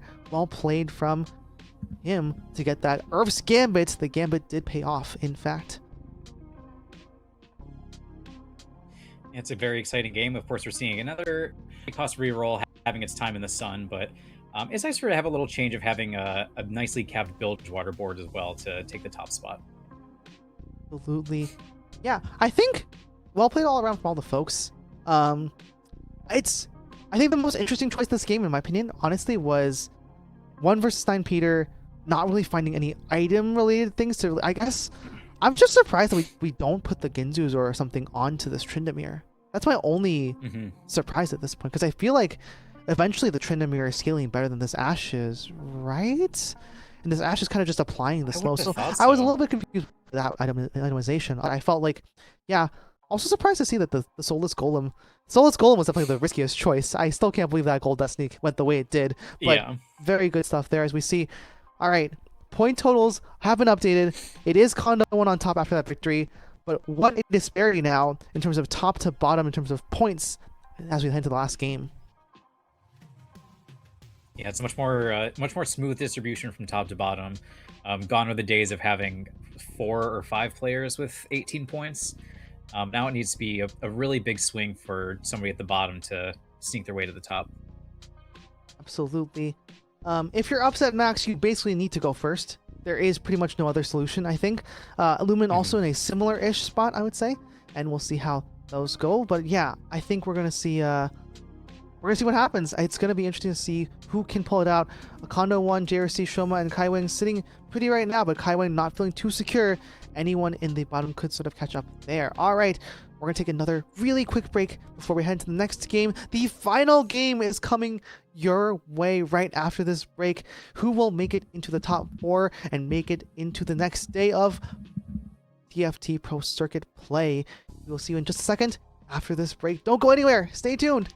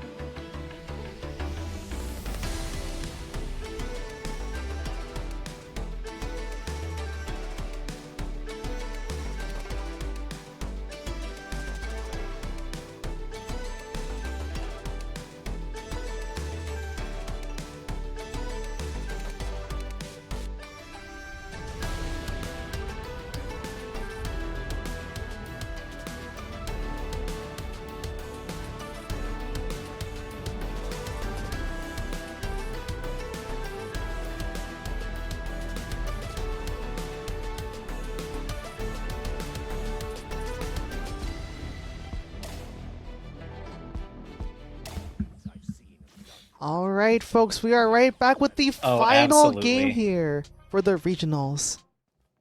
Rise Emblem game. Oh my goodness. Craziness, shenanigans. It's all happening Another one here. for the viewers. Chaos is coming. But it's great for viewers, exactly. Just like you said. Great for the viewers. Want to see some crazy emblem ideas here. Kaiwang, I mean, hey, Oh my Freyord, gosh. Invokers, Disruptors. If this was last That's patch, we're playing familiar. List Seraphine immediately. This is a List I'd Seraphine be if I backflipping, ever yeah. mentioned one. Oh my goodness.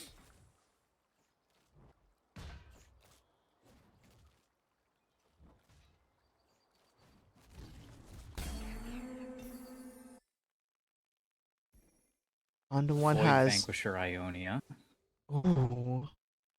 Ooh. I mean, Vanquisher Spat is great for Belveth. Are you just playing like a Belveth Slayer line here and saying Vanquisher Spat? I mean, I think I would. Yeah, immediately popping that onto the Kog'Maw, saying I think that's the play. That has to be the play here, I would say. I like it.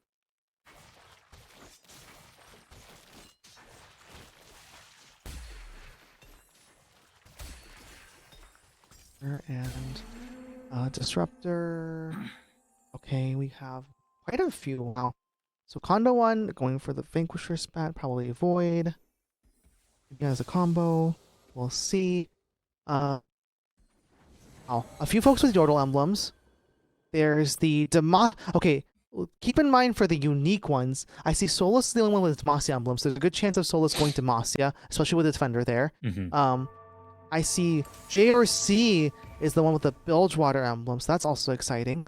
But I guess the Longshot Disruptor emblems don't really pair that well with the Those Bilgewater. are tough.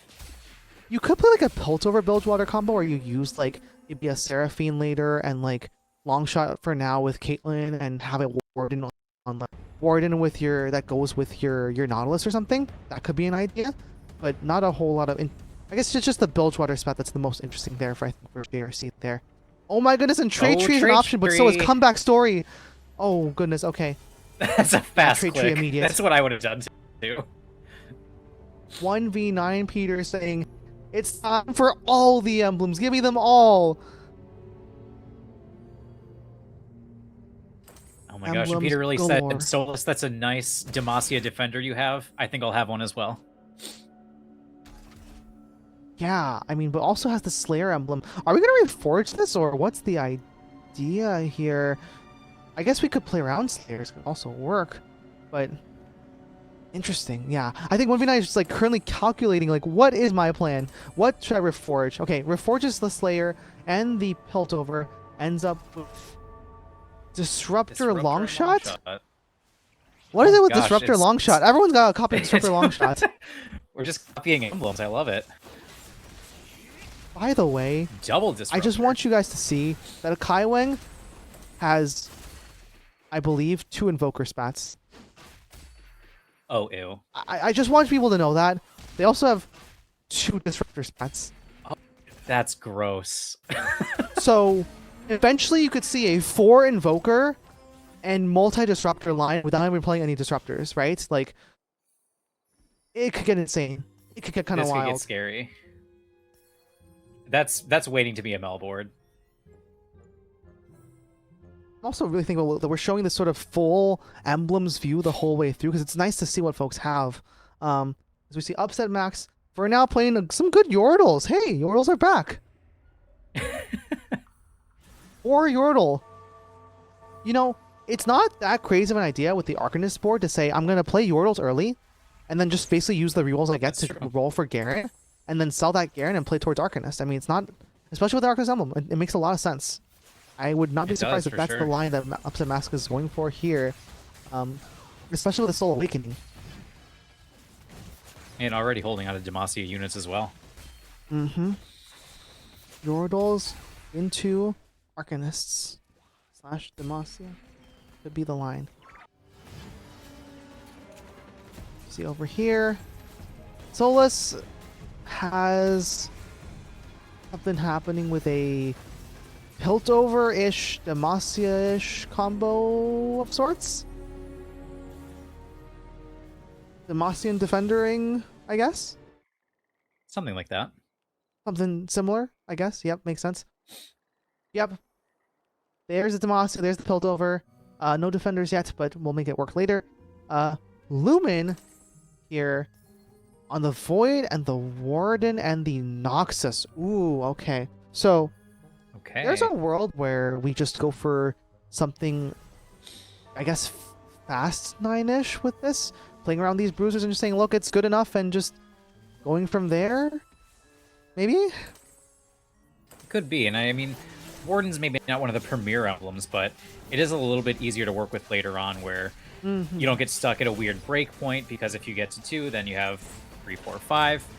So it's a little bit less confusing and kind of less chance of getting yourself kind of backed into a corner trying to cook too hard.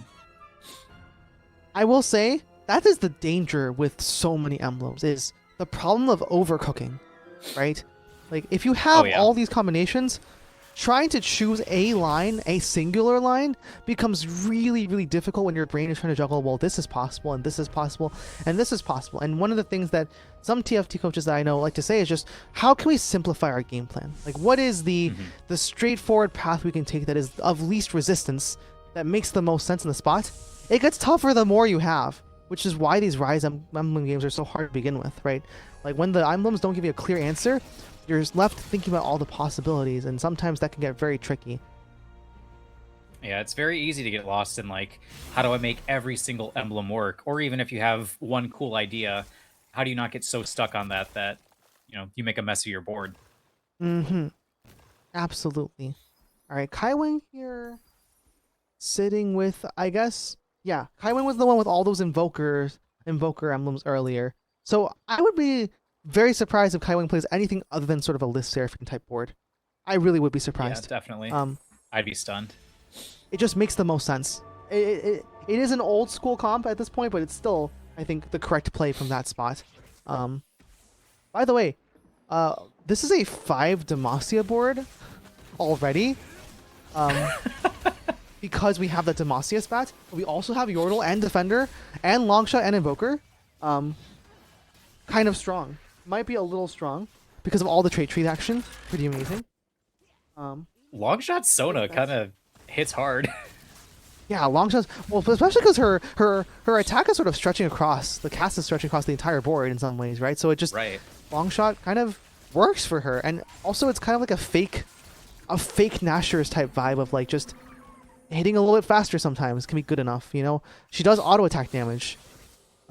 Not that unlike when you're playing, like, you know, League, the Lichbane Sona kind of feel of sorts.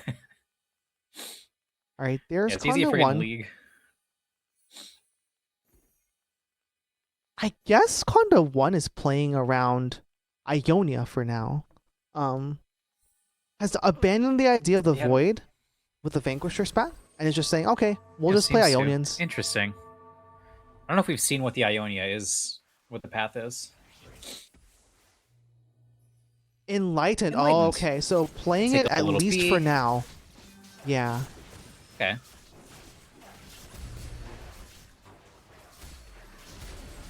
I get some good value out of the Ionia. Just get some XP along the way, keep the Bard on the board, and just keep earning a little extra rerolls or a little extra gold now and then.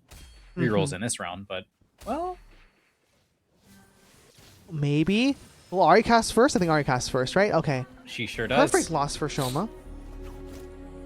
I will say, I think Shoma is aiming towards that Ione line we've talked about, right? Rolled for the Bard because the spot was not the greatest. Had a Slayer emblem and is saying, okay, I can find a 2-star Yasuo, which has been done, and then from there just go to look for Yone and play around the Yone. I don't think we've seen a whole lot of Yone today, have we? Not a ton, actually, which is actually a bit of a surprise. I thought we'd seen more for sure, especially with the unlock conditions, but looks like the pros have stated that it's actually not as good as we thought. I just realized this is worth the wait. Right? It sure is. This is worth the wait, Teemo. Oh so my goodness. We're kind of forced to play around this Teemo. Yeah. All right. Have fun. I mean, it works with the long shot for now, and we figure it out later somehow? Maybe? Yeah, I mean, I guess worst case is like it gets along really well with the stuff that you have now, and then if it really doesn't work with something later, you can pivot to something strong and just kind of thank Teemo for the HP that you've saved. Makes a lot of sense. I mean, Teemo, like we said before, a really good early carry, right? Can really stabilize you in your early stage, in your late stage 2, in your early stage 3. Can feel pretty solid and good enough to survive for a while, especially with the right burn items. Right spell items will make a big difference there. By the way, 4 Invokers on the board for Kaiweng, who is still playing eventually towards this Seraphine. Now has a Taric to boot, so even better healing, along with Disruptors. I mean, my goodness. This board may not cap out that high at the end, but maybe, actually it might. If you add in Rise at the end, let's say, and you add in, Zillion at the end, let's say, then all of a sudden I think that board could be a menace. Especially because Kaiweng is winning so much that he's actually going to get a lot of econ. Yeah, he's getting a ton of money, and he's going to be very healthy later in the game. Right, Silver Augments on board here. Got a ton of stuff here. And that's a Swain, oh my lord. Shoma finding a Swain early. Goodness.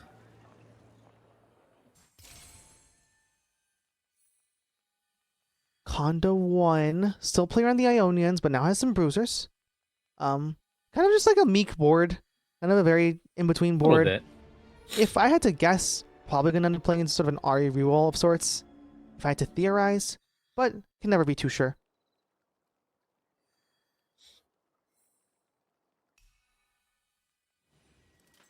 I will say, Vanquisher Spat could be really good. I just realized on Sat. Sat loves crit. You give him the crit items and a JG, he will start printing you money and slamming people to the ground. And he will slam them hard. Here we go. JRC playing here against Kondo 1. Both have a Bard for now. I guess this is a sort of mini Bilgewater for JRC, not a full Bilgewater. Just playing around what he has. Because of the Disruptor emblem and the Longshot emblem, just playing around this way.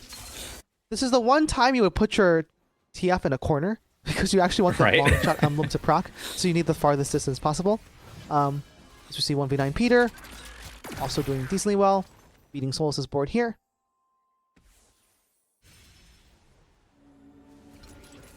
Alrighty. Finds the 2-star Sona, and just still has these Yordles. Demacian Yordles, Defender 4, a very strong and the 3-star team. Stage 3. Oh, with the water axiom. Ew.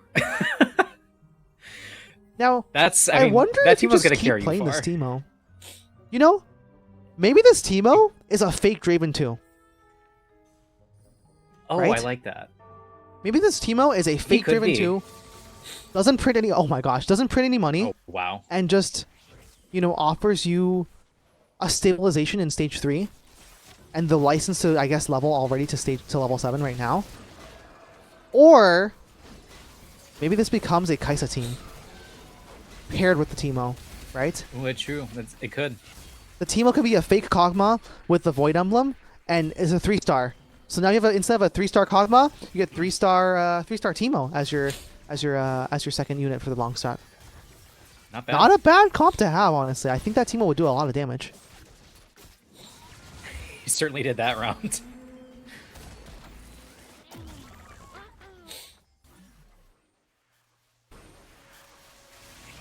The Zon unit's on the board for... Not sure exactly who this is. Okay. Upset Max is playing a full Yordles team, which is wild. The Zon units on the board were for Shoma, who's actually transitioned into a bit of a Jinx line instead. I believe Shoma was playing something quite different earlier, which was a Slayer's line with Yasuo. So, got out of that, used the Ginzus, and just said, okay, we'll play into this Jinx line for now, because we're not in a great spot fiscally. Let's see here.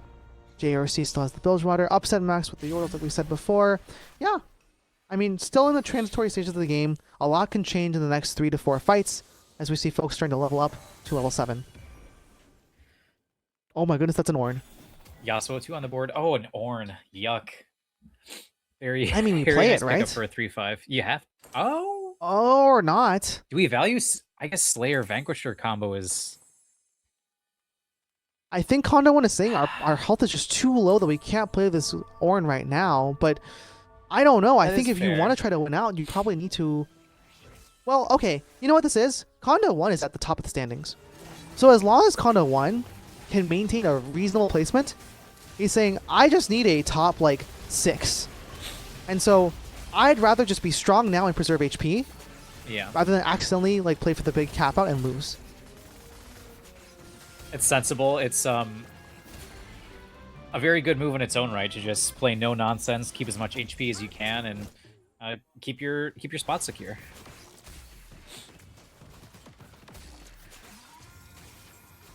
Spot security is essential when you're trying to qualify for week 1 of the regionals and a chance at competing in the Tactician's Crown against players from all over the world. So, understandable, but also risk averse there. All right, Solus here has this Piltover-ish, Zaun-ish, kind of in between-ish board happening still, using the elements to their maximum. And Lumen's Teemo is still doing so much work. Okay. Oh, it looks like Honda hitting Kondo a 1 bunch just of rolled key down units. a bunch. Oh, I see. Upgraded the Ari, Kennen, and Wukong in one turn. Yone Yeah. unlocked as well. I guess it is a prismatic ticket. So eventually, we are eventually going to get to this 3-star Ari for sure, and this 3-star Kennen. But having the Wukong 2 this early is honestly a great boon. You don't Yeah. really see the Wukongs that easily. So I think this is sort of the virtue of rolling early, right? Like, maybe the odds of getting the units are lower, but at the same time, since no one else has rolled for them yet, you're more likely to see them as compared to later on when people have started to pick up, 1 or 2 of these just to splash.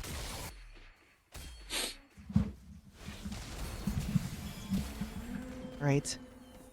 You see upset Max's Yordle starting to peter out a little bit, but still decent. I guess looks for the set unlock this turn is my guess. Yep.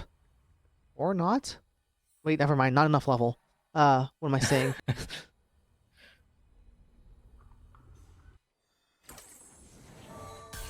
Solus does manage to find a Jinx 2, which will definitely put a wrench in Shoma's plans, because I think Shoma was trying to play for the Jinx 3. And then it might change exactly how Solus decides to play this out, because, reminder, four like multiple Gunslinger is a pretty good comp, so maybe this is just sort of like a hodgepodge of units until you can get to level 9, I guess, maybe.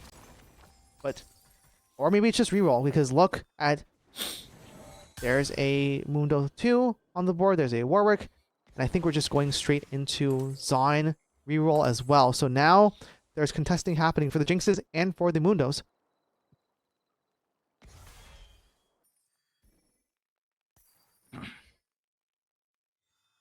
Oh my goodness. And here's a JRC is back to good Malzahar. old-fashioned Malzahar Zoe Leona. And putting Leona on that Earth Axiom Hex with the Guardians or the Gargoyle Stoneplate, she's very, very tanky. She will be pretty insanely tanky, as we see she's being attacked by so many units right now and just barely losing any health at all. Pretty incredible. I will say that we do have this extra spatula waiting around for JRC, Yeah, so hello. still some chances to make something interesting happen.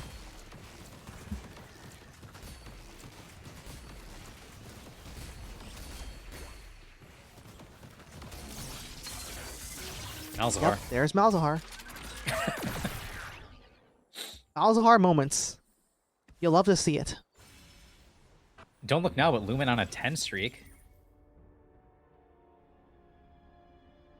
Yeah, I will say that 3-star Teemo paying massive work for him. Like we said before, a win streak is basically the same thing as an econ augment in some ways, right? So, be able to just ride that win streak all the way to fast 9, Lumen is definitely going to win out on this lobby if he can maintain that sort of economic advantage. 1v9 Peter decides to take the reinforcement. Oh my goodness. Are we going to be able to... Okay, do we use the reinforcement to just buy a Garen 2 and maybe sell it later? I mean, not terrible. Has 2 Luxes, debating whether to keep rolling. For now, just going to play the Garen and stabilize with this Demacia 7 board. And this should be a Galio unlock on this turn as well. Alright, Lumen there. Yep, it is Kaisa and Teemo. So this is a sort of quasi-void board, but this Teemo is such a better upgrade compared to a standard Kog'Maw. And so as a result, all these long shots doing a ton more damage. Also funneling a little Noxus in there for good measure. And not a bad combination. It's working pretty well so far. Look at that Teemo go. Oh my goodness. Oh, look at him go. And there's the Yone with, is that a Seeker's Arm Guard? Yeah, That was a Seeker's Arm Seeker's Arm Guard Guard. Yone. Sure, why Implacable not? Forge was the take.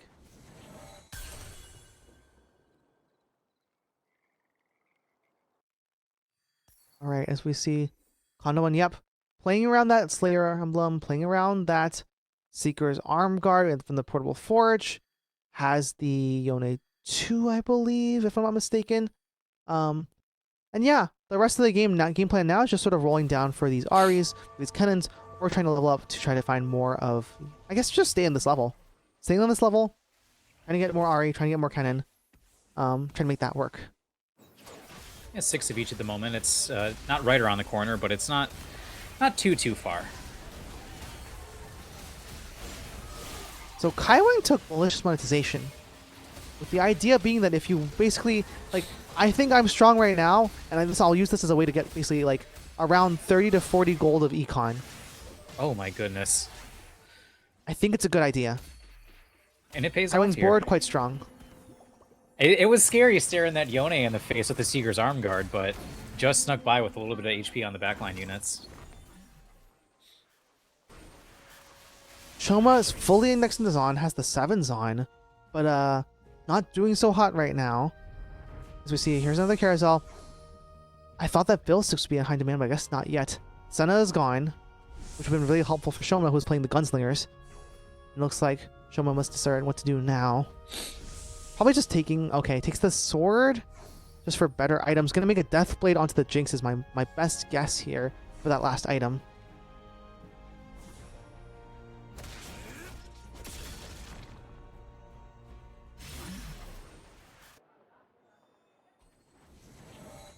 Okay. Quick Does Warwick manage to upgrade. hit the Warwick too. We see 1% Peter has not yet sold the Garen. Still debating whether to do it, I think.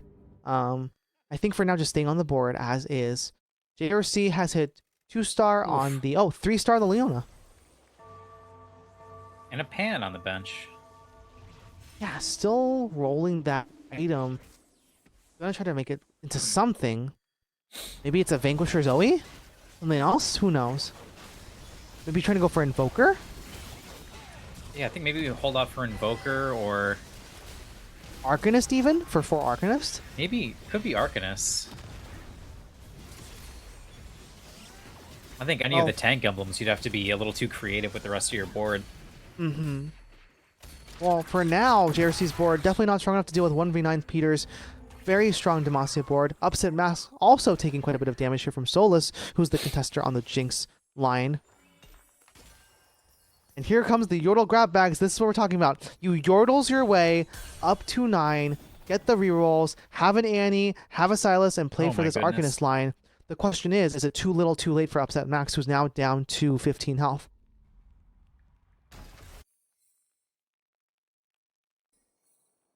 Honda 1 did manage to hit the RE3, which is a pretty big spike there. Solus still sitting on the 2-star Jinx and the 2-star Warwick. It's probably just a Warwick line at this point. 3-star Ari, fully itemized, along with 2-star Yone. Demacia Yone, oh my goodness. That is one sturdy fella. Just a little bit of extra resistances so that he has more time to stack up his Seeker's Arm Guard. Mm-hmm. You could do worse. Oh my goodness. Yoniel just in time on the Jinx. He was getting a little too scary for a second there. Choma manages to win at least that fight. And here we go. Into the final set of minions for some of these players. Upset Golem's Max down to here. 4 HP. Oh, look at Peter holding the Malzahar. At this point in the game, you're really thinking about standings and what exactly do you need to make it happen, right? Because if you stay alive, you basically, like, a lot of this at this point is it's a weird quasi-checkmate feeling of you need to make sure certain folks who are below you don't pass you in the standings, right? So if you're someone who's, like, making sure that JRC doesn't pass you, you're basically trying to hold JRC's units, possibly, for instance. Yeah, not too much incentive to do this in solo queue necessarily, but if you're in a tournament fighting for one of only a few spots left, then you do anything you can. Mm-hmm. Lux 2 on the board for Upset Max. This is the final big roll down here. The Silas 2, which is a massive buff.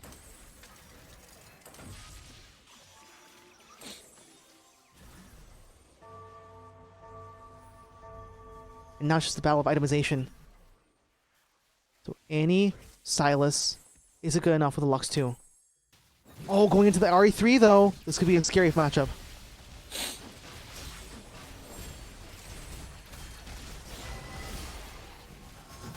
This Silas does get CC'd and CC'd again. Oh my goodness. But the Annie burn is burning. Another smite. Oh, cannon deleted. But the Silas is dead. Yone and Ari. Such a strong combo. And there goes Upset Max. Noma staying alive for now. So I believe that's the end of the tournament now for Upset Max, who's already at the bottom of the standings. Looking toward the standings again. Folks who need good performances are Peter, Solus, and Lumen. Folks who were doing well in the past are Kondo 1, JRC, Shoma, and Kaiwang. Lumen could be the biggest change here, because Lumen was very low in the standings, but if Lumen gets us first, it could change everything. Yeah, and Lumen and Kaiwang have been standing at 1-2 for pretty much the whole duration of this game. Mm-hmm. Alright. Kennen 3 hit as well for Kondo 1, which is very massive.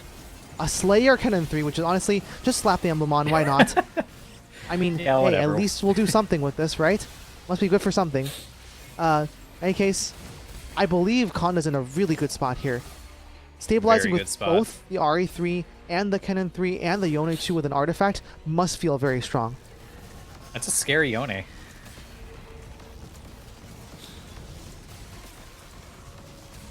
Shoma's Jinx is gonna stay alive.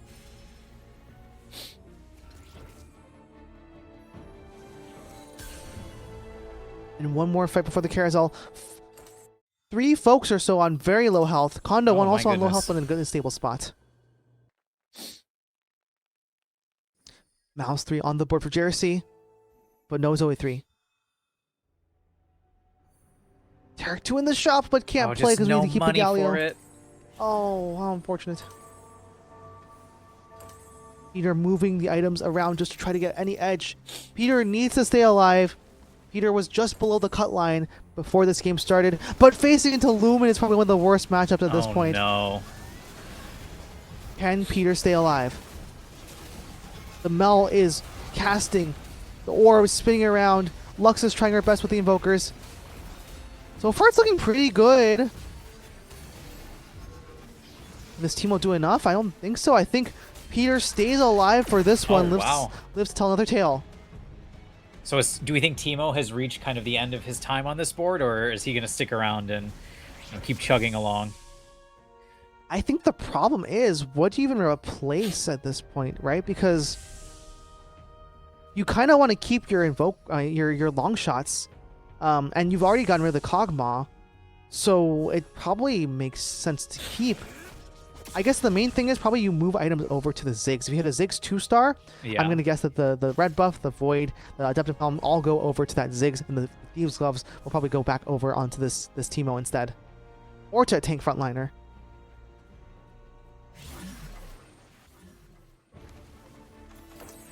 Oh, I didn't realize we also have I think it was Kaiwang had a Xerath with Disruptor, Jeweled Gauntlet, Nashers. That's not something I would want to run into. Well, speaking of options we have now, that's a Rise. That's a Rise on Lumen's board. Get rid of the Ziggs. Here comes Rise. Potentially. Or not. We'll see. Thought about it.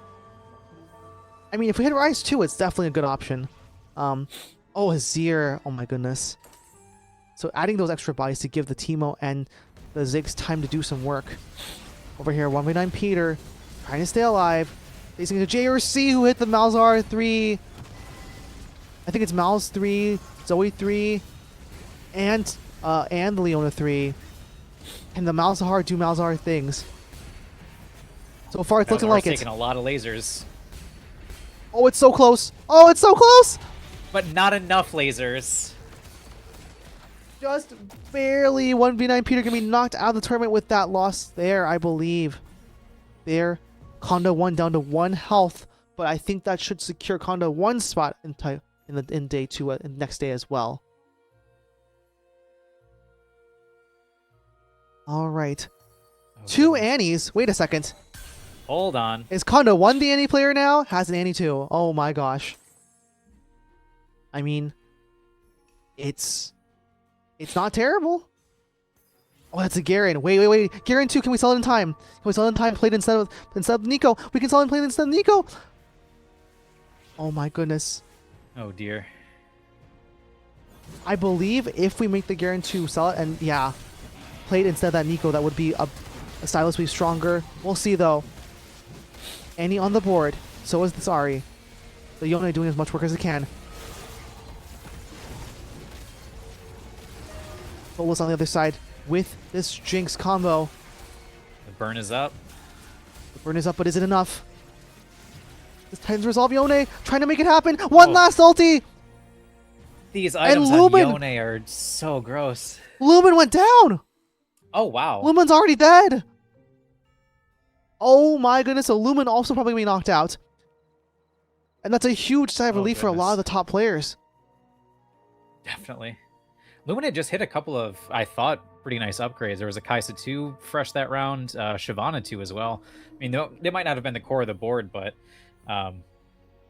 tough to hit those upgrades and then still lose a round. The craziest thing for Lumen is there's 3 players with 1 HP. Like, Lumen gets a top 2 in any other lobby. This is literally a 1 HP diff for some of these players. Okay. Final lives for so many players. We will see a Armageddon of absolute mass extinction Exodus event here in the next round. At least 2 of these players are going home after this one. What's going to happen next? JRC has it everything, trying to figure out what to do, reorganizes the items. Gargoyles aplenty. Let's see what's going to happen here. Who does JRC roll in this fight? It's a ghost! JRC gets the ghost.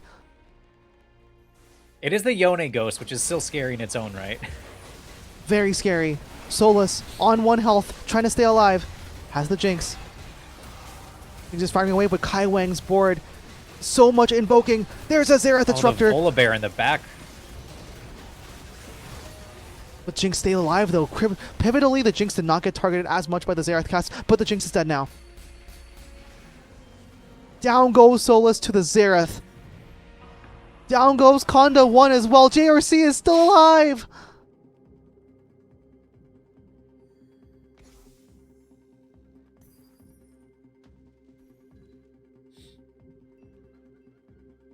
It's gonna come down to literally one or two fights here. Kai Wang with a nice lead, playing instead of List Seraphine, it's a Xerath Seraphine. Why not? Why not? Invoker Azir, Disruptor Xerath. And here we go. Warden Bruiser Taric, I love it. Now I can see this team is healing for so long. Going into JRC. How much can the Malzahar do? The Zoe is sparkling and bubbling all over the place. Does manage to take down 2. But those waves of damage coming through for the Seraphine. The Voidling's not enough. JRC does finally go down. Oh, it's decisive. Is Shoma still around? This Jinx is on her last legs. Can the Kindred do it? Not enough. And Kai Wang takes this one. Game 6 belongs to Kai Wang from Citadel Gaming. What a performance with the multi-invoker, multi-disruptor start.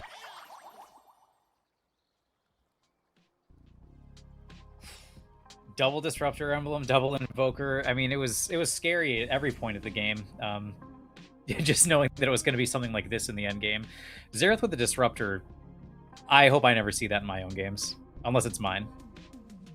Yeah, Nightmare Fuel, absolutely. And Invoker Azir, Bruiser, Warden Taric, actually. Now that one, that's Mr. X right there from one of those Silent Hill games, honestly. All right, so what a performance here. I believe we should have standings soon calculated for who's going to make it onto the next day of play, but I'm pretty sure there's a few folks here who finished in the bottom 4 who will definitely not be moving on after that performance. We'll see what happens here in just a second. We'll be able to announce who made it. But yeah, what an exciting last lobby. I mean, all those players at 1 HP, and it looked like to the last minute that maybe Lumen could survive, but just not enough. The Team of 3 did not clutch it enough. And yeah, it turns out actually finally got outscaled by some of these other teams. Very, very big game. Could have gone any way with 1 or 2 different fights. But in the end, it's going to be, I believe it's just the straight up the top 4 of this game are going to be advancing, unless I've missed something here. But let's see in just a second how the scores tally up.